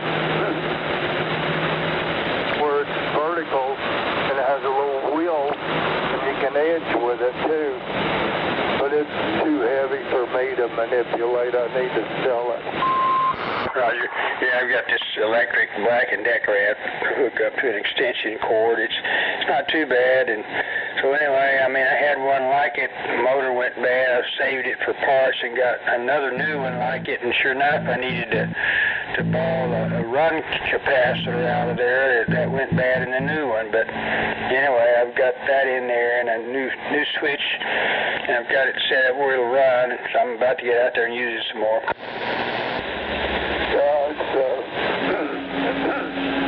When I use my weed eaters, I take my compressor, blow all the trash out around that bench for that electric motor. Roger. Well, what I do, I've got a whisk broom I use to clean all that crud out of there regularly so it has good ventilation. Hell yeah. Yeah, I bought me one of them Works, WORX, back about 8 years ago, come with 2 batteries. That son of a bitch has been it's been a champion. Roger. Well, I'm impressed with that, and I may get one like it one of these days. That's a good one. Hell yeah. Yeah, I've been impressed with it because, hell, not only have I used it around here, when we took it out to the crack banks, instead of having to yo-yo a lot of that grass, right as little as the back seat stretched the extended out on it.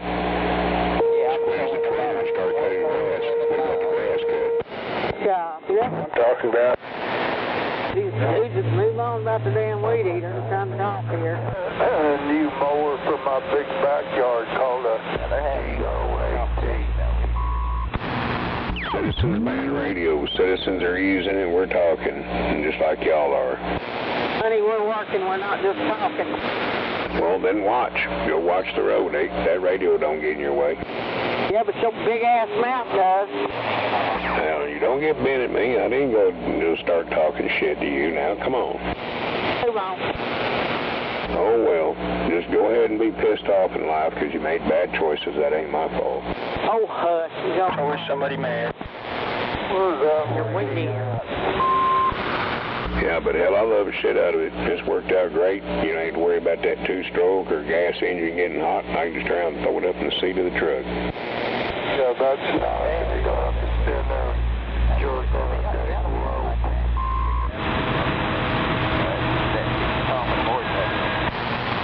Right on. Where's that woman at? I've heard her before on here. Oh, they're getting all upset. We're talking about weed eaters. But I'll be back. I got a niece here who's going to trim my dog's toenails. Oh, good. Okay. Go ahead and take a spitfire or a palm line. Okie dokie. Charlie Delta on the side. And some of them voices you hear over and over out there, they're like part of this escort crew for wide loads, but anyway.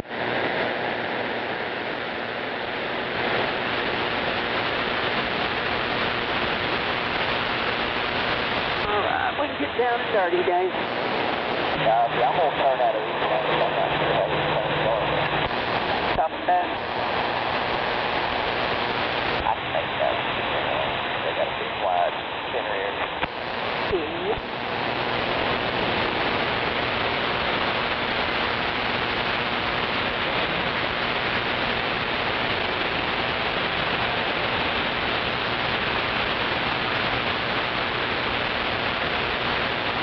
I carry that throw in the bed.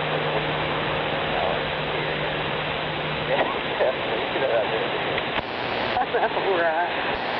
I need to quit being so, I don't know, man. I'm getting older, Dave. I can't hush sometimes.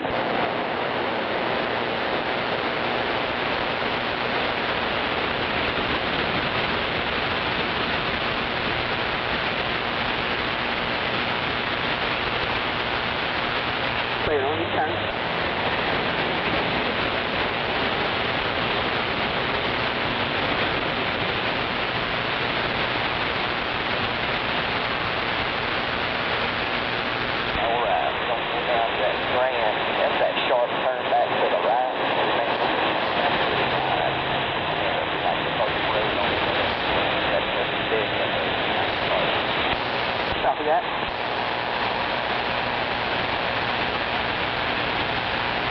about a mile down. Excuse me, folks.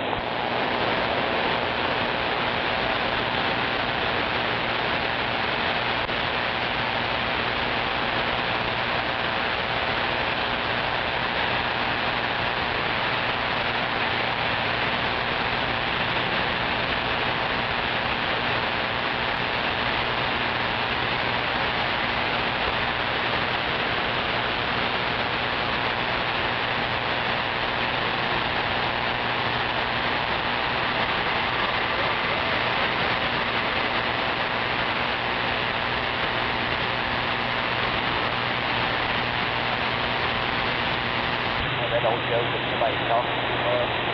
And everybody said, oh, you must not be down here on 40. They definitely do. Right.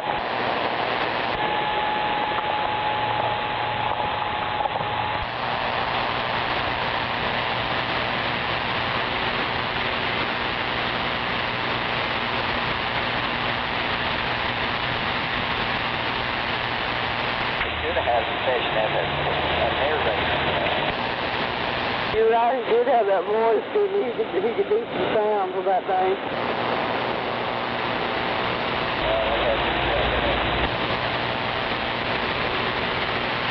I gotta go now and leave Kid cut the dog's toenail. That's funny because Chip did Rocky the other day when he said about that.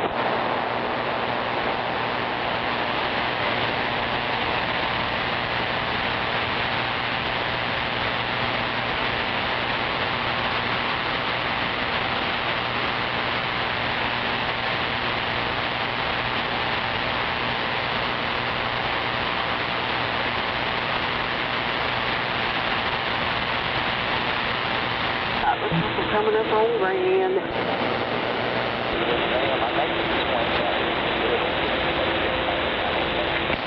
Copy.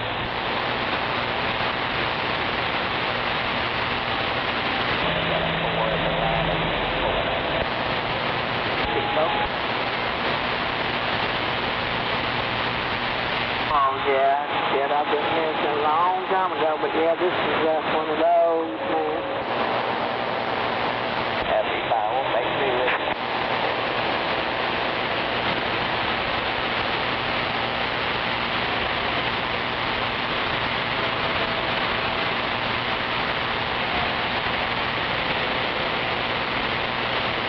Good then. Still looking good. Here's your swing.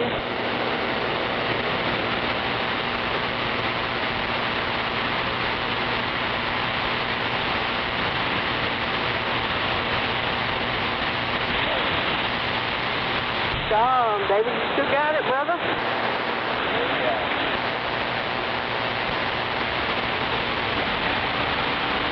I don't know about the turn up here.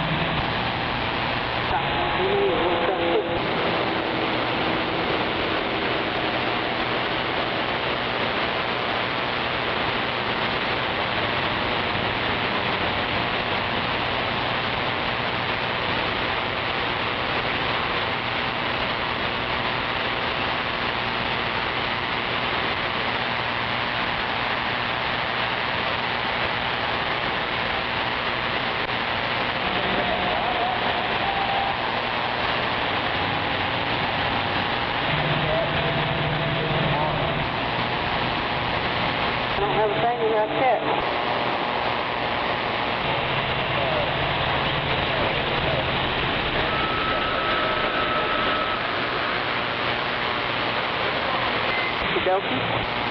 Do it.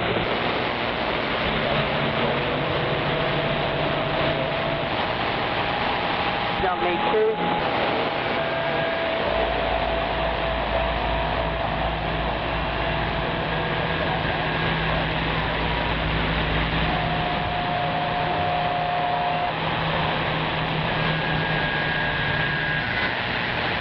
Okay. Let me know. I can probably get somebody to run with me.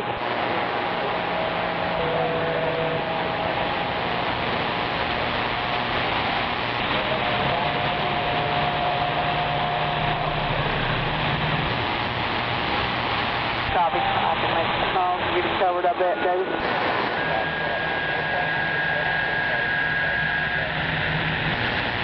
Okay, that works.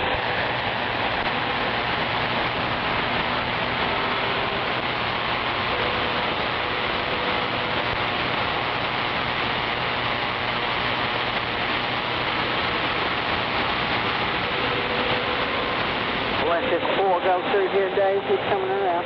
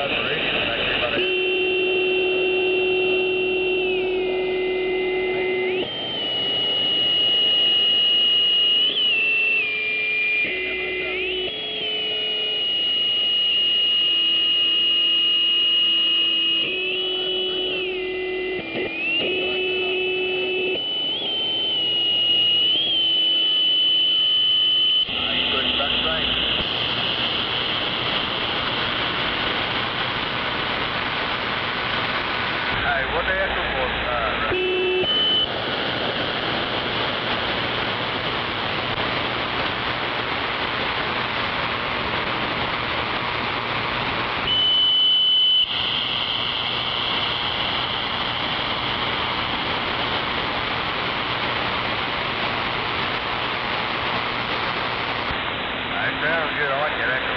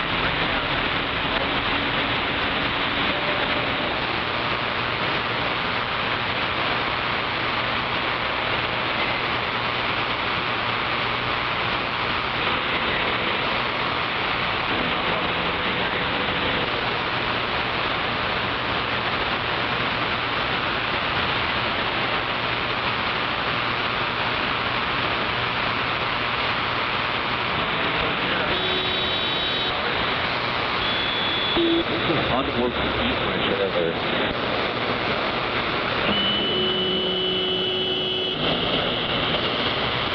You ready?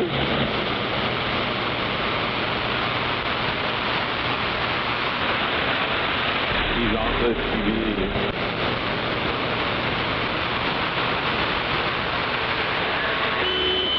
Yes, nigga.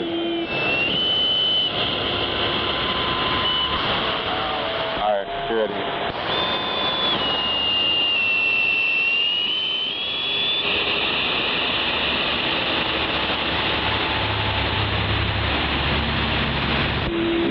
If you want. Sorry, you got a mile.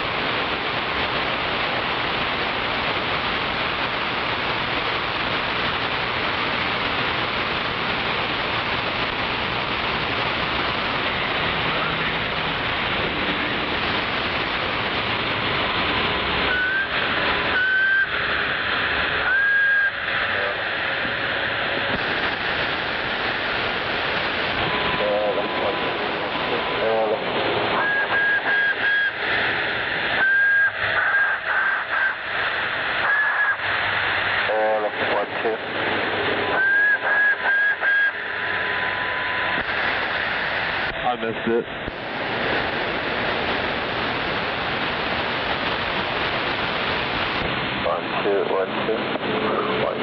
1212, Alpha radio. 1212, Alpha radio.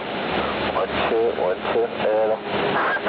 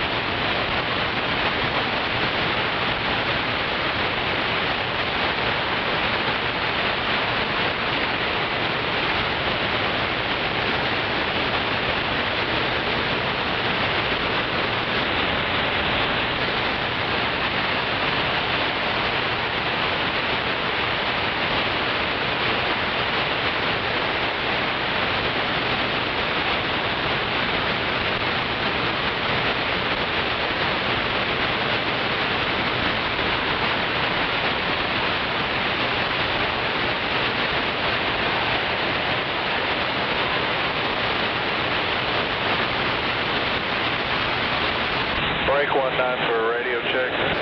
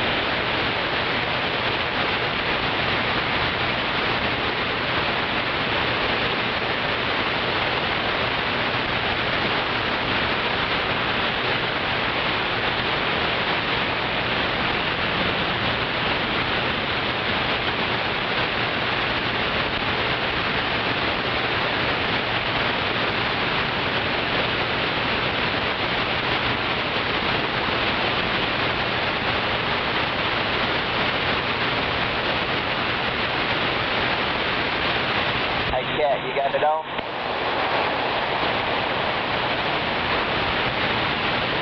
Yeah, you got it on?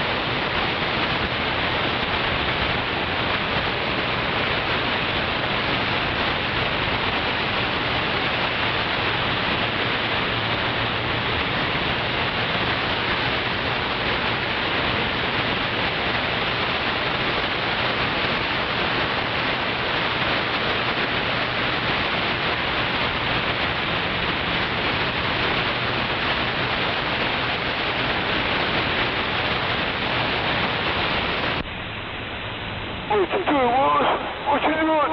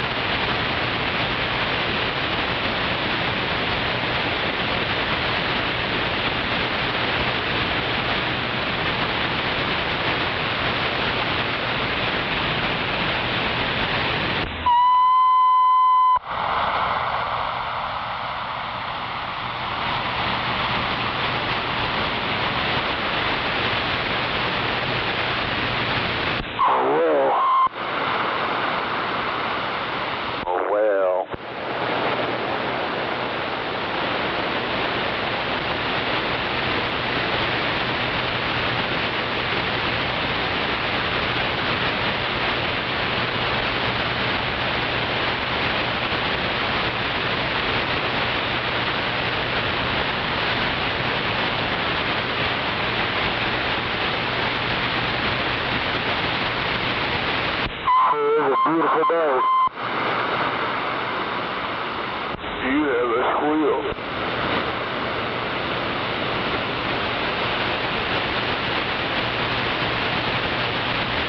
Hi, you got a squeal.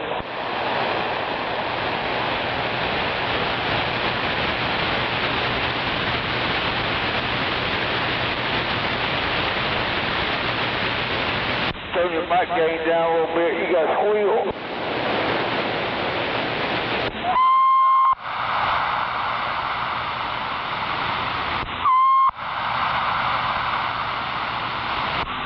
Oh, is that better?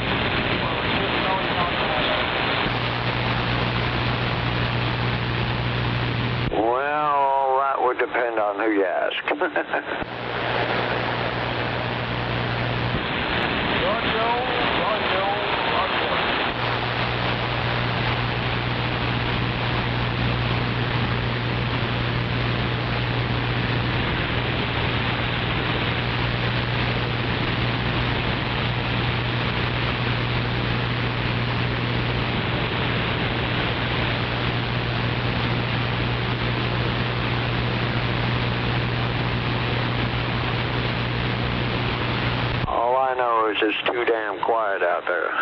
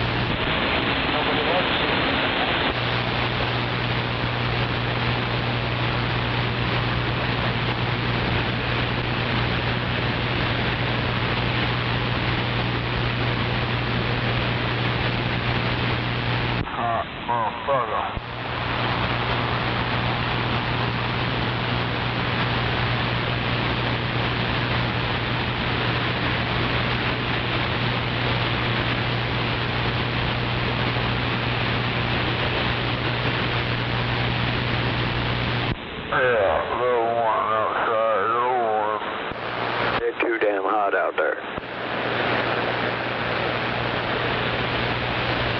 Me, I'm having a drink, a smoke, and a smoke. Yeah.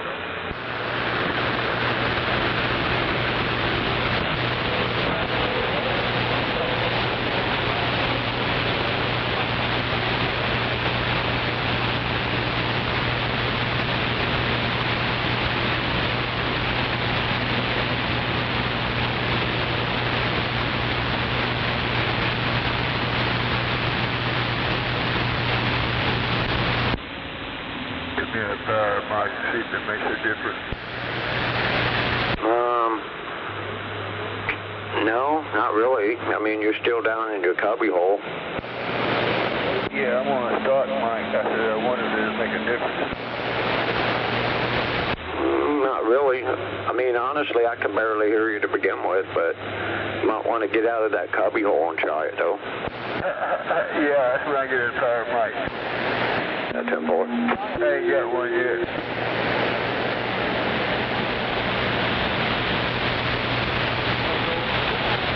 And I am running barefoot, come on. Yeah, 10-4.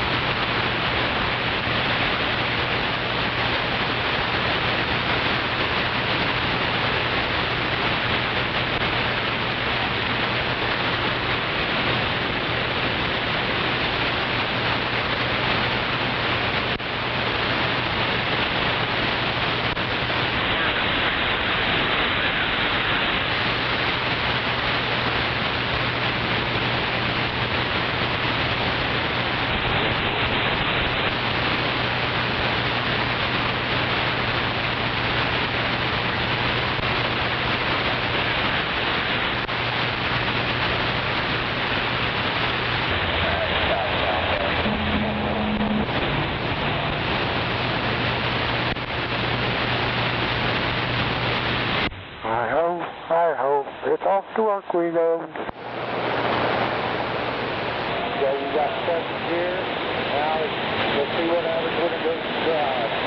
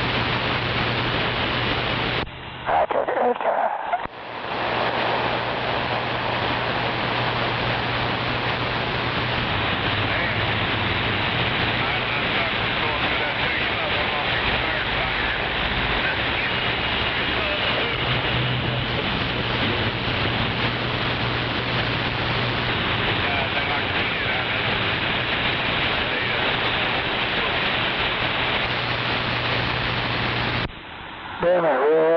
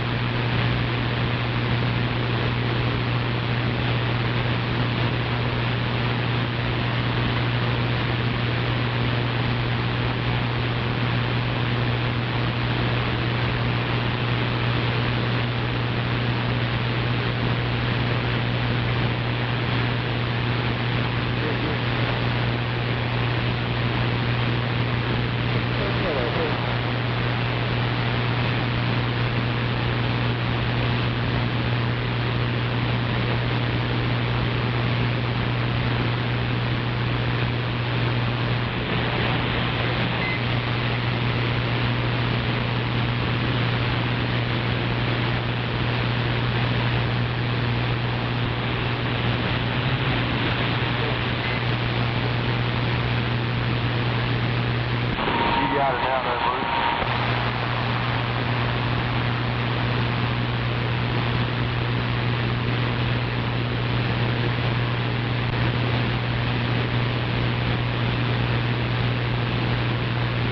Got it on there. There you go.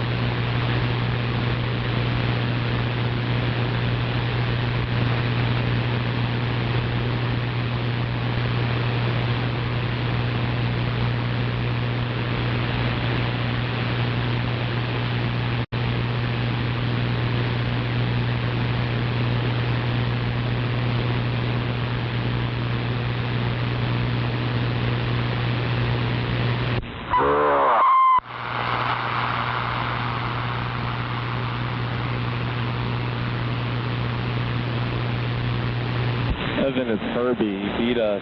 He's taking fucking forever.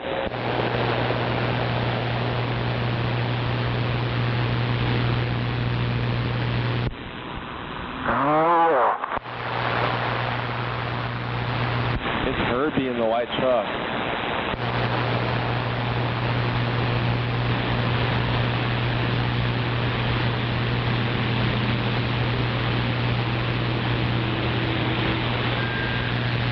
Probably.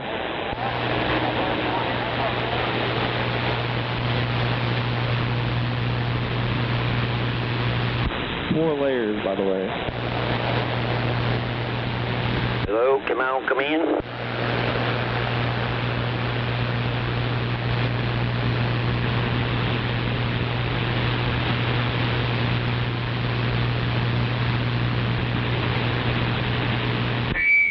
Hello?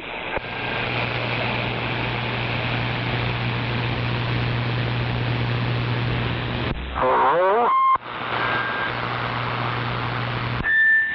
Hello?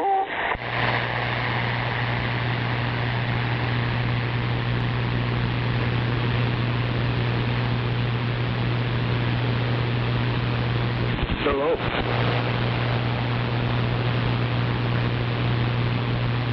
Hello? Howdy.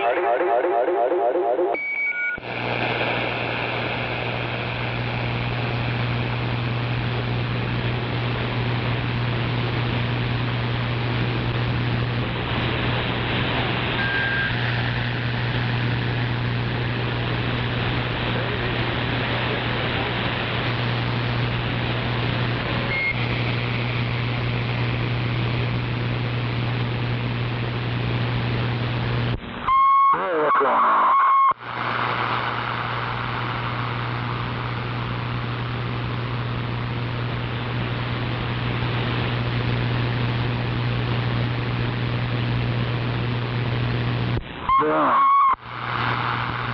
Yeah, whoever that is, you're squealing real bad.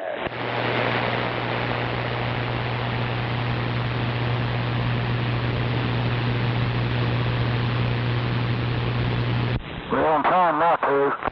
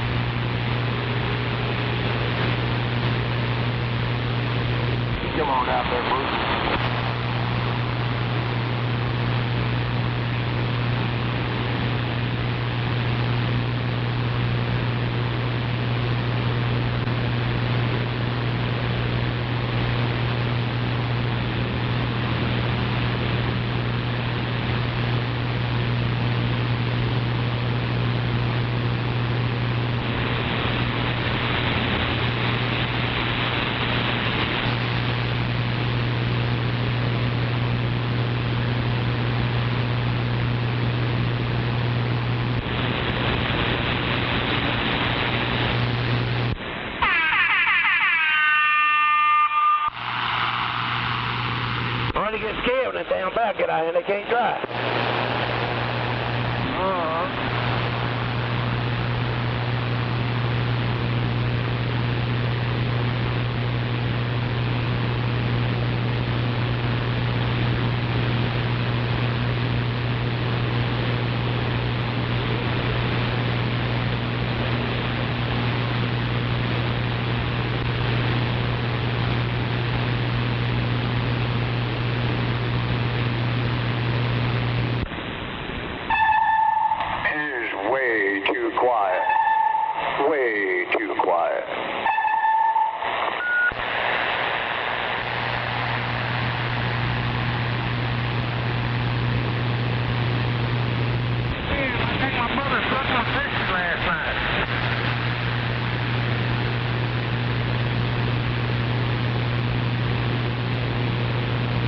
You should have posted it on YouTube. You could have made $1 million.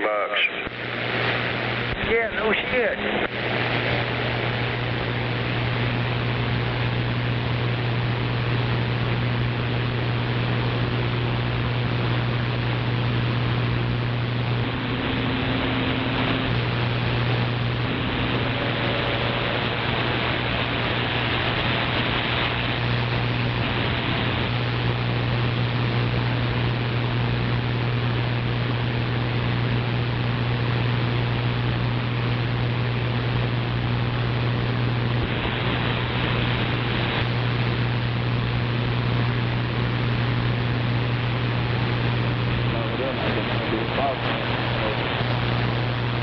Yeah, we're looking like.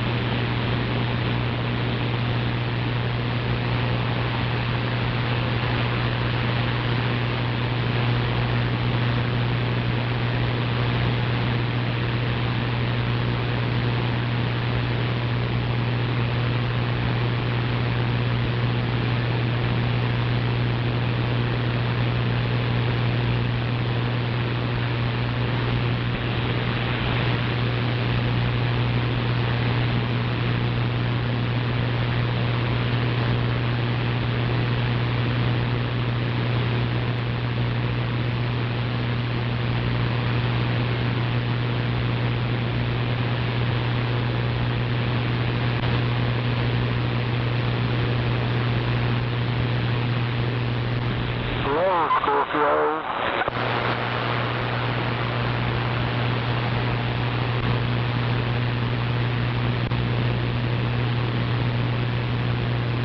Yeah, I haven't heard Scorpio lately.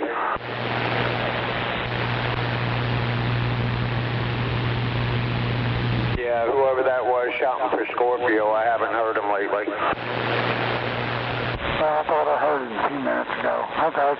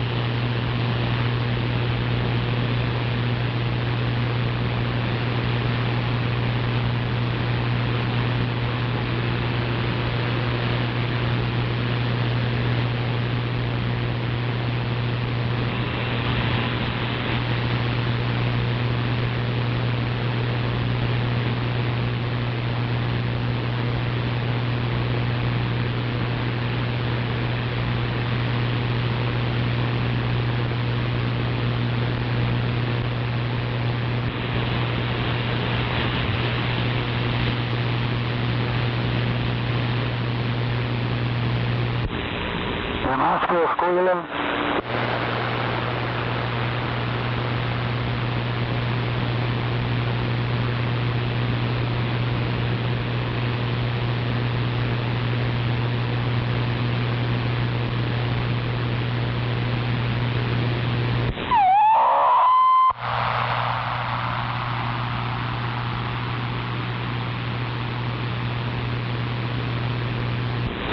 Southbound, just past exit 122, you're coming to a stop. Brake check, brake check.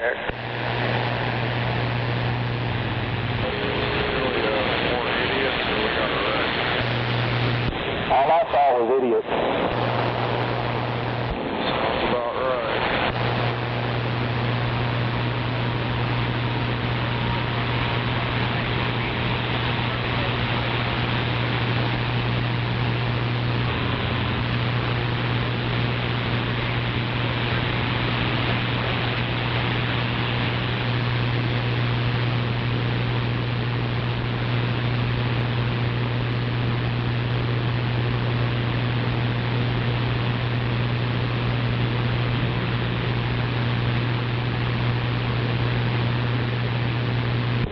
Southbound, just past at 122, you're coming to a stop.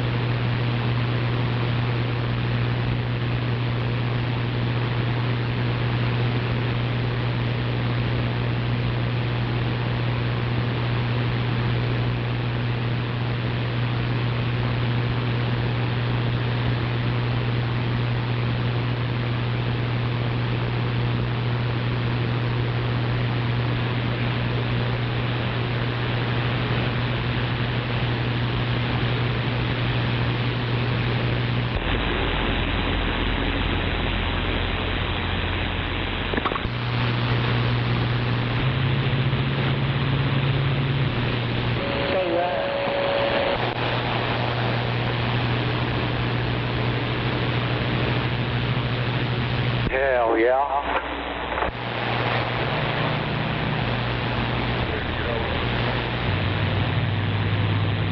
Yeah, you did.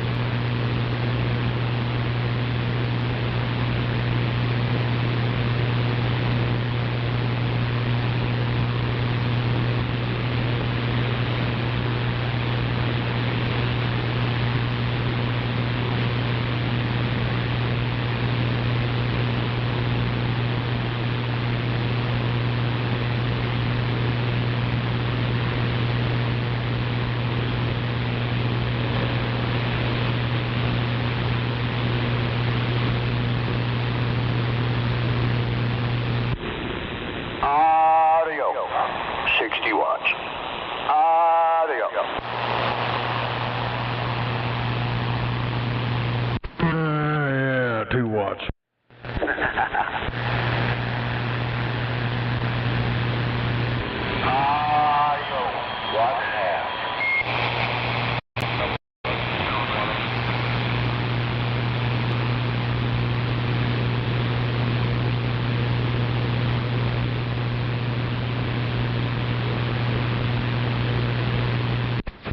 Yeah, I hope the welfare recipients don't mind. I came home at 2:30.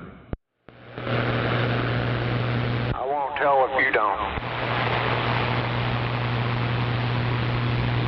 They cry every time they hear me before 4:30. They start ball begging.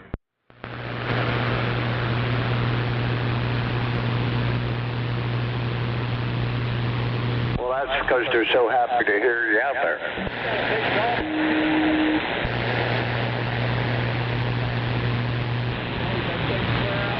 You know, one thing, it's pretty warm out there.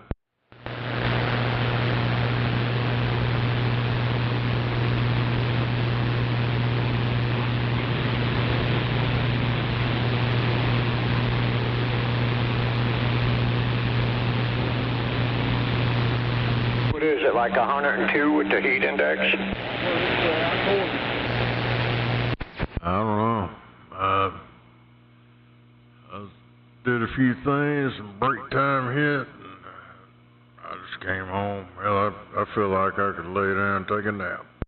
I know that's right.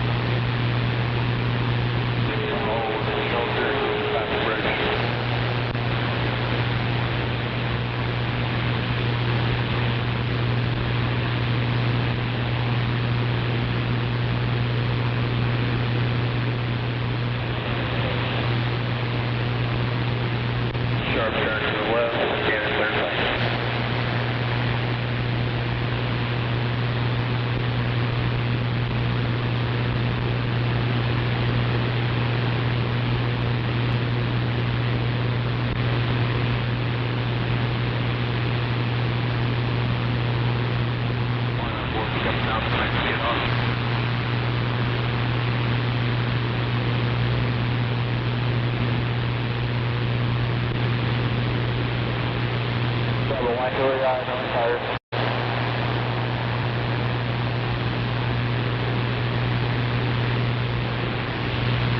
Sharp turn to the right.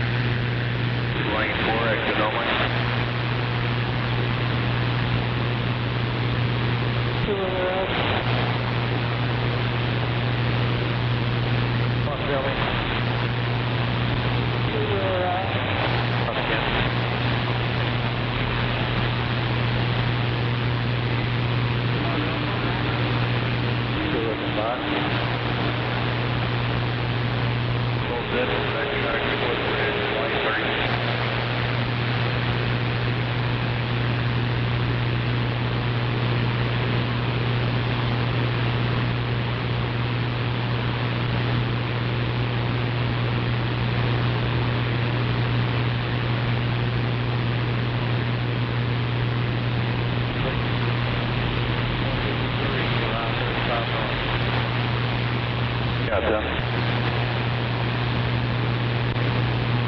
312 a gallon at Walmart. Deepest I've seen in a while, 312 at the gate. Gotcha. Good, it's starting to come down.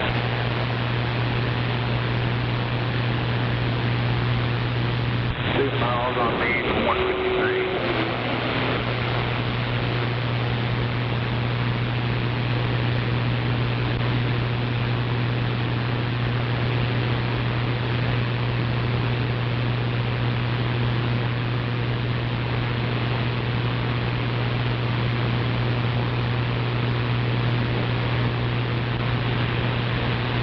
Four-wheelers coming up.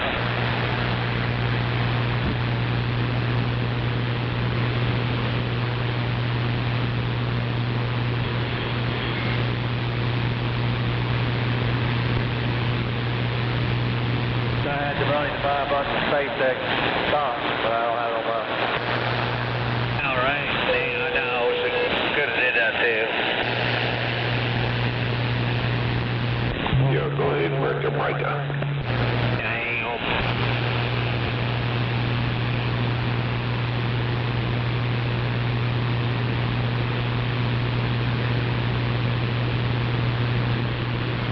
About 100,000, bro. Looks like a 5-month stock. Sure. That's what Doug wanted for you.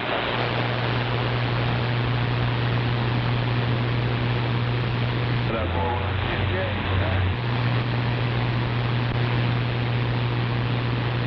And a four-wheeler getting on right here, Mike.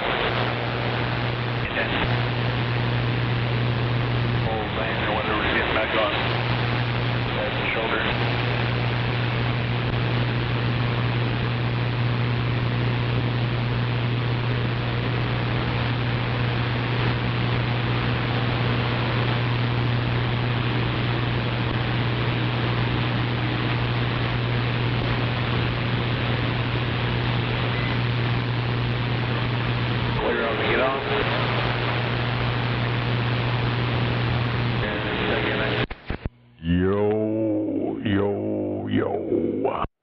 And a bottle of rum.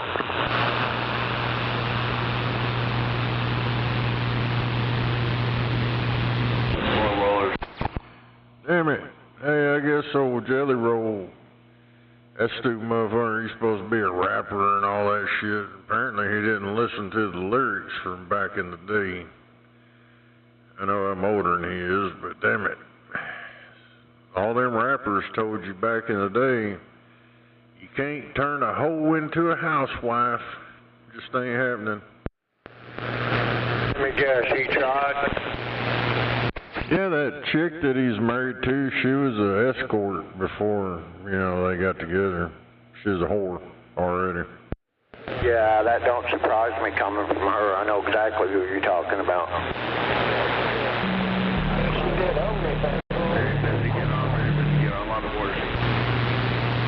It's like trying to marry a lot lizard. You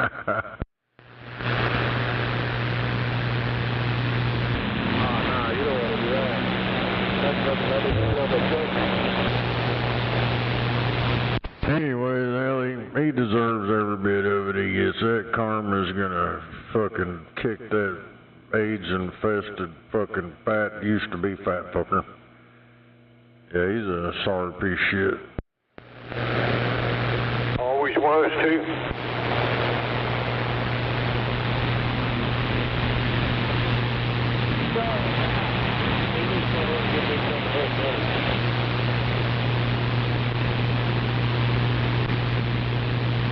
Yeah, well, he got most of his money from scamming people, just to let y'all know. Yeah, he, on that social media shit, that ain't him. That's just somebody posing as him.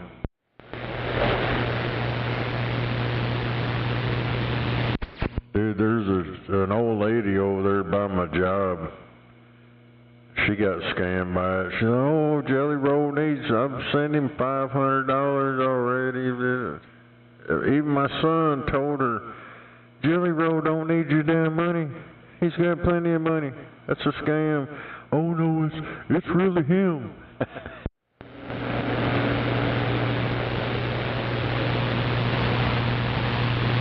He scammed all kinds of people. Where's that at?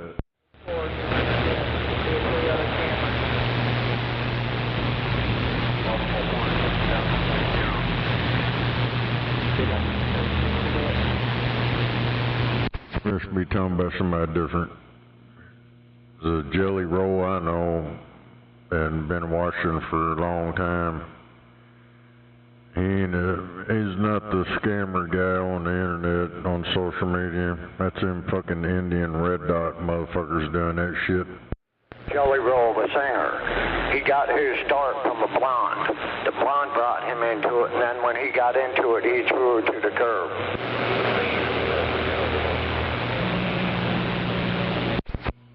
What? With who?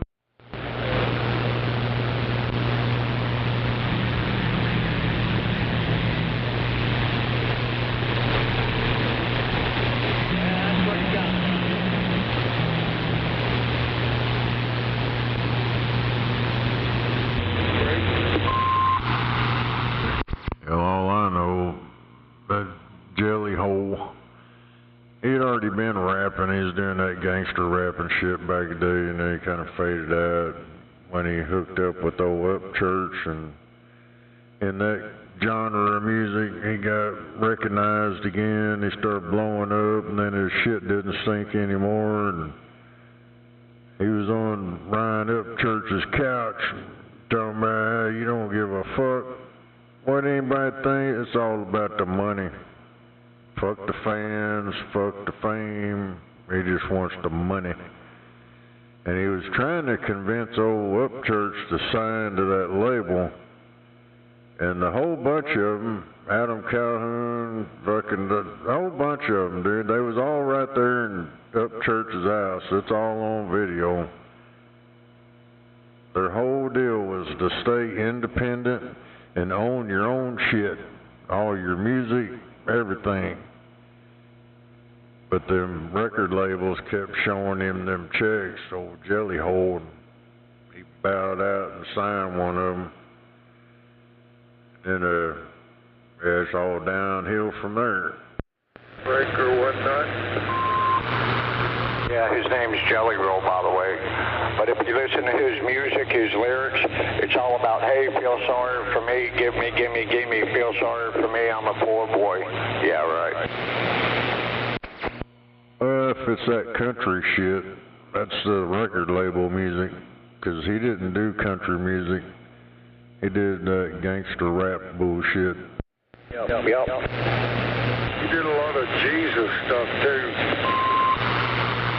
Yeah, well, you know, them people, as soon as you get into that deal, all of a sudden you find Jesus. I found Jesus over there underneath that rock. Yeah, when he started doing that country stuff, oh, he got hung out over at the Grand Ole Opry, and that fucking, wherever he was at, where he had his record at, they pardoned him from all that stuff, and blah, blah, blah.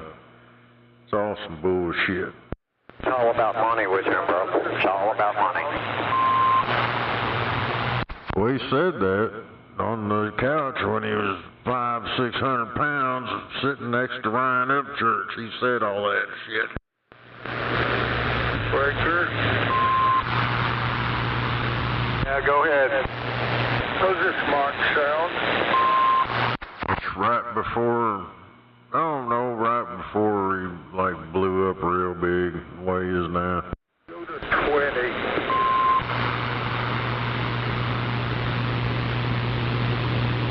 You should go play the Buffalo Show. Yeah. Jelly roll up church. Jelly hole in the Buffalo Show.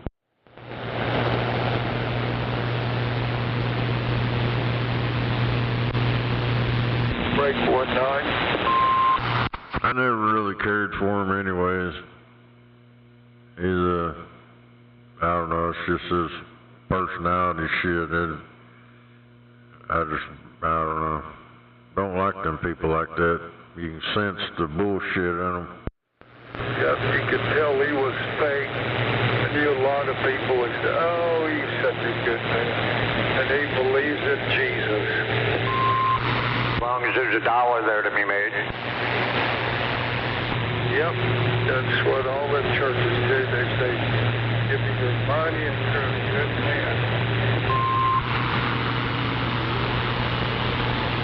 How's this mark sound? Sounds like a mic. Sounds like a stock mic, but yeah, it sounds all right. That's Chuck Mac. a static. Yep. Does it sound okay? Does mine sound like a stock mic? No, Yeah. Got stock micness going on. There's a... Yeah, I got it right here, mic, putting on a Striker 655. please.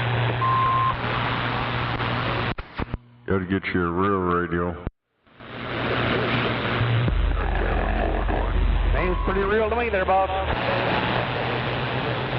I mean, a CB radio, that ham stuff, you probably don't even know how to operate it. Seems like it's pretty tricky. You're right. Would you buy it just 'cause the face that changes colors and stuff? Did they sell you on that? Yeah. Hey, what now? Hey. Did they sell you in the truck when you bought that radio? Was they trying to push it on you? Look, it changes colors. Mine don't. No, I bought the radio because I like the output on it. Nobody pushed me on it. Nobody pushes me to do anything. I just wanted one. I'm not real sure he was talking to you, though. Oh, okay. Okay, I'll back out and sit on the side and listen to this intelligent conversation. No, right? Boy.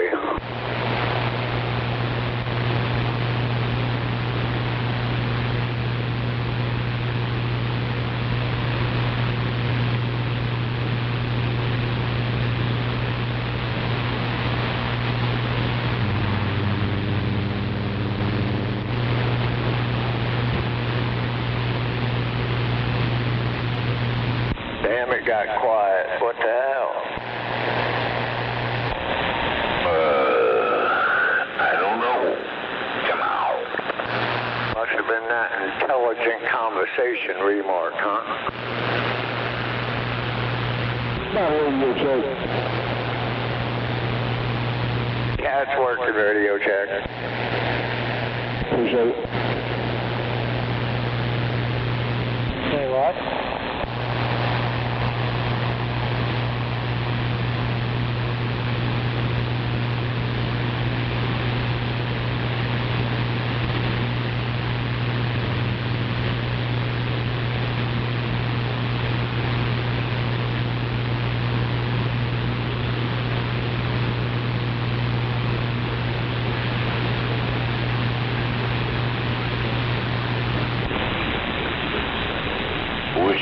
big radio. All I got is single final 959. Wish they had a stock mic. Channel 959. It's a 40 channel, single final CB radio. One of my 959s is a dual final radio. Yeah, one of mine is too, but I wasn't impressed. You gotta de-choke it and put 20-30 pluses in it.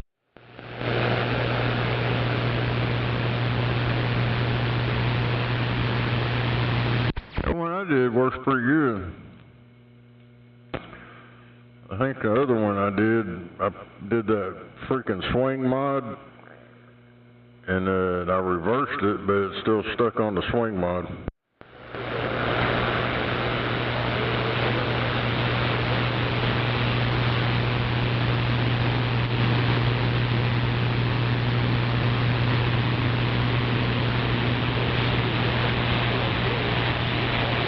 I think as high as it'll turn up is about 3 watts, but it swings about 40 something.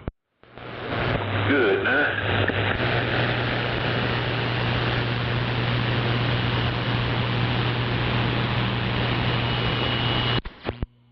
Hell yeah. Yeah, I got all that shit to do all that. I got it off some of them websites. Can't really find that shit now. I don't know what the hell.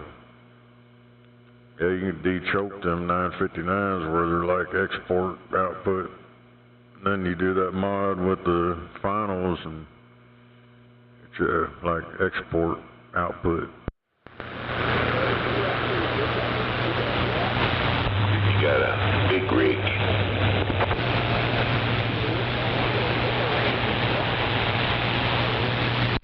Hell, anybody that fucks with them knows it's an export radio, export board.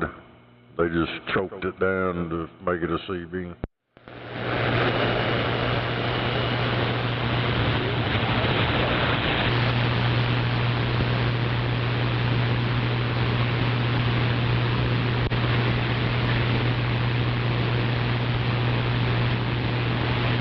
I got one that has a MRF 477 in it. Oh, yeah. Yeah, them finals are high. Oh, yeah. Yeah, when I put it in there, they were like $60, $70, something like that.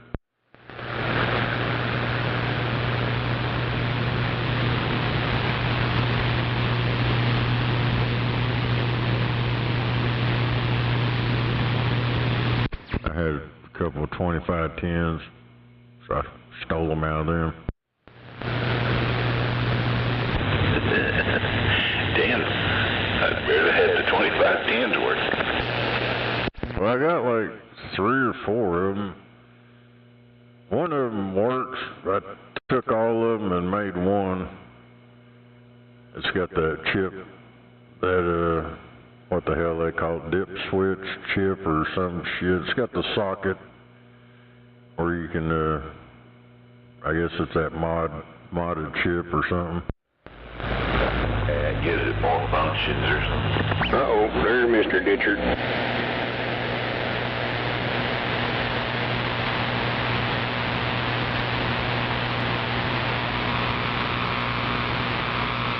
Oh, you used to play hooky this afternoon? Hell yeah. Yeah, I left at 2:30 break. So fuck this shit. I hear you.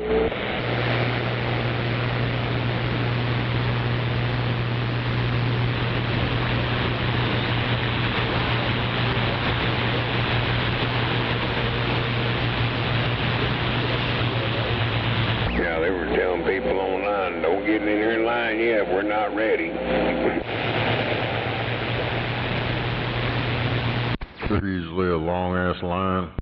It can get that way. It gets about 1.5 miles long.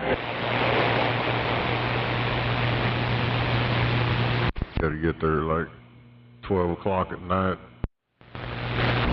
usually get there about 7 in the morning, and they open the barn at 8, and we've usually set about an hour.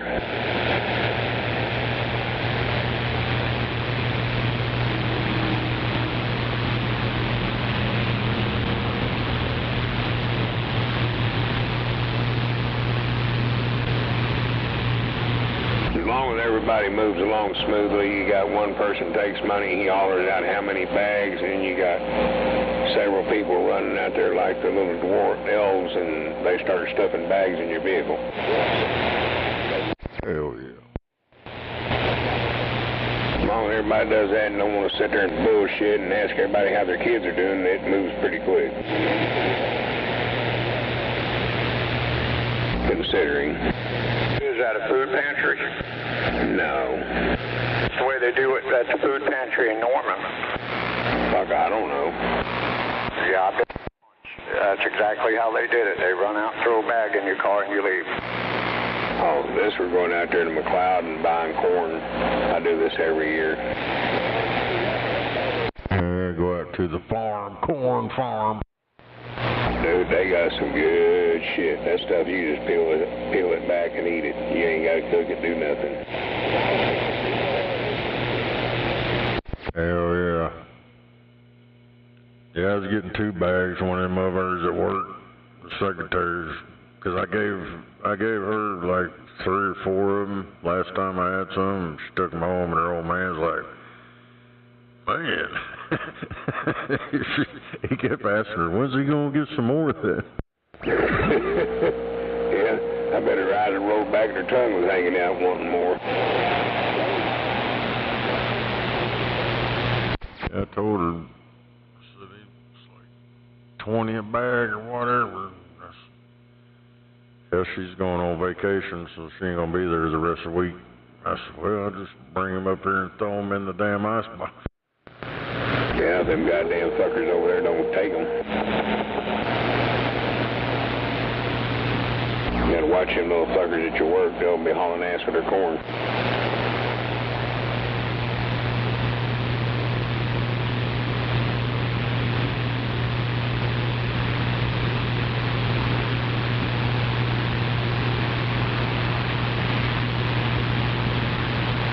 I was going to get 2, and then for myself, but I'm like, man, I don't have the freezer room, so I'm just going to have to, I'll get 1, and it's like this, you know, I'm making the run, so it's like, hell, what do you want?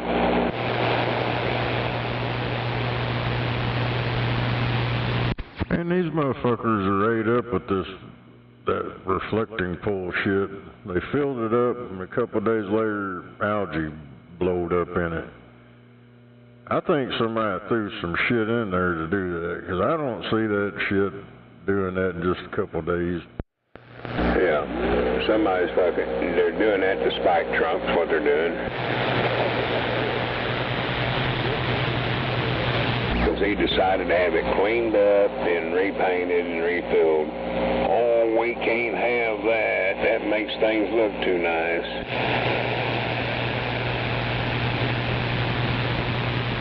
We wanted that money in our pockets, not spent on a reflecting pool. Yeah, seen they've been crying and whining, saying that taxpayers paid for that UFC shit. I seen where old Dana White, he's like, this is a once-in-a-lifetime thing. I can't afford to do it ever again. It's either 30 million or 60 million to do all that.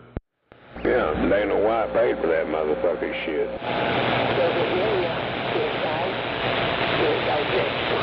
These motherfuckers been losing their mind. I don't know if you've seen any of that shit. Those left retards had a little concert or some shit going on while that UFC shit was going on. Yeah, I heard about that. Yeah, did you hear about the shit? The FBI thwarted an assassination attempt that was going to happen on Trump at the UFC deal. Probably why that camera was stuck on him the whole time. They were waiting for it to happen like they knew, but it didn't happen. Yeah, 'cause that motherfucker that was live streaming on YouTube, It's still on there. Well, I don't know about today, but it was on there yesterday. Where Moondog, me, and Bolt was on there talking, made comments.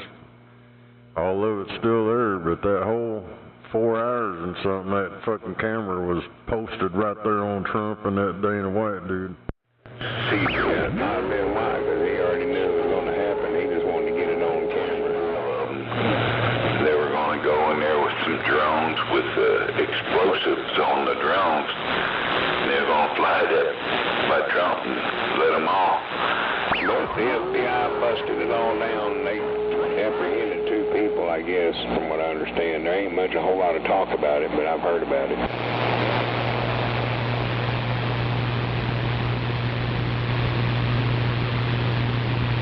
Well, they got to make it look good, you know. Oh, yeah. Did you hear about that snake? Okay. Them 25 people that were spoiling they were going to fly a drone into Trump and let it off with the explosive on it. There's like 25 people involved. They're planning all kinds of stuff to throw at him while he was out there watching that fight. Damn it. Motherfuckers are ate up, man.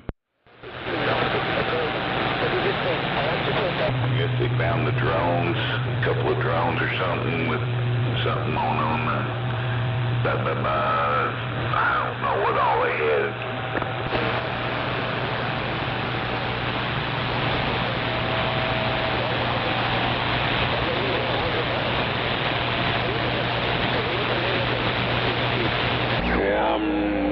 They probably won't be open up on that corn deal tomorrow, but they might damn sure be by Thursday.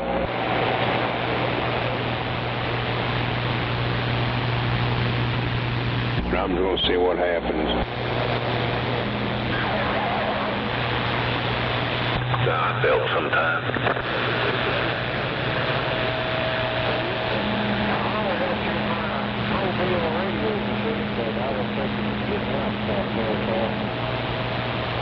I didn't hear you come up. Yeah, they got one deal says 3 suspects ID'd in a left drone attack plot, and then another deal says 5 people arrested. I don't know, they arrested an Ohio man after his mom tips him off. Damn it.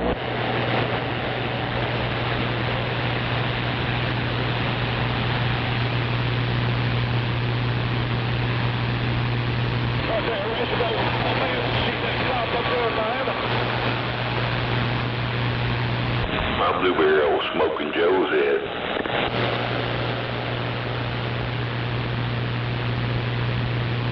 I don't know, is all that shit he spouts out over, wonder they ain't come and paid him a visit.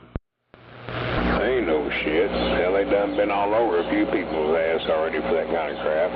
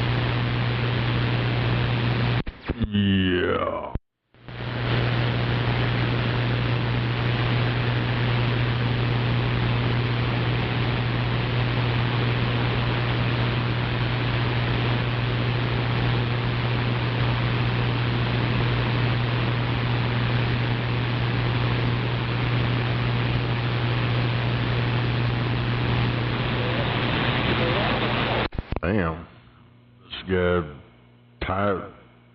Tyson or Proper, whatever, he's 19 years old. He's charged in federal court. Conspiracy to commit an offense against the U.S. Damn. Attempting the murder of a federal official and gun crimes and I don't know, something bad. I guess his mom ratted him out.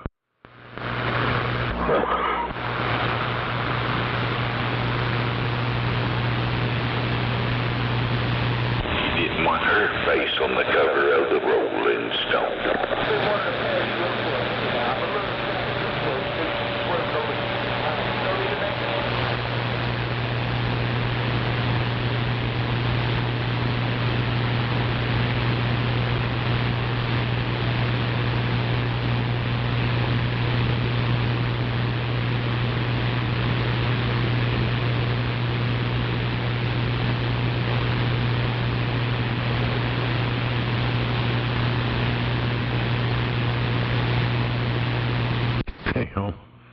Said he told the authorities the plan included flying drones equipped with explosives to detonate over the UFC arena.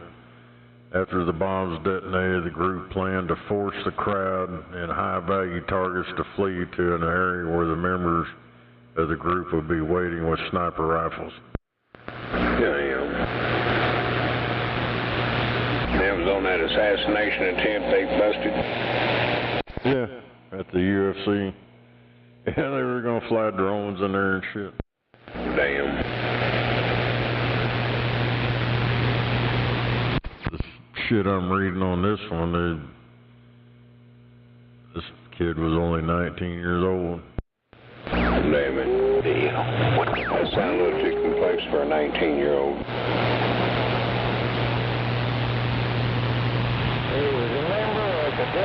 Well, when you play them games online, you know, that shit's pretty realistic.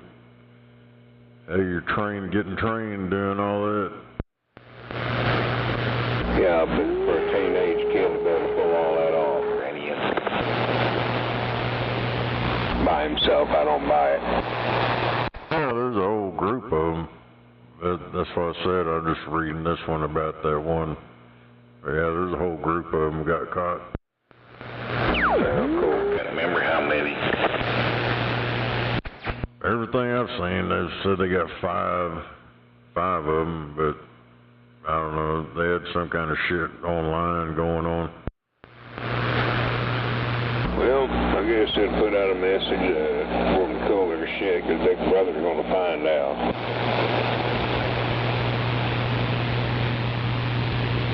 Or, I wonder if that was some staged out shit. You know what I mean? Because the dude, like you said, over filming the fucking belly button high on the fighters, all they could get was Trump and old Dana White in the camera shot. They didn't care about nothing else. No, every now and then they would pan around and shit, but then they go right back to zooming in on Trump and him. But that's why they kept that camera on Trump. Well, that's what I kept saying. I even said that in the chat on that fucking deal. They're waiting for the shot.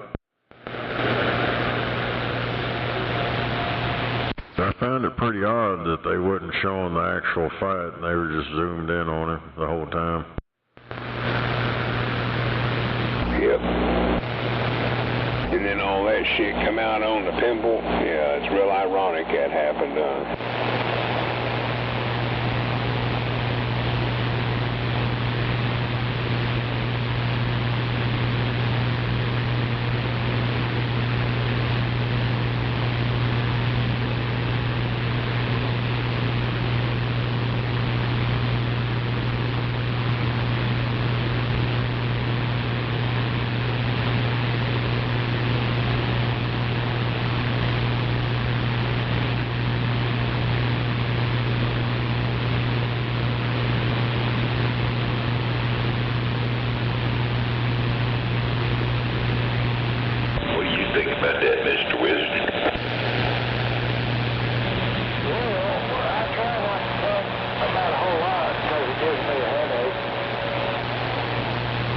thought I smelled wood burning. I hollered at you the big wizard machine. I could hear you on, but I guess that little wimpy radio just go off quiet, get out. Is that you out there making all that squealing? I don't know. They got talkback. One of them XOL 75 all in one deal. Oh, it's got the microphone. Oh, yeah. I've had one of them. Channel and everything, microphone, speakers in one deal.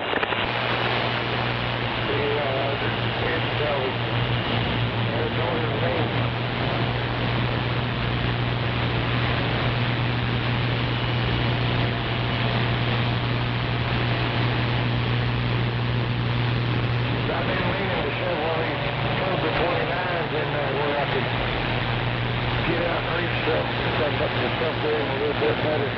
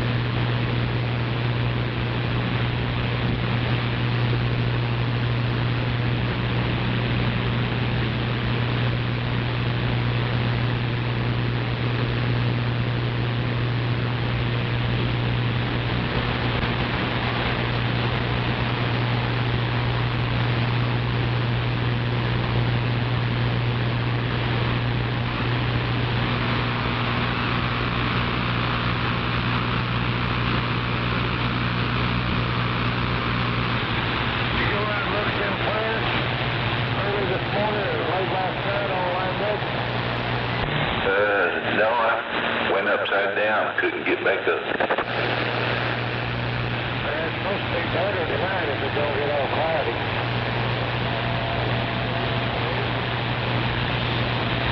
Don't you know, you got to get up to get down. Come on. I just got down.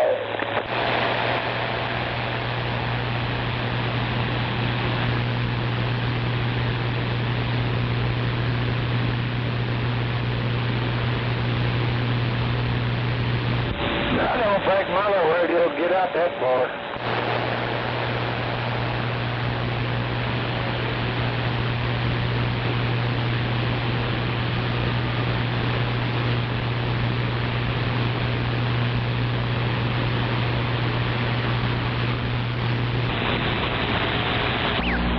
Hell yeah.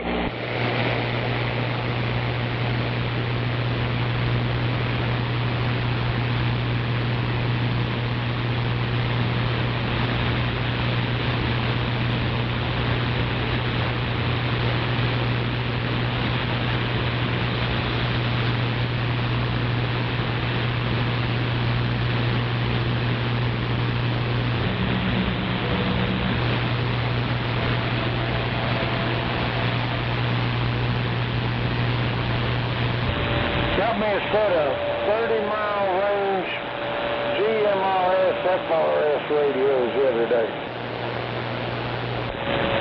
What you gonna do with them? Come on. Well, since there's only me, I guess I'd turn them both on and put one in the back room and I could have talkback and talk to myself. I think you can.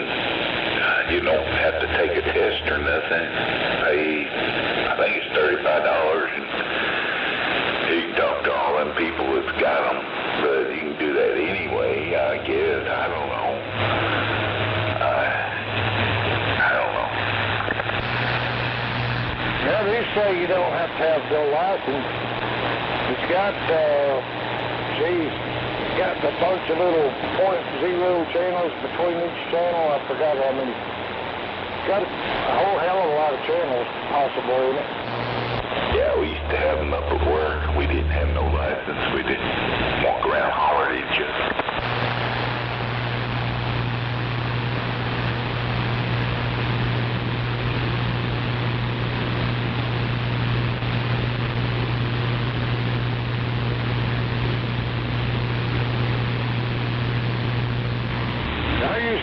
ship. It'd go through them steel walls and everything pretty good. Talk to the people that went off to shore. And probably 6 or 7 miles. It was clear as could be.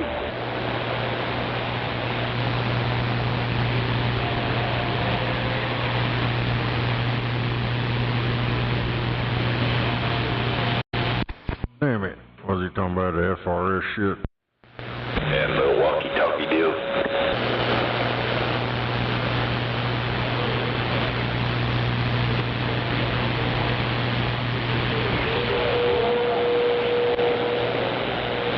I ain't figured out all the buttons yet. It's got scan and all kinds of lock and call buttons. You make different tones when people talk back to you.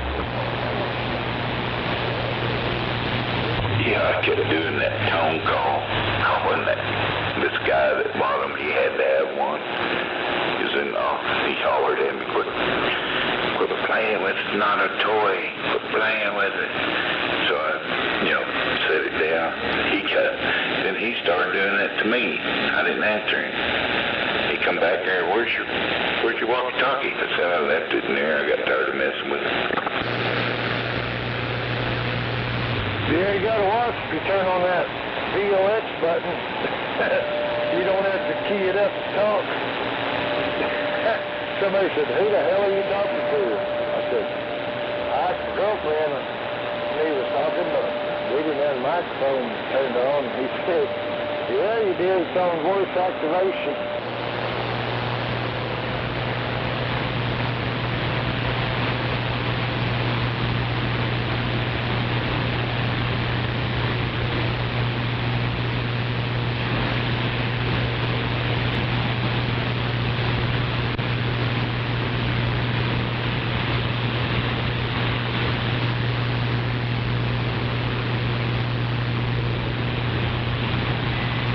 When them guys were out there going nuts. I gave Hornet one, and I had one we'd sit there and talk on it back and forth.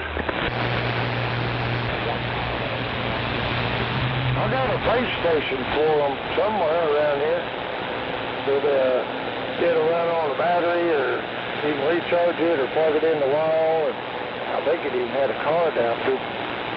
But it was a regular base station one.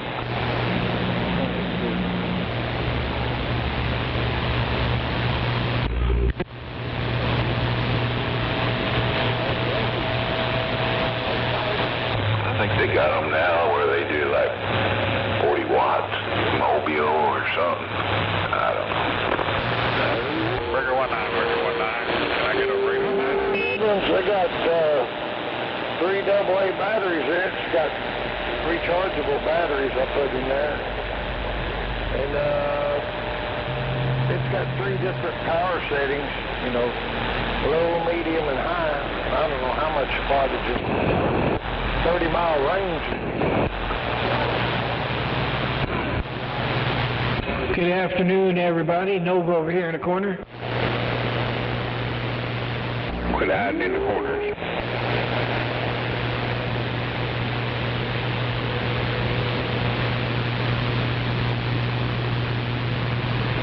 Hello, Buffy.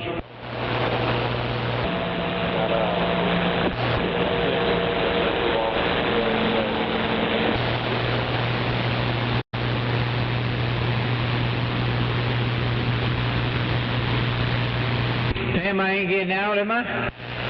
All over town. Oh, you didn't answer me when I said good afternoon.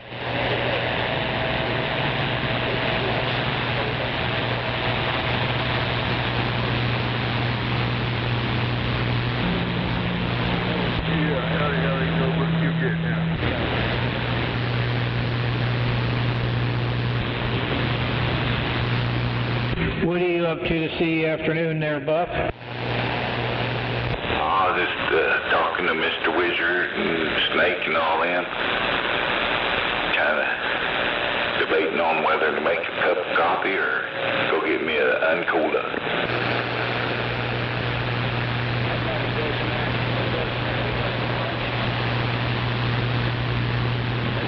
Roger. Right on. Sounds good.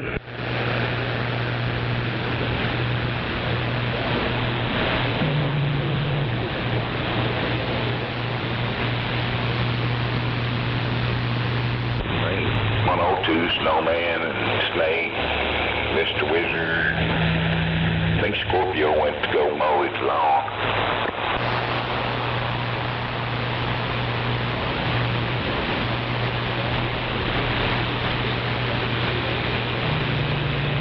Oh, I didn't hear nobody talking, so I just heard you, and I said, good afternoon. But good afternoon, boys. Yeah, I was trying to get some good audio out of it. Good afternoon. You're getting right over here.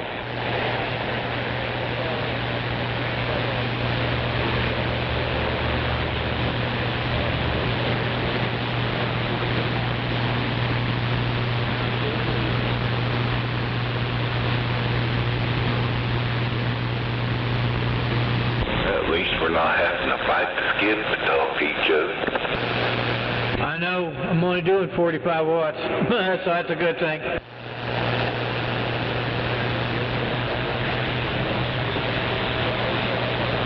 Dang, I'm doing 1.5 watts.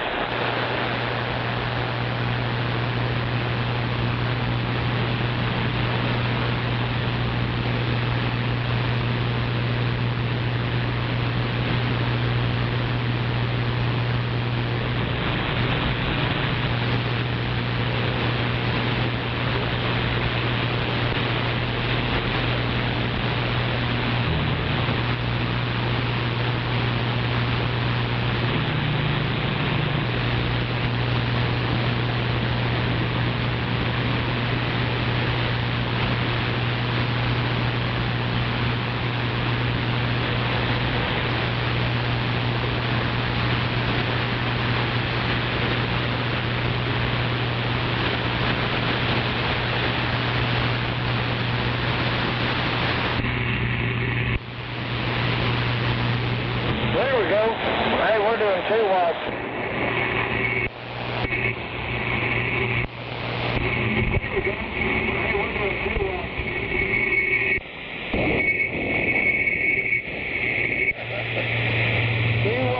And about 89% modulation.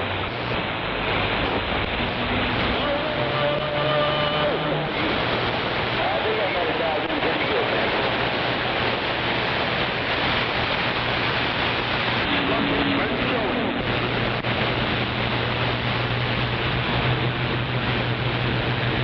Yeah, I'm going to use this on a Sunday.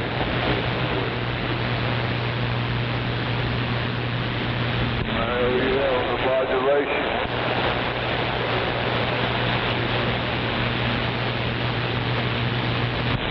Can you hear me now? Heck yeah, it's all about the modulation. Come on.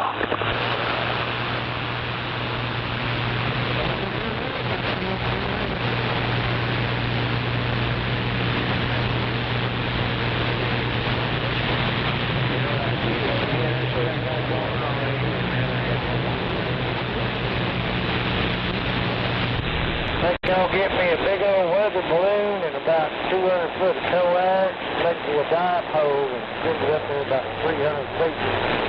See if I can make it all the way to North Oklahoma City with my radio signal. Hey. Yeah, that ought to do it. Yeah, I'm still riding with me.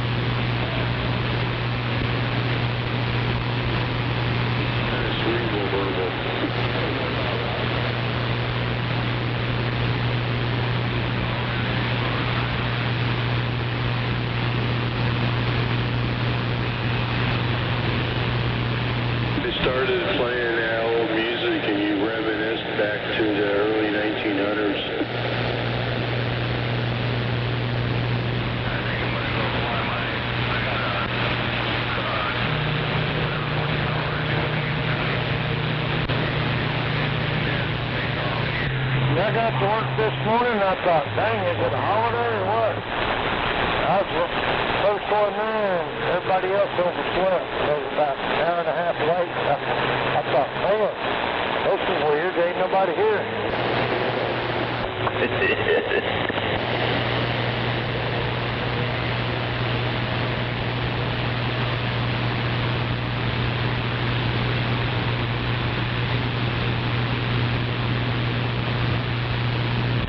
Just had to work the butts off because I was on vacation for 2 weeks.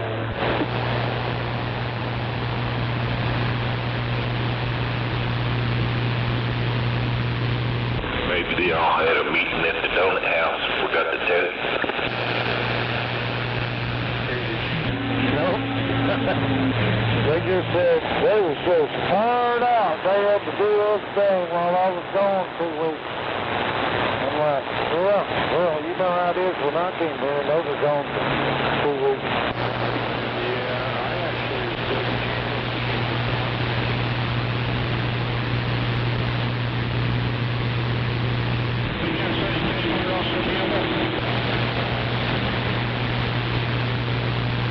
That boy. But that was the original plan.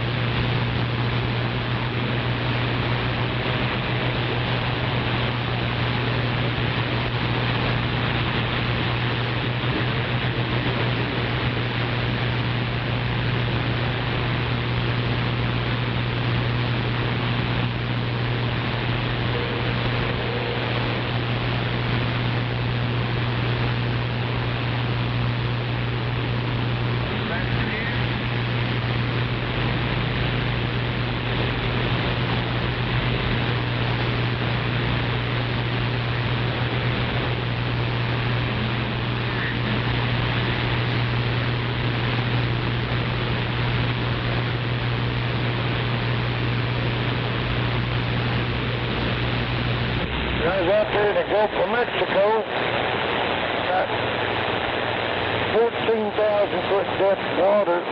Somebody yelled, hey, look, back, there's a whale surfacing. I said, oh, hell. My ex-wife's talking to me again.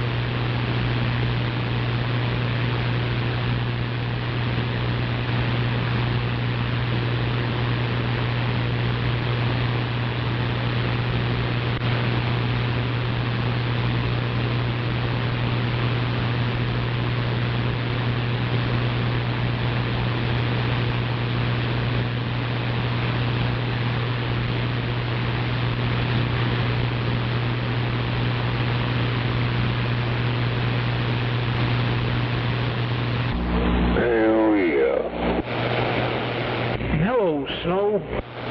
Good evening. I'll be damned.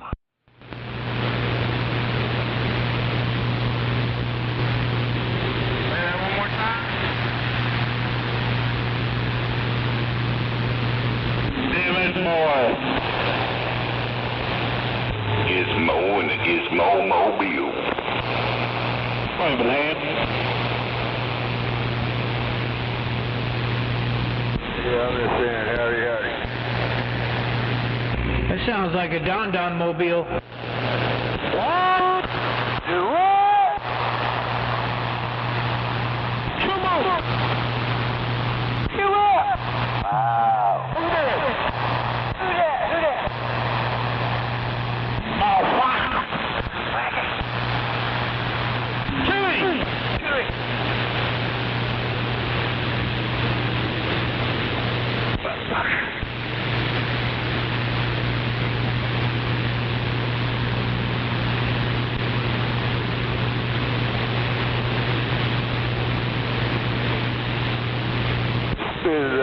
It didn't belong to you no way.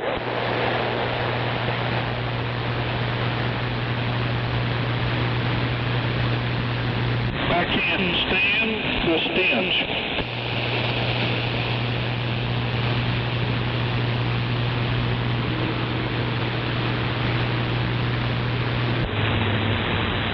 You hear Gizmo over there, Mr. Wizard?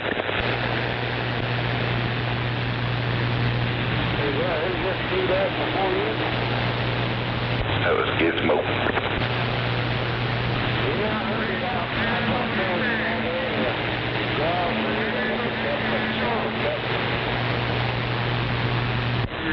Hakuna Matata.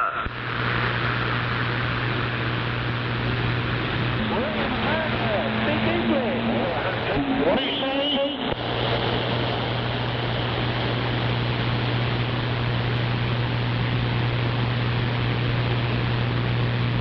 You said a cute tomato.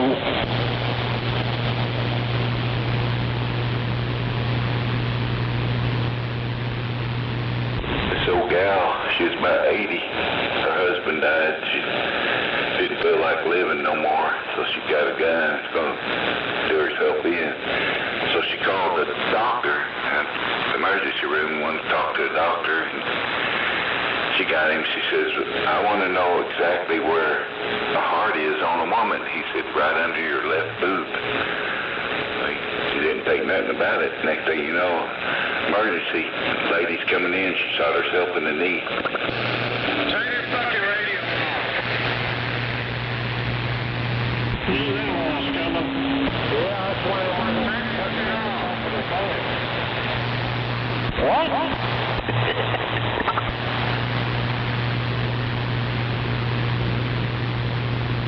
sound like you're swallowing your mic. Shit off.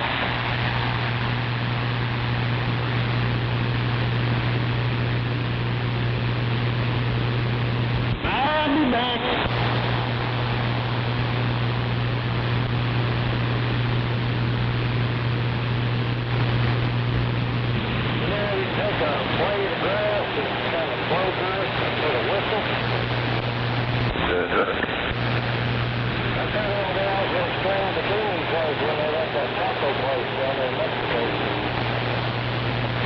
Oh my. Yeah, they're eating pineapples and playing Hawaiian music. That little song was down just like if they're blowing a whistle.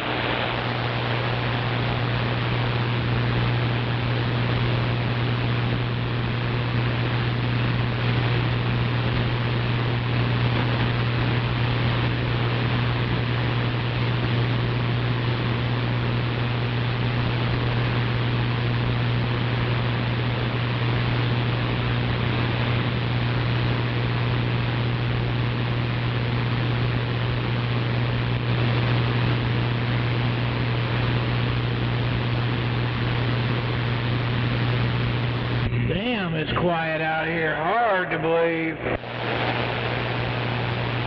No, it's not. It ain't hard.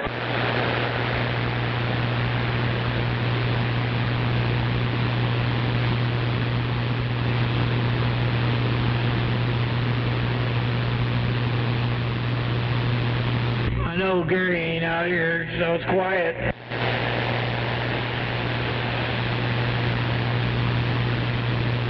This is true.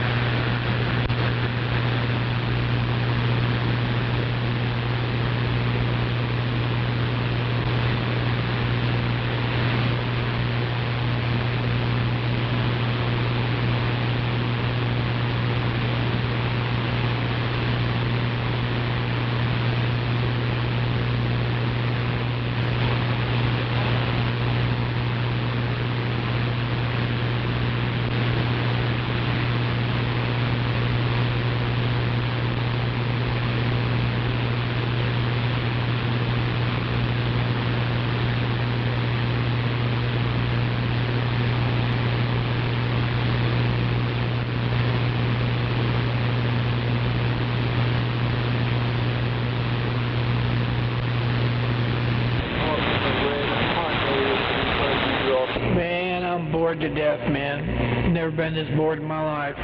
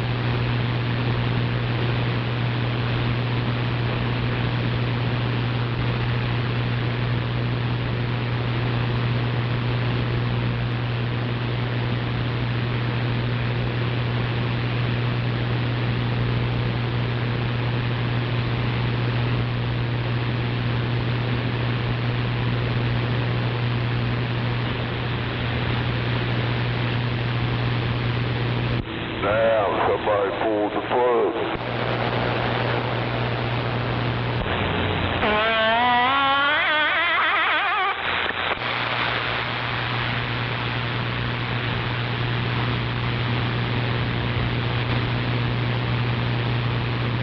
One of them gals with one of them bikinis on. Well, y'all pulled that 60 seconds.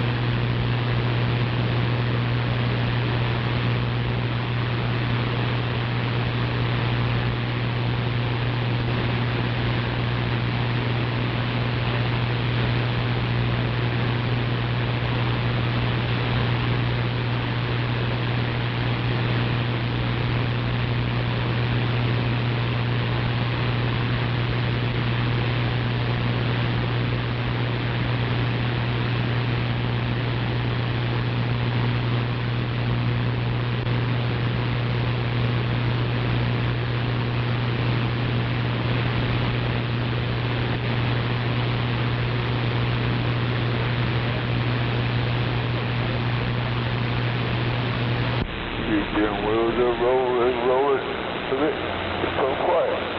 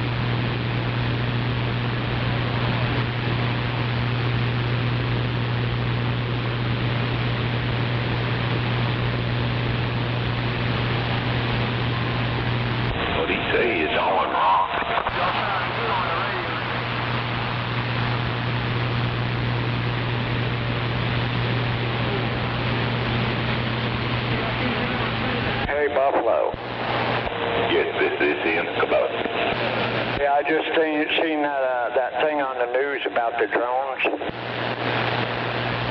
Yes. Okay, I got a question. They're showing the guns. They're showing videos and pictures of the guys shooting the guns, but they are not showing the pictures of the drones. I wonder why that is. Yeah.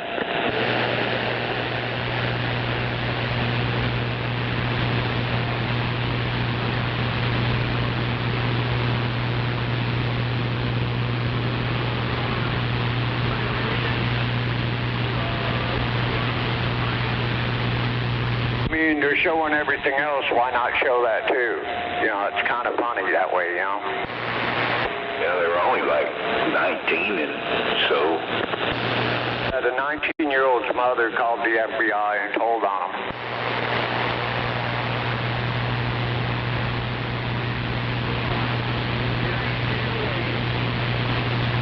I bet that guy that was doing that live stream, he was probably in on it too, waiting for the big moment.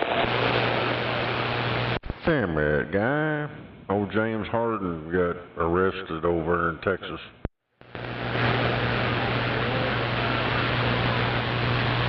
What did he get arrested for? For having a gun that's legally his, and it was sitting in his seat next to him. They arrested him and charged him with not having it in a holster.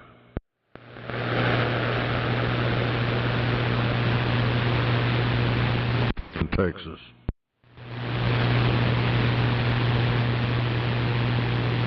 If he would have had it in a holster, he wouldn't have got arrested.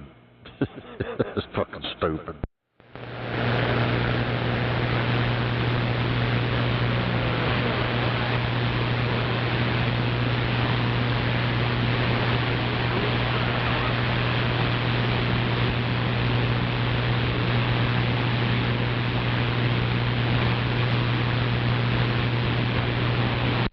Yeah, you can carry a firearm in your car and on your person, but don't lay it on the seat.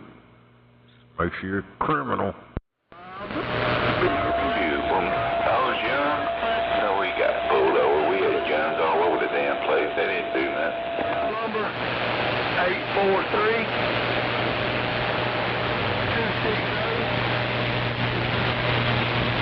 A couple of them sitting in the back window in the gun rack.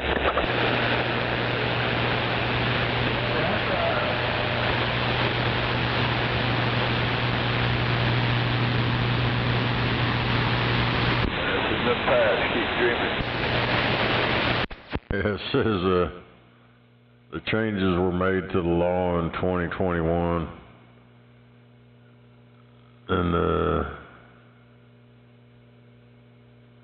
but the new law, it said a person commits an offense and the person intentionally, knowingly, or recklessly carries on or about his or her person a handgun in a motor vehicle or watercraft that is owned by the person's control at any time in which the handgun is in plain view, unless the person is 21 years of age or older, or a license to carry a handgun under Chapter H, Chapter 411, Government Code, and the handgun is carried in a holster.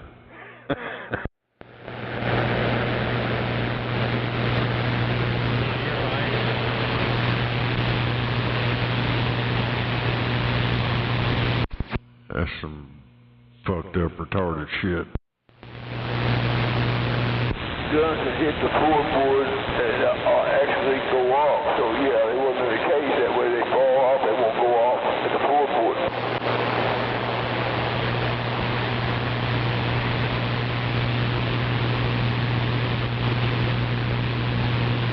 So yeah, carry your gun in the holster, when it falls on the floorboard, it won't go off.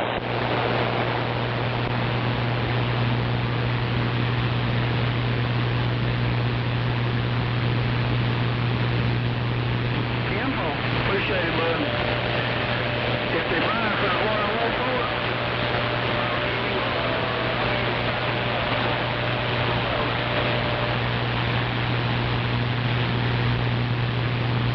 Yeah. one time I was at a pond. I had a 9-shot revolver, 22. Had that rat shot in it. Rat shot bullets. Game ranger come up, police come up. One know what was doing was fishing. I said, what you got? I got a snake gun and got bullets. It got a rat shot in it. They're like, let me see it. They looked at it and like gave it back to me. Said, don't shoot no weapon. Hell yeah.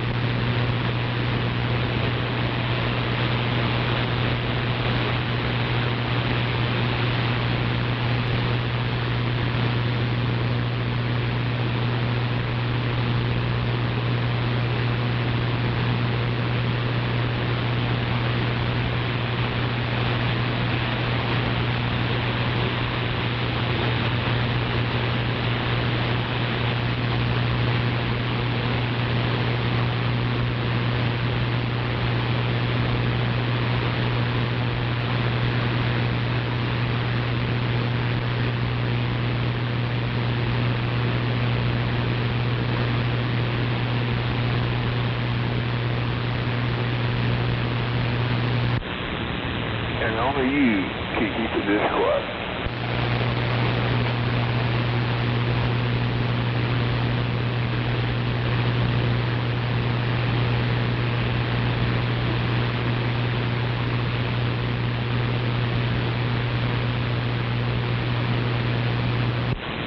I'll be right back. I got a call 9 and a 1 and a 1. Somebody stole my fucking coffee. My cup didn't. Somebody got my fucking coffee.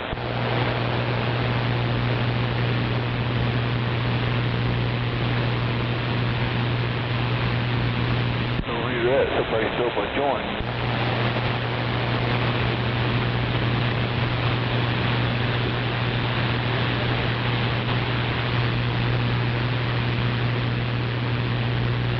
How you keep old lady?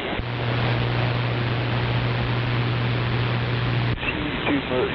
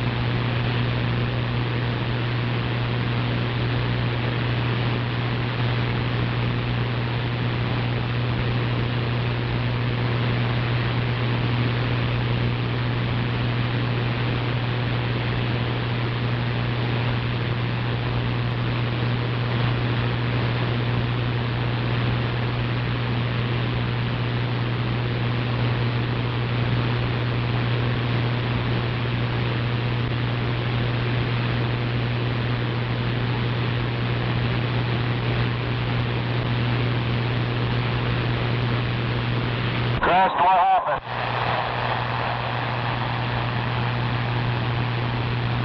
Southbound, hit the left lane or the right lane? Hey, I'll pick it where you want. You got a broke down big truck in the middle lane there at the 132 in the middle lane.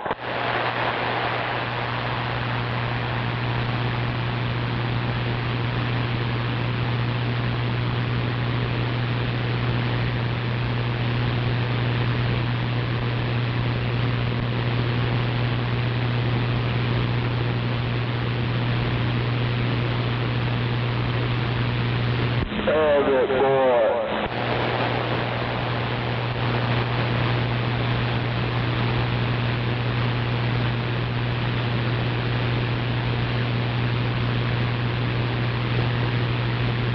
No wonder you come out with robot truck drivers. Y'all ain't worth a fuck. Can't stick this lane you won't.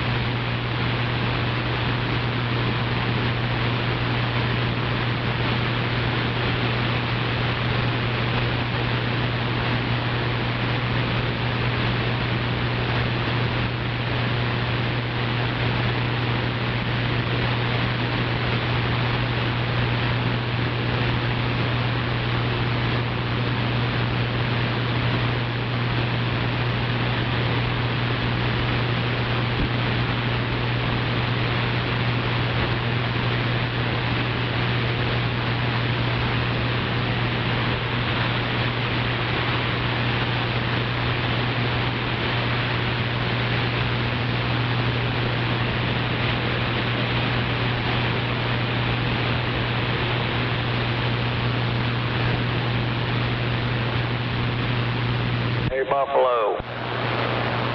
Yes, I'm on. Okay, you got a Porsche and you have a Pinto. Both of them are $200. Which one do you choose? A what? A Ford and a Pinto? Porsche and a Pinto. Both of them are $200. Which one do you choose? Probably the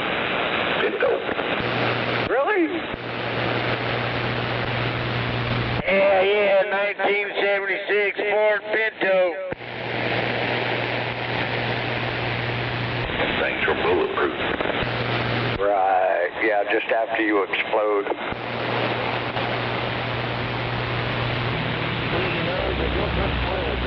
Yeah, man, you're so negative. Hey, I'd rather take you with such a surprise explosion than with such a surprise mechanic fail on a course tour. Yeah, parts are cheaper too. Exactly. Yeah, but look at it this way. If you buy the Porsche for $200, you can turn around and sell the Porsche and get 4 Pintos.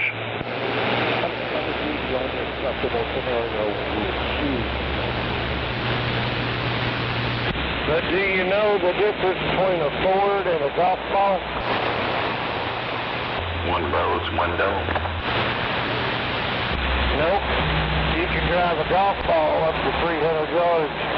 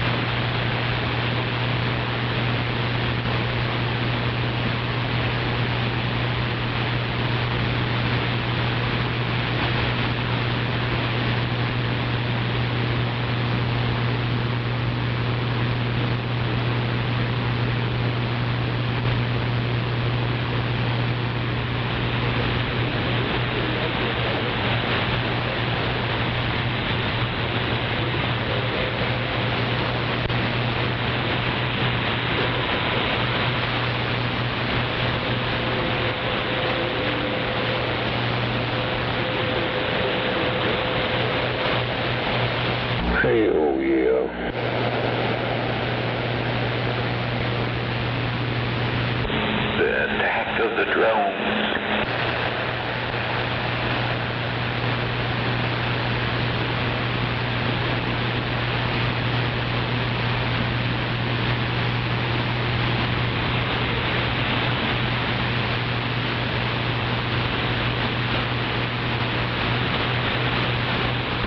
Damn, it done turned graveyard out here.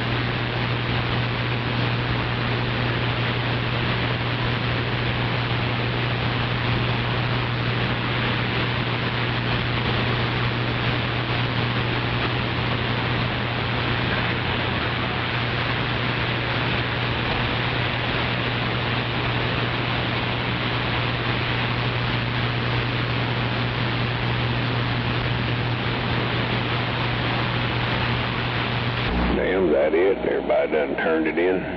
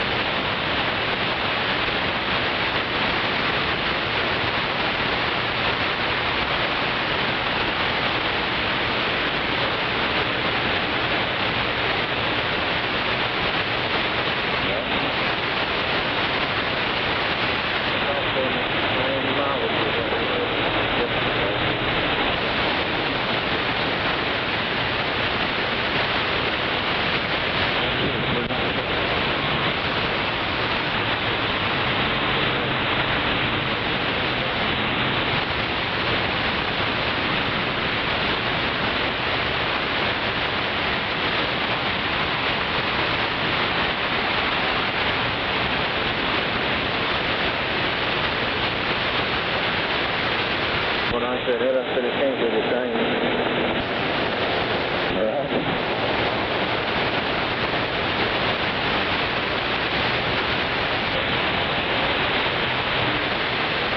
Yes, sir.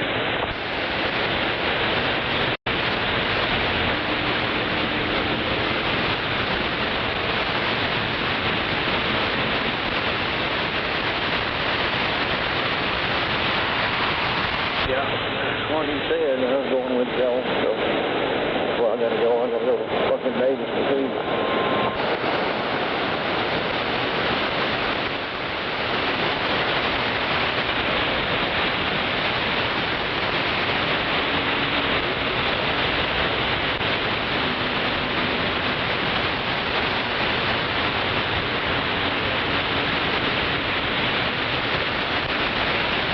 You say you got to go this evening?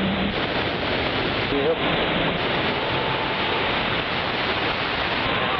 Gonna deliver Friday.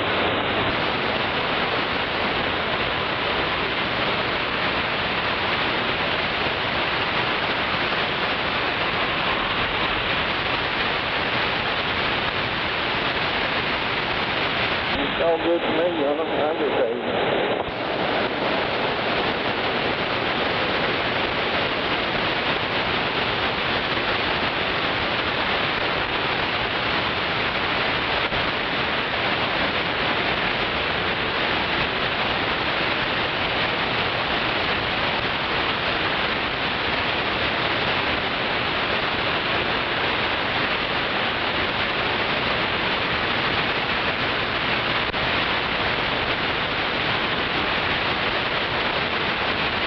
Go ahead, radio check, it's working.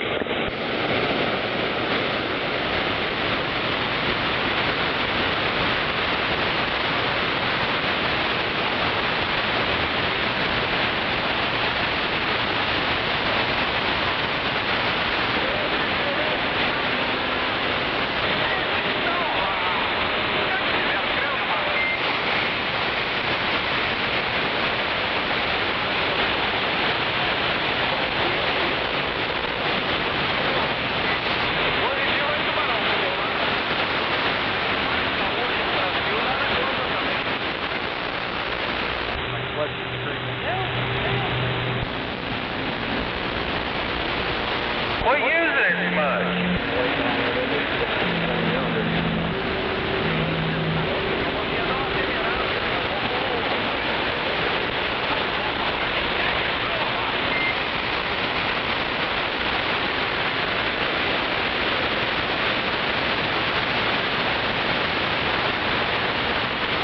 Playing the stop and go game. Learn to play it better. Don't quit trying to be the guy that's 15 feet in front of the person next to him. You know? Look at it and see a pattern. Slow it down. You won't have to change gears too much.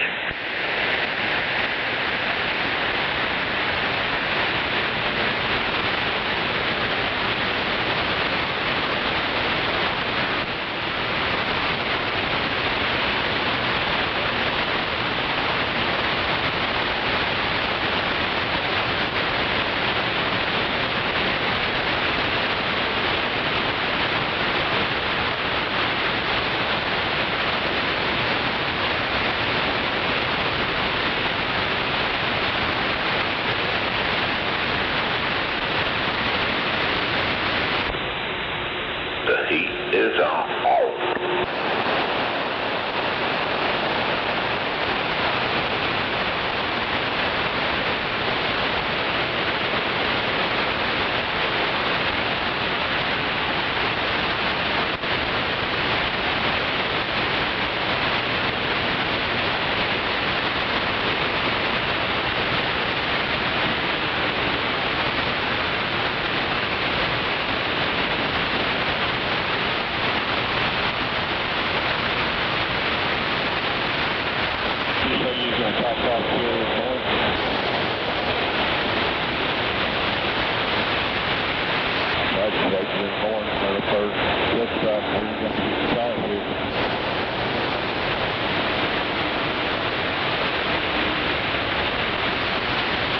There's the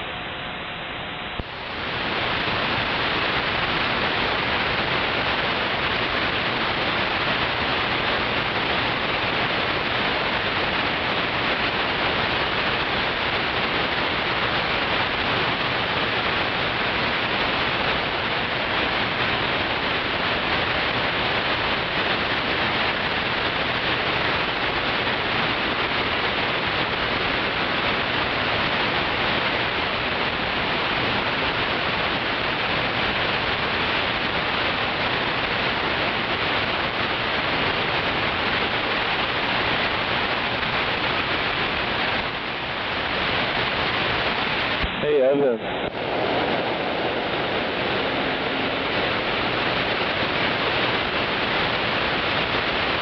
Evan, you hear me?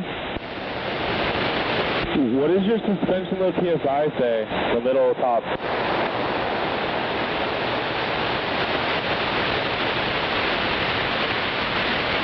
Is it over 70?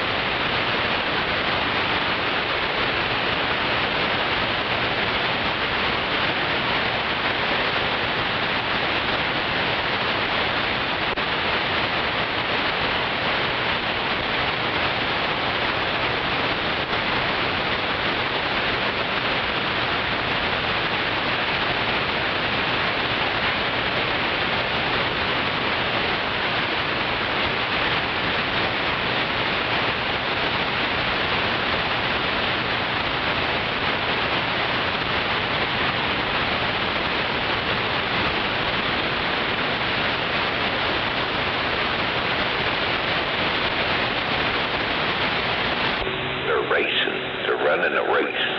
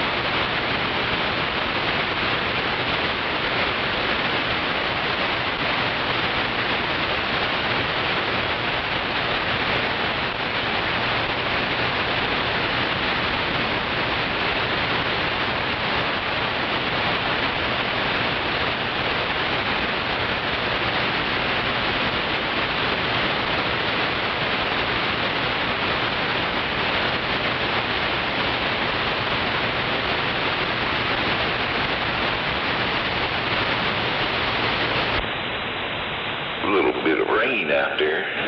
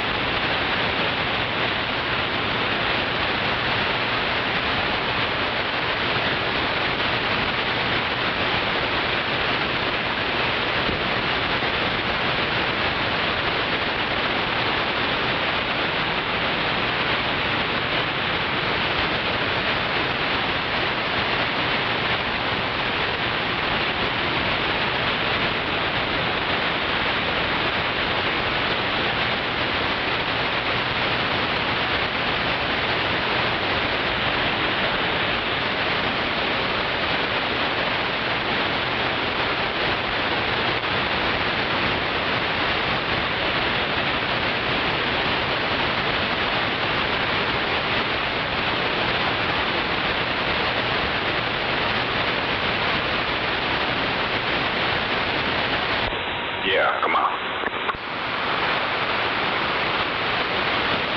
Yeah. Get out there, ain't going nowhere.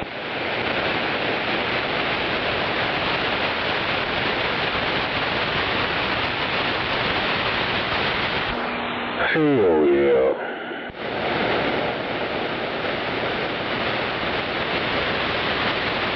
I thought you'd be over there eating that corn by now. No, I ain't gonna make that run till I think Thursday. Oh, yeah. Will you get? Do what? Are you getting some corn? Yeah, I think Thursday they're gonna open the gates out there. Go out there and buy bags of corn out there in McLeod. Huh. It's good shit, Maynard. I ain't never had no pouring out of McLeod. Do what? Pouring out in McLeod. Yeah, at Nowalski Farms, we go out there every year and they harvest that sweet corn and we buy bags of it. Hell, all corn, sweet corn. Do what to the sweet corn? Nothing. I'm just fucking with you. Oh, I didn't catch what you said. I had something else going on over here on the interstate. So you ain't never seen any of that McLeod corn? I want some. Damn it. Yeah, with a P. Corn. Boy, they got deep. That's what she said. Yeah, that kind of went the other direction real quick, didn't it? Yeah, I made a left turn. I'm jumping up on the curb. Right turn, Clyde. Yeah, you can't have corn without pouring. Come on. Yeah, last couple of seasons I've gotten some for me and Snake too, and I guess his secretary tried some last year. He gave her a few years of it. She'd been after him asking, when's that guy gonna go get more of it? When's he gonna get more of it? Swerving all over the road, you gonna shake that coat up. I'll stand by. Waving a hand out there, Bobo.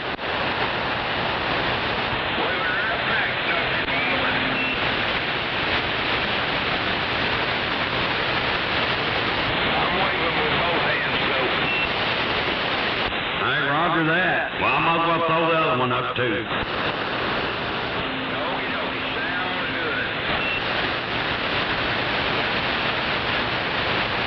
I've got the grill going. I'm fixing to go put on some pork steaks. Pork steak. Be over about 45.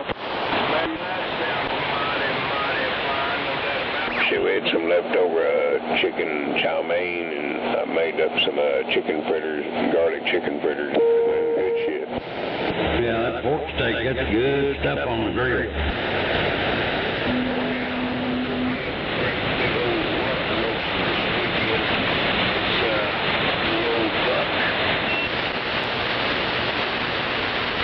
Coffee on the rump roast.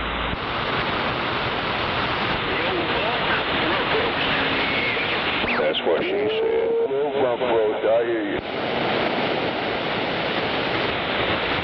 What's 20 on the fuck roast? Out here trying to read it. Waving a hand there, fuel pump.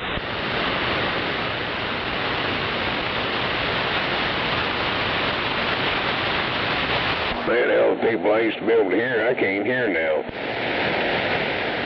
Heck, fuel pump coming on in here. Yeah, I used to be able to hear him, Bobo. Shit, I can't even tell they're in there now. Yeah, I can barely hear you.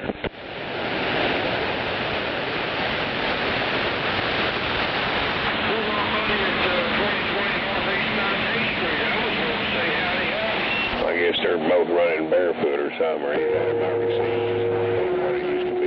Just, yeah, you know, when he's on the radio, Patches is holding his pecker, and then when he passes out, he's sucking the thumb. Too hot for Gary, I'm over just laying in the bathtub. He's out loading. Well, you say you always got to put ice on it. I know you're right. There, I heard him then. Because he's always trying to play that little doorknob. He claims he has a big one. He's always playing a little doorknob.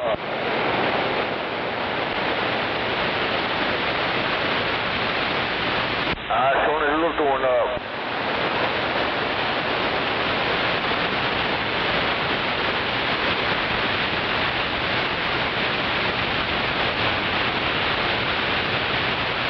I think Patches fell down the other day, skinned her knee, and all the air run out of her.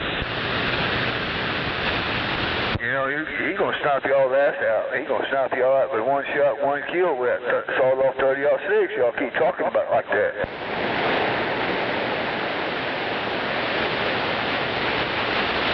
He's going to hit me all up and use that 30-06. Come on. That's all the ammo those some bitches got. We got one shot.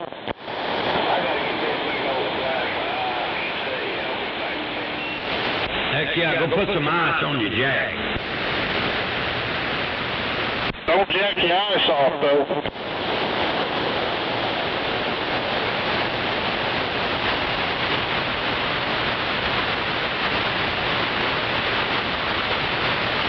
You out there on the grill, Bob? I'm about to be. I'm fixing to go out there and throw them pork steaks down. Right, yo.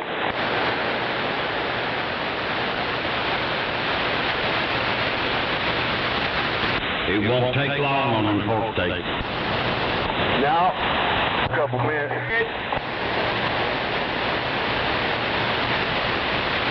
About 8 minutes on each side, and then call it good. Right.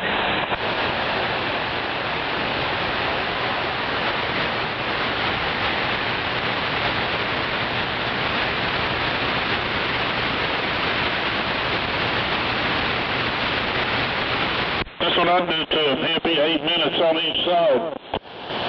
Heck yeah.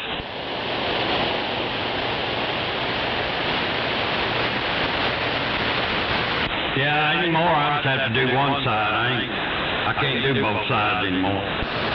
Damn it. Fucking out of breath. I gotta stop and have a cigarette break.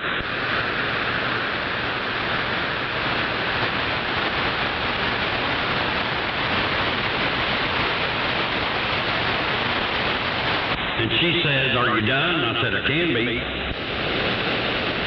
Say hell no. Right after I get done with this cigarette.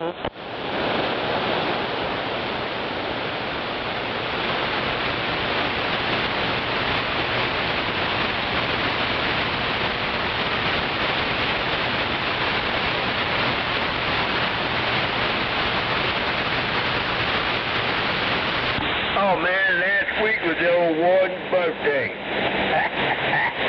We took out to eat there, right? Heck yeah. Well, you tell her I said happy birthday. I'm sorry I missed her birthday. Right, Joe. Yeah, she did all right. She got more money than I got. Hey, that's always the case. Hell yeah. And dinner. Heck yeah.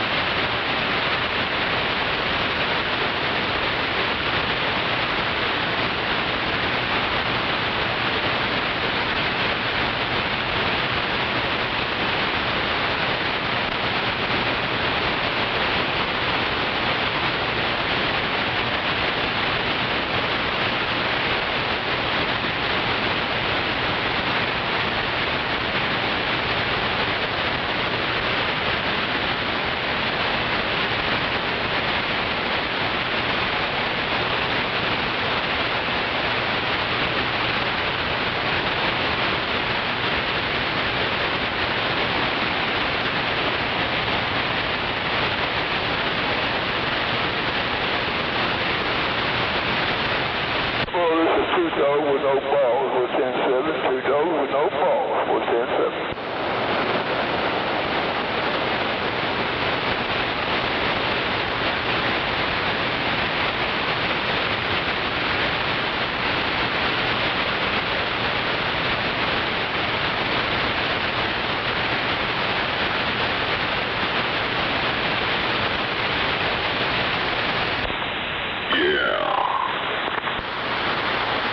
command.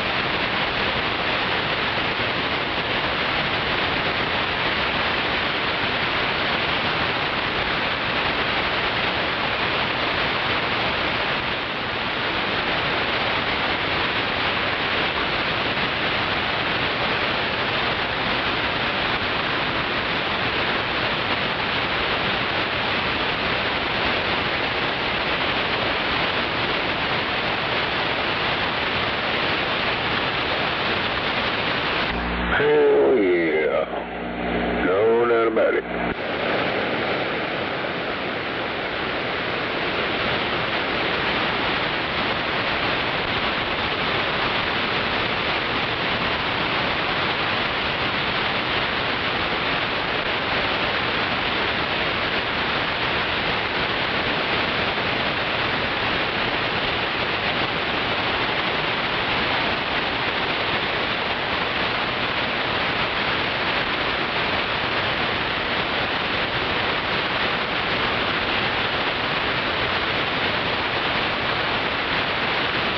Who let the dogs out?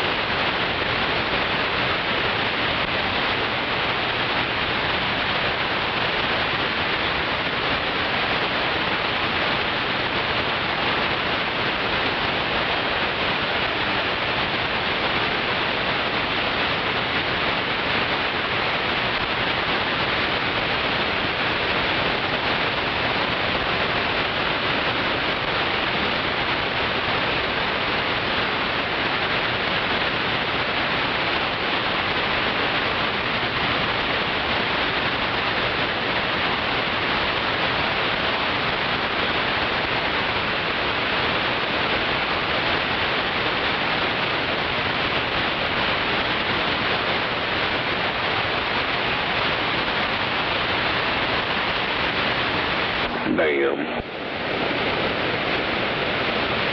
I guess police opened fire on a car, killed a small kid over some old girl stealing a box of Pampers. What? But she probably tried to run him over.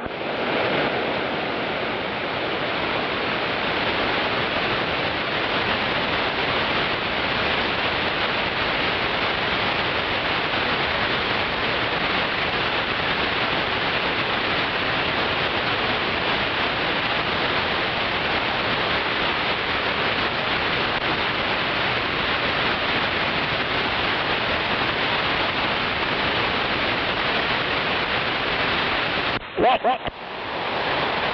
What?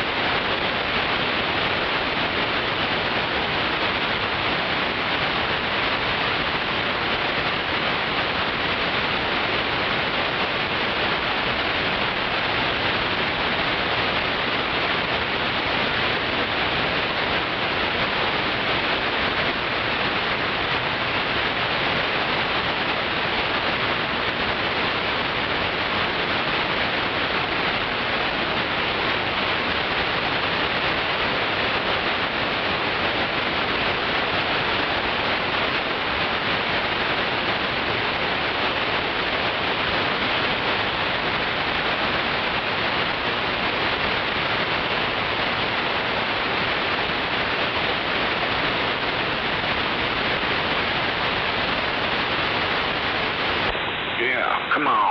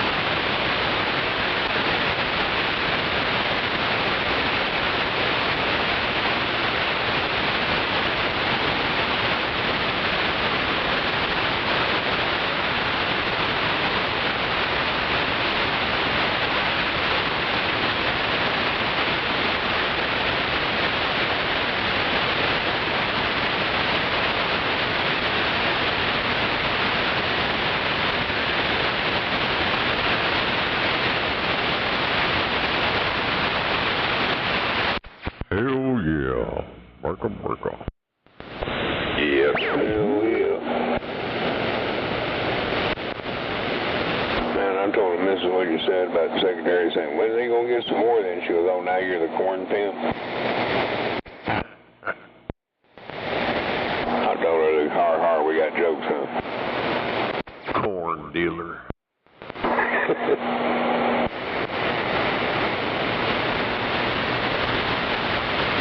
He'd be the empty corn stalk pimp.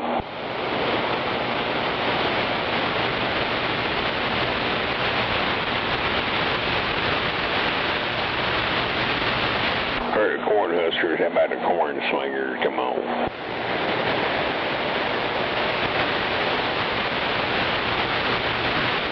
These motherfuckers on Instagram, I just went over and scrolled through.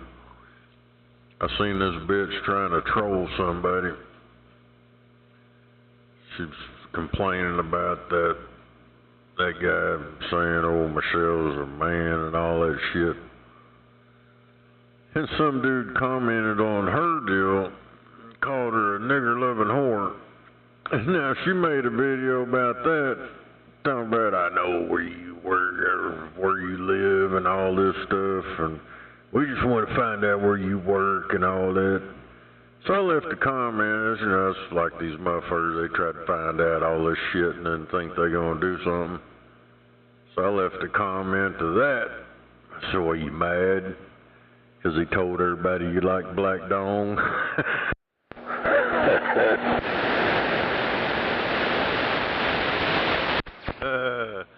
Oh, these motherfuckers are right up on her.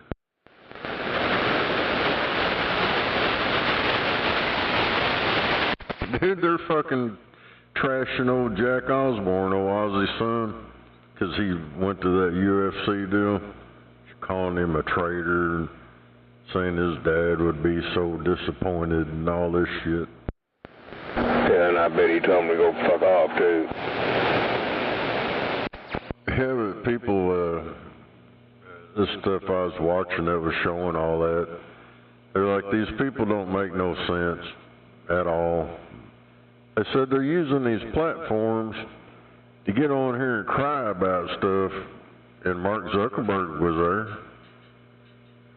there and all that. So they're using Facebook to get on there and cry about how, oh, you sold out, but you're using Mark Zuckerberg shit, and he was there.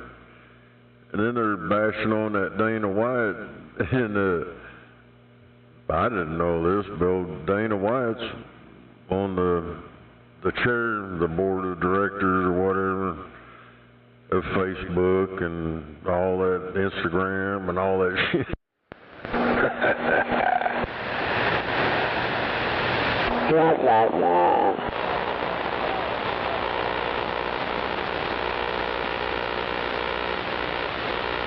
Yeah, the same people they're bitching and crying about, they're using their software and their platform to cry. Yeah, I know. People are contradictive.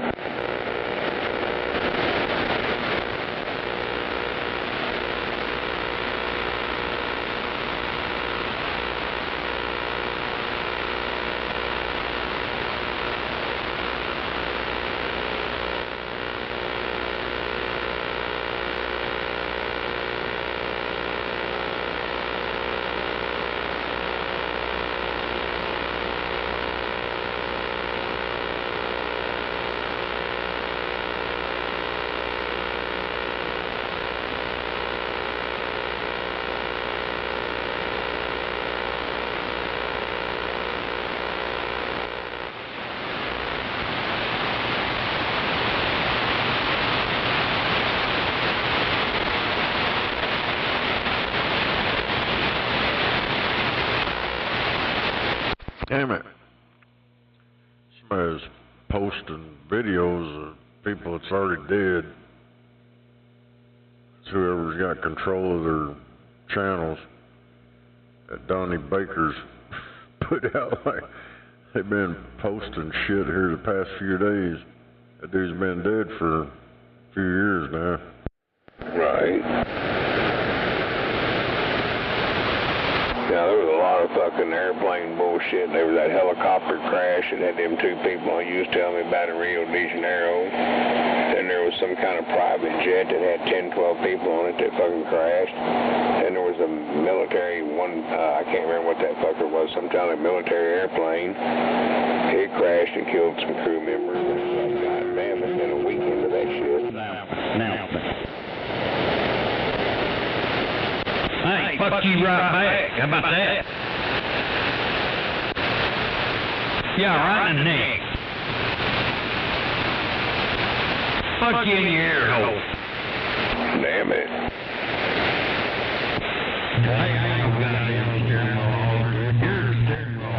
Off earlier today. Hey, you got your little snakeskin gloves on while you're holding the steering wheel? Well, I figured you got snakeskin glove, driving gloves to match your snakeskin driving boots. Dr. Bob, that might be foreskin gloves. Hey, the bad thing is they bought them at Walmart and it's fake. That ain't even real snakeskin. Damn it, they ain't. And I bet his feet hurt too. Well, I bought me a pair. I thought they was real.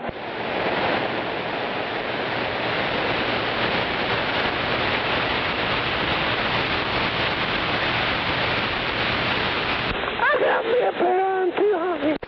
Oh, hell. Get the pom-poms out. Hell yeah, because they're Pom-poms.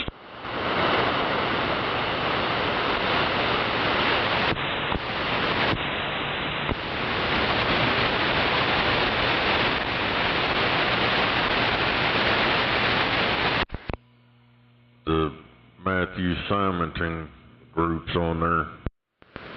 Yeah, I heard that. That's why I said the loon. Oh, well, he don't matter. Damn, that's my third joint today. I'm about ready to go for my fourth.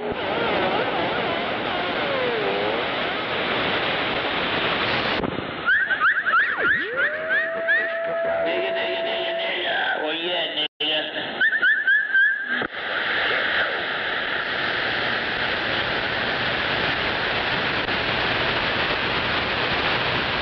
Hell yeah.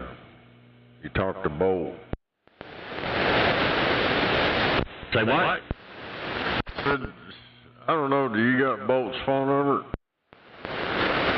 I might have, but I haven't talked to him. That shit's funny as hell. I'd send you a text. Copy that.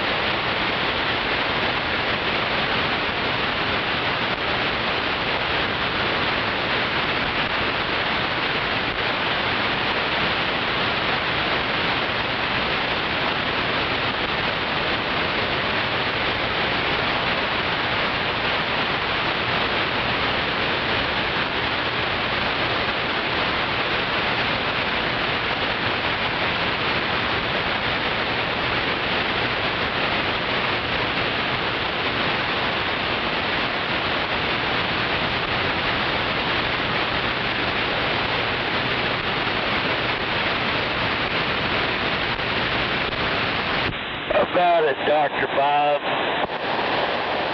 Yeah, go ahead, AK.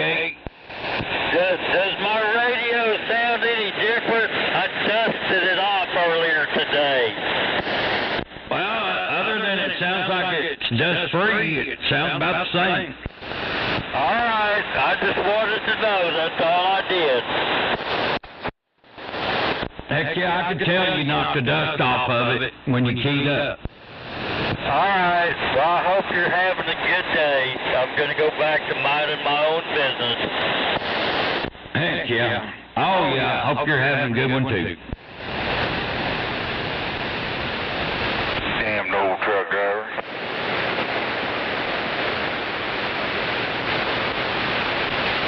Waving a hand there, Dennis. Obi.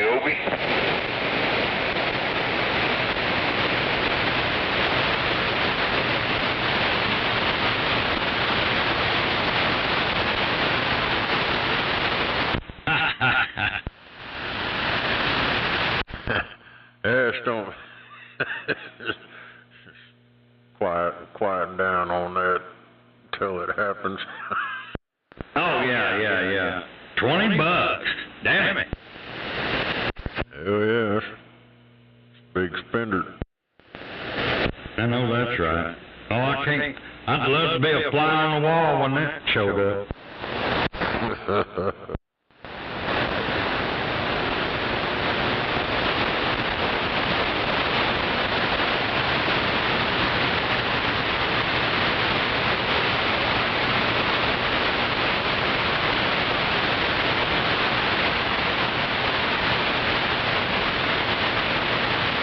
Me and my niece came by here today to trim my dog's toenails.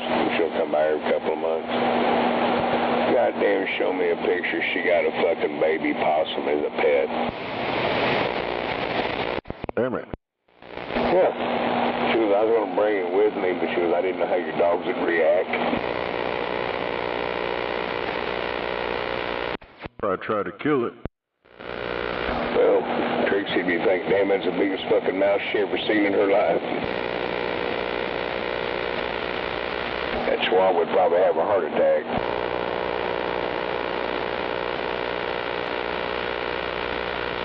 You'd be like, Daddy, that mouse crowed. Where'd that come from?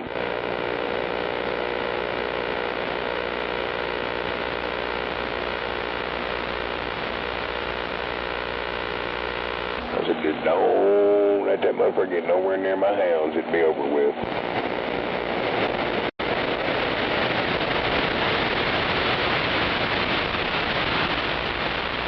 She'll show me a picture of that motherfucker crawls around on their neck, lays with them, and all kinds of shit. I'm like, damn. She goes, yeah, it's like a combination of having a cat and dog all rolled into one.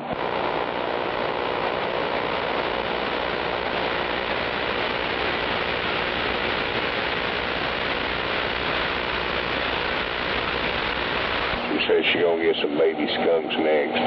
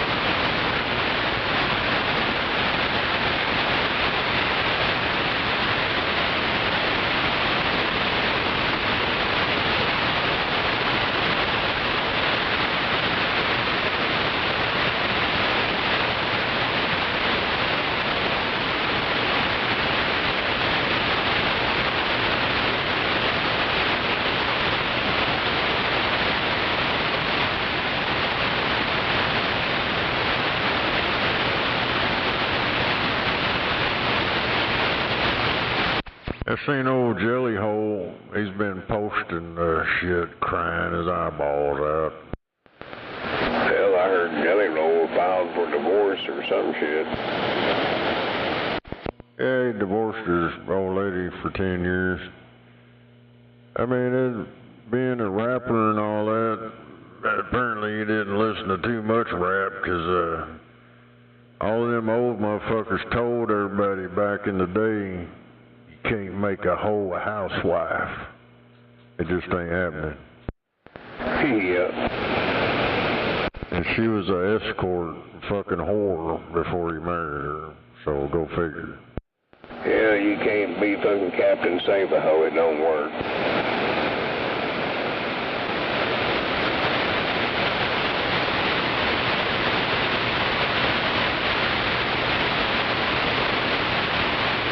That's karma for you. All I know is them people's like, well, I didn't see this happen. This motherfucker Ellie sat right there on Brian Upchurch's couch and told everybody that was there. He didn't know it was being recorded, but he said it's all fucking made up shit. He's doing it for the money. He don't give a shit about the fans, none of that. You know, he went and signed that record label. Then he was doing that country rap, and then he did some rap, and then he played the Christian thing, went and made some gospel songs and all this shit, and making the rounds. Yeah, just trying to fit in somewhere like old Garth Brooks. Oh, and he signed that contract. Hell, he got Grammys and all kinds of bullshit. They was putting him up there, and then he's talking about, I lost all this weight by exercising. Bullshit. Exercising the straw.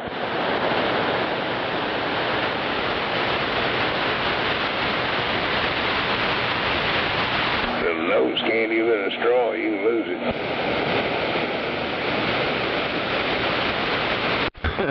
While I was looking all them motherfuckers up, I looked over up church, and there's some fucking in Poland or something. Somebody's selling all his merch over and making money off of him. If I was him, I'd be shutting that motherfucker down. Yeah. It said his net worth is minus $10 million. Damn, he's in debt. Well, that fucking Kylie Rodney, whatever, just because he said he didn't think she was real.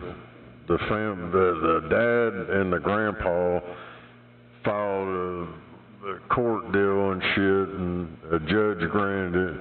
Over his opinion, he got sued. Damn it.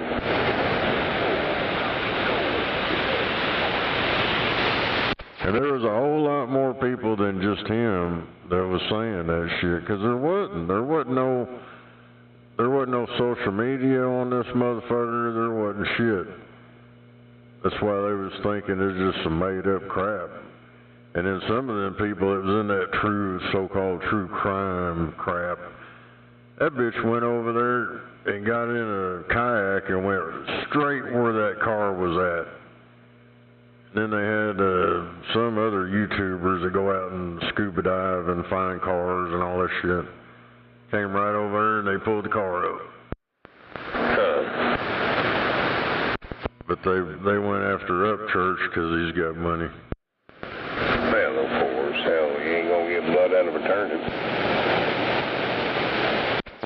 That's minus after. I think he's appealed it and shit or whatever, but he's got quite a few albums. He's got quite a few millions of dollars. Right.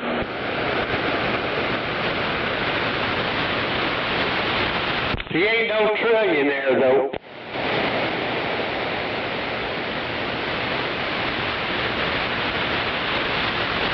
So far, there's only one trillionaire.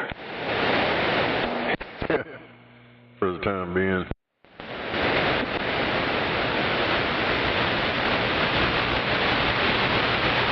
Because I have no debt, so $100,000 would be play money.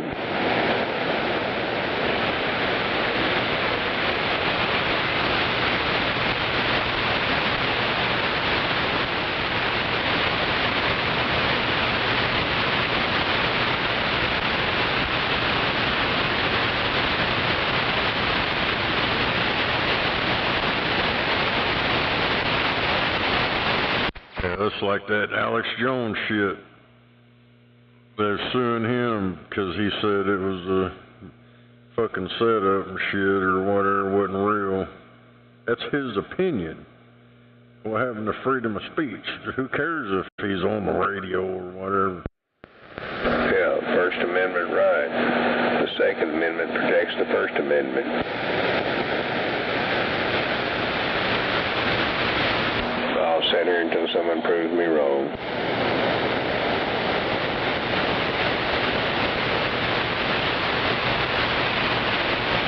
The Second Amendment is to protect you against your government also. Oh yeah, free and safe passage against all enemies, foreign and domestic.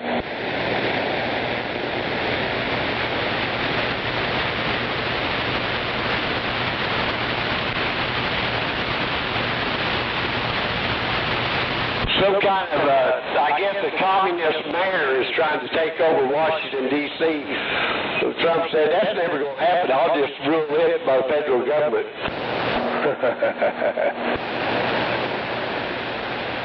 And in the Constitution, that's legal in the Washington, D.C. area. Yeah, because actually Washington, D.C. is not a state. It's a federal entity. You know what the D.C. stands for, don't you? District of Columbia. Dark country.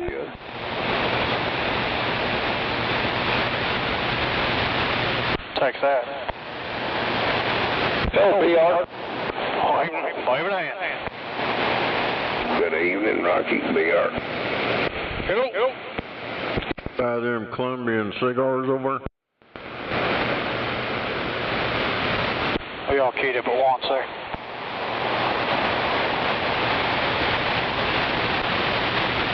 Snake wants cigars, so.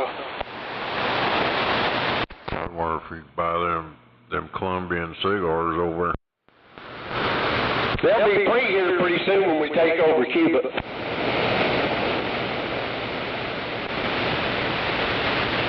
Well, maybe not free, but less expensive. Less illegal in the United States, yeah. Yeah, more available. On the Cuban cigar. Yeah. Damn it. I guess this is happening like today or right now. Protesters clash with U.S. Marshals in St. Paul, Minnesota. Minnesota. Well, that whole state's corrupt anyway. Oh yeah, Democratic control, corruptiveness. Oh yeah.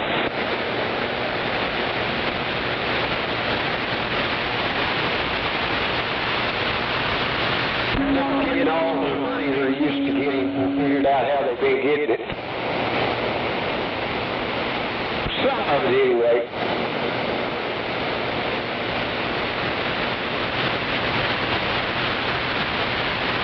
Start you up a Leering Center and you can get millions of dollars. Yes, a Leering Center? Yes. Oh yeah, Leering Center.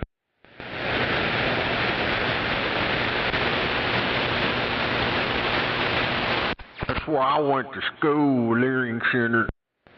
That way you can get you a train from here to Tulsa and get $1 billion to do it and then never lay a track. Hell yeah, let's do it.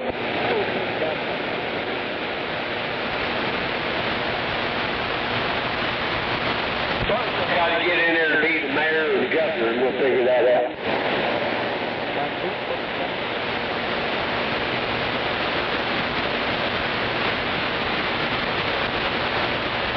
Man, Bruce Lee said a lot of shit, but he said it with a Chinese accent.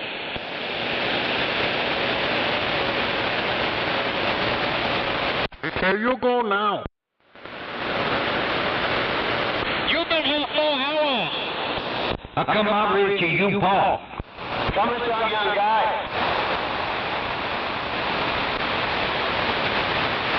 I'm smart, you stupid. You should eat vegetables.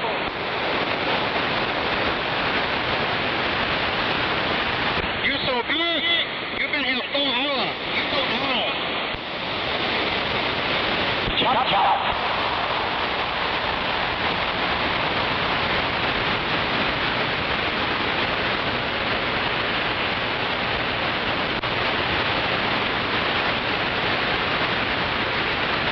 I know how you watch your...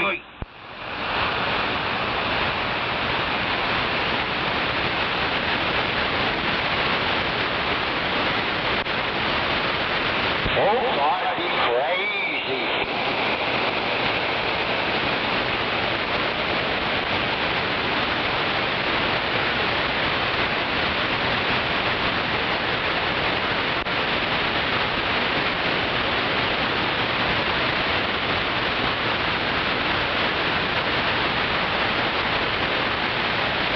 How'd them pork steaks turn out?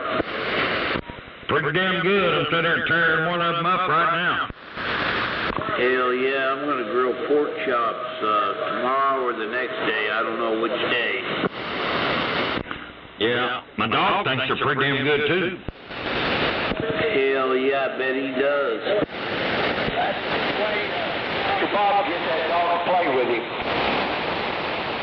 Heck yeah.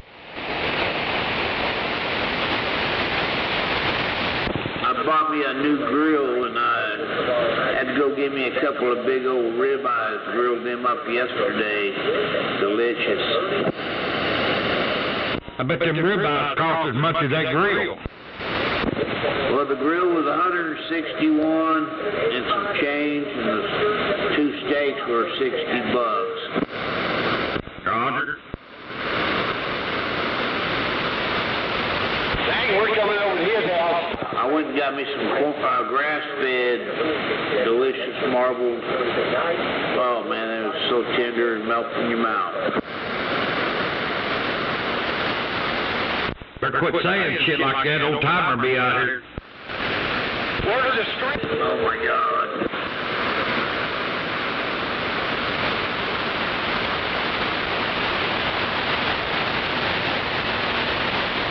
He'd be wanting to be your friend. Get on his compadre list again? Hell yeah.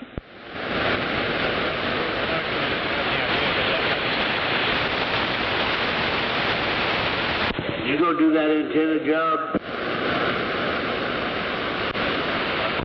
We're working on a couple of antennas.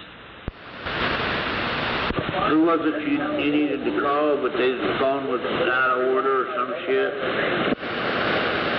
Oh, I don't remember that.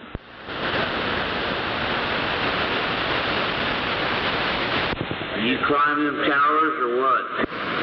Who, me? Hell no. That's what I was wanting. That's the whole reason I was bringing that up. Oh, I feel better. No, if your shit don't lay down, I don't want no part of it.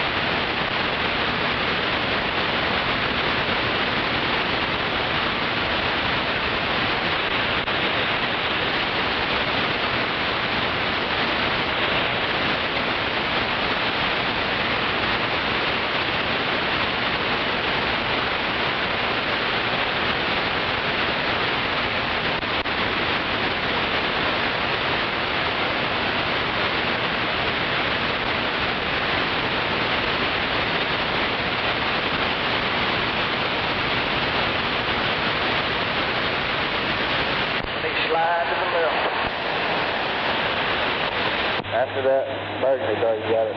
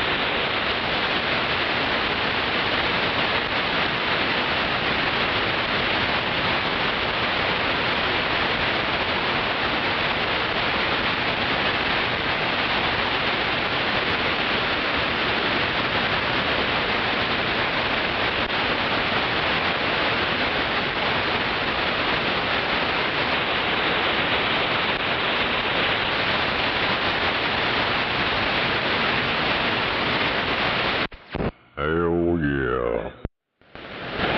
Hell yeah, roll this joint.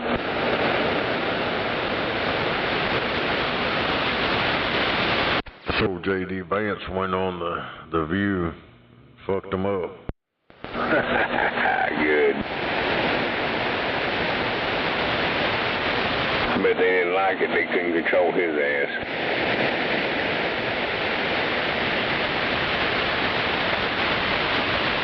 I seen the FCC's thing about shutting them down.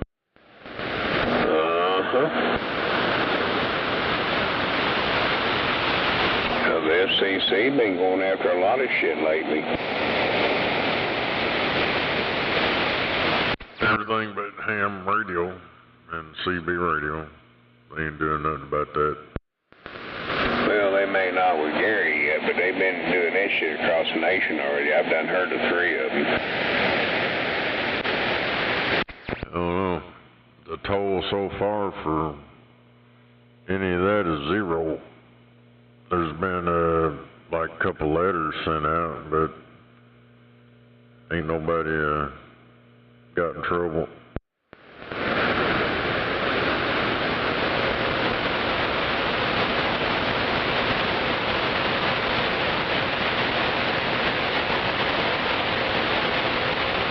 There's a guy I watch on YouTube. He's a ham dude.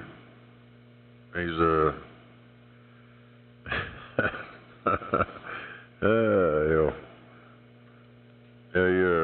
he's pretty funny to watch the way he says shit. But he's got to deal with the FCC enforcement, and it'll show the listing. I mean, you can get on there yourself and look up the enforcement deal.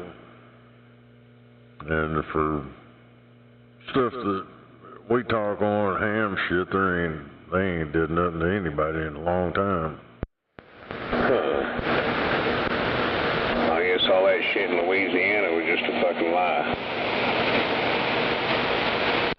I got some letters or something. Oh, the guy that ended up in jail from the police, and then the FCC supposedly come there and took the shit he was broadcasting on and fined him for it.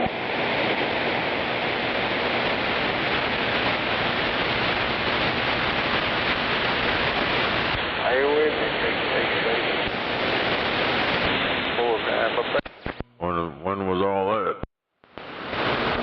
We were talking about that here just a couple months ago, and then we was telling Gary, hey, look, they done did one, you're next. Oh, that's a jackass. He was online. He was posting online that he was going to do shit to the president.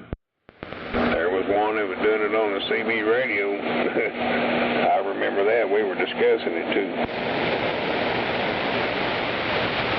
There was a guy threatening to kill people on the CB, and the local law enforcement arrested his ass, but the FCC didn't do nothing. Yeah, that's the guy that was threatening people, but yeah, they didn't do anything about it. Terroristic act was committed across the CB radio.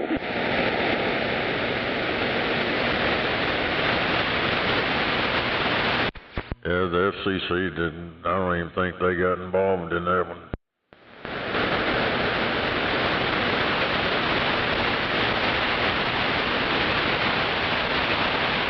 Hell, these news agencies, they need to quit spreading bullshit lies. Hey, you can go look it up. That's on this. Open information.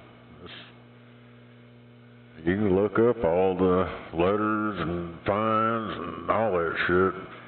Mainly all that's on there is commercial stuff.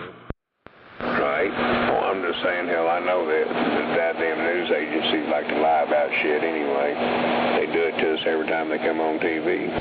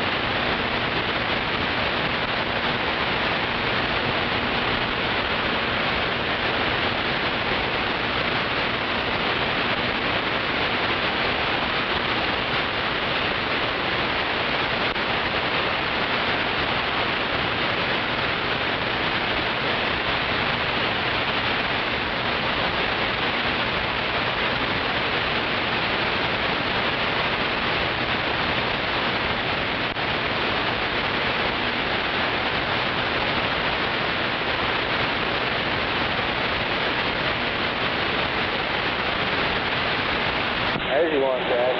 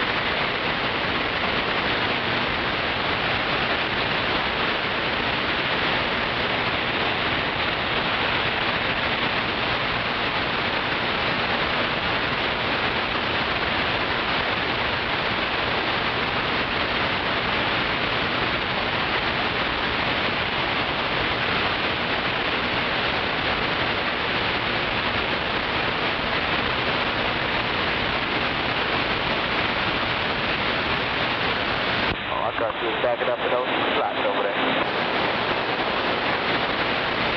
But we did.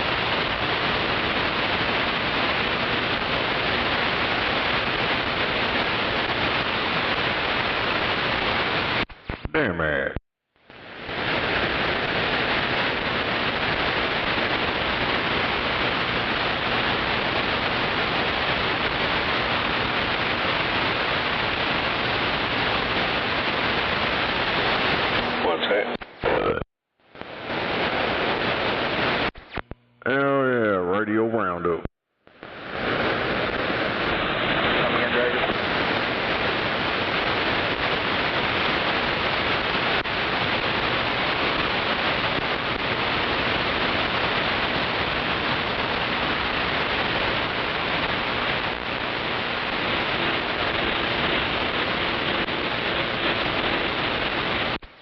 Yo.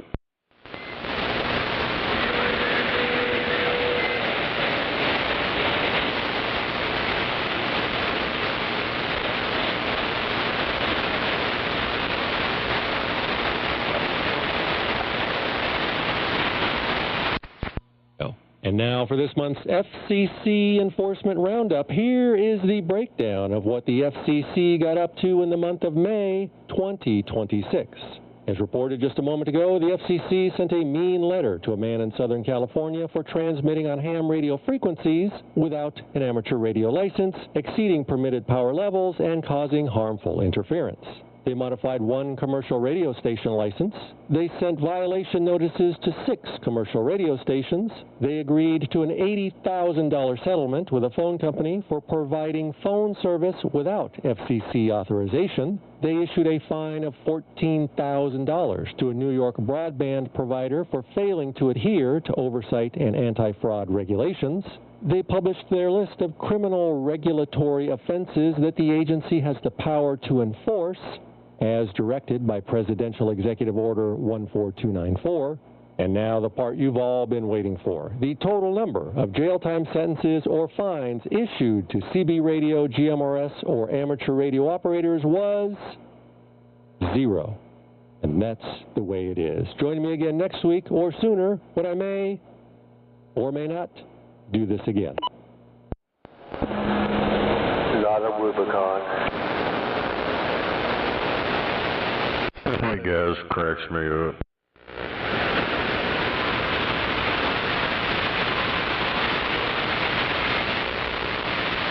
He's a big GMRS radio dude.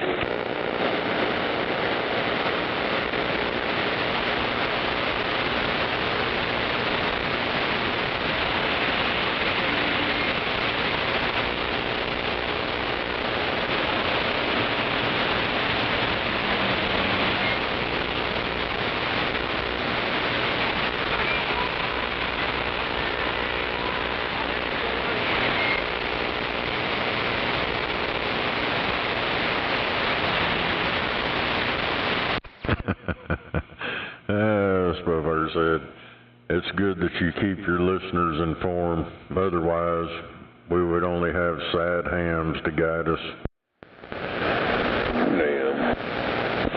Yeah, he always talks about the sad hams.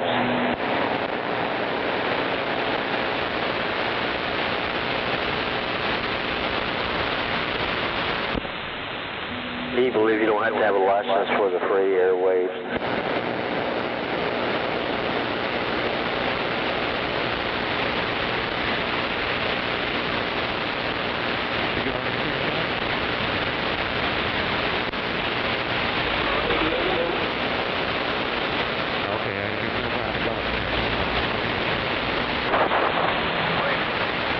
Hell, if they was to come down on us hard, I mean really hard, hell, Snowman would be the only one left on the radio.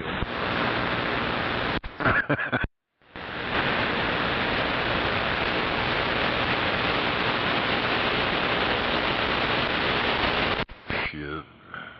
They better start on Channel 6. Oh, I'm sure there's a 28 be stop number 2.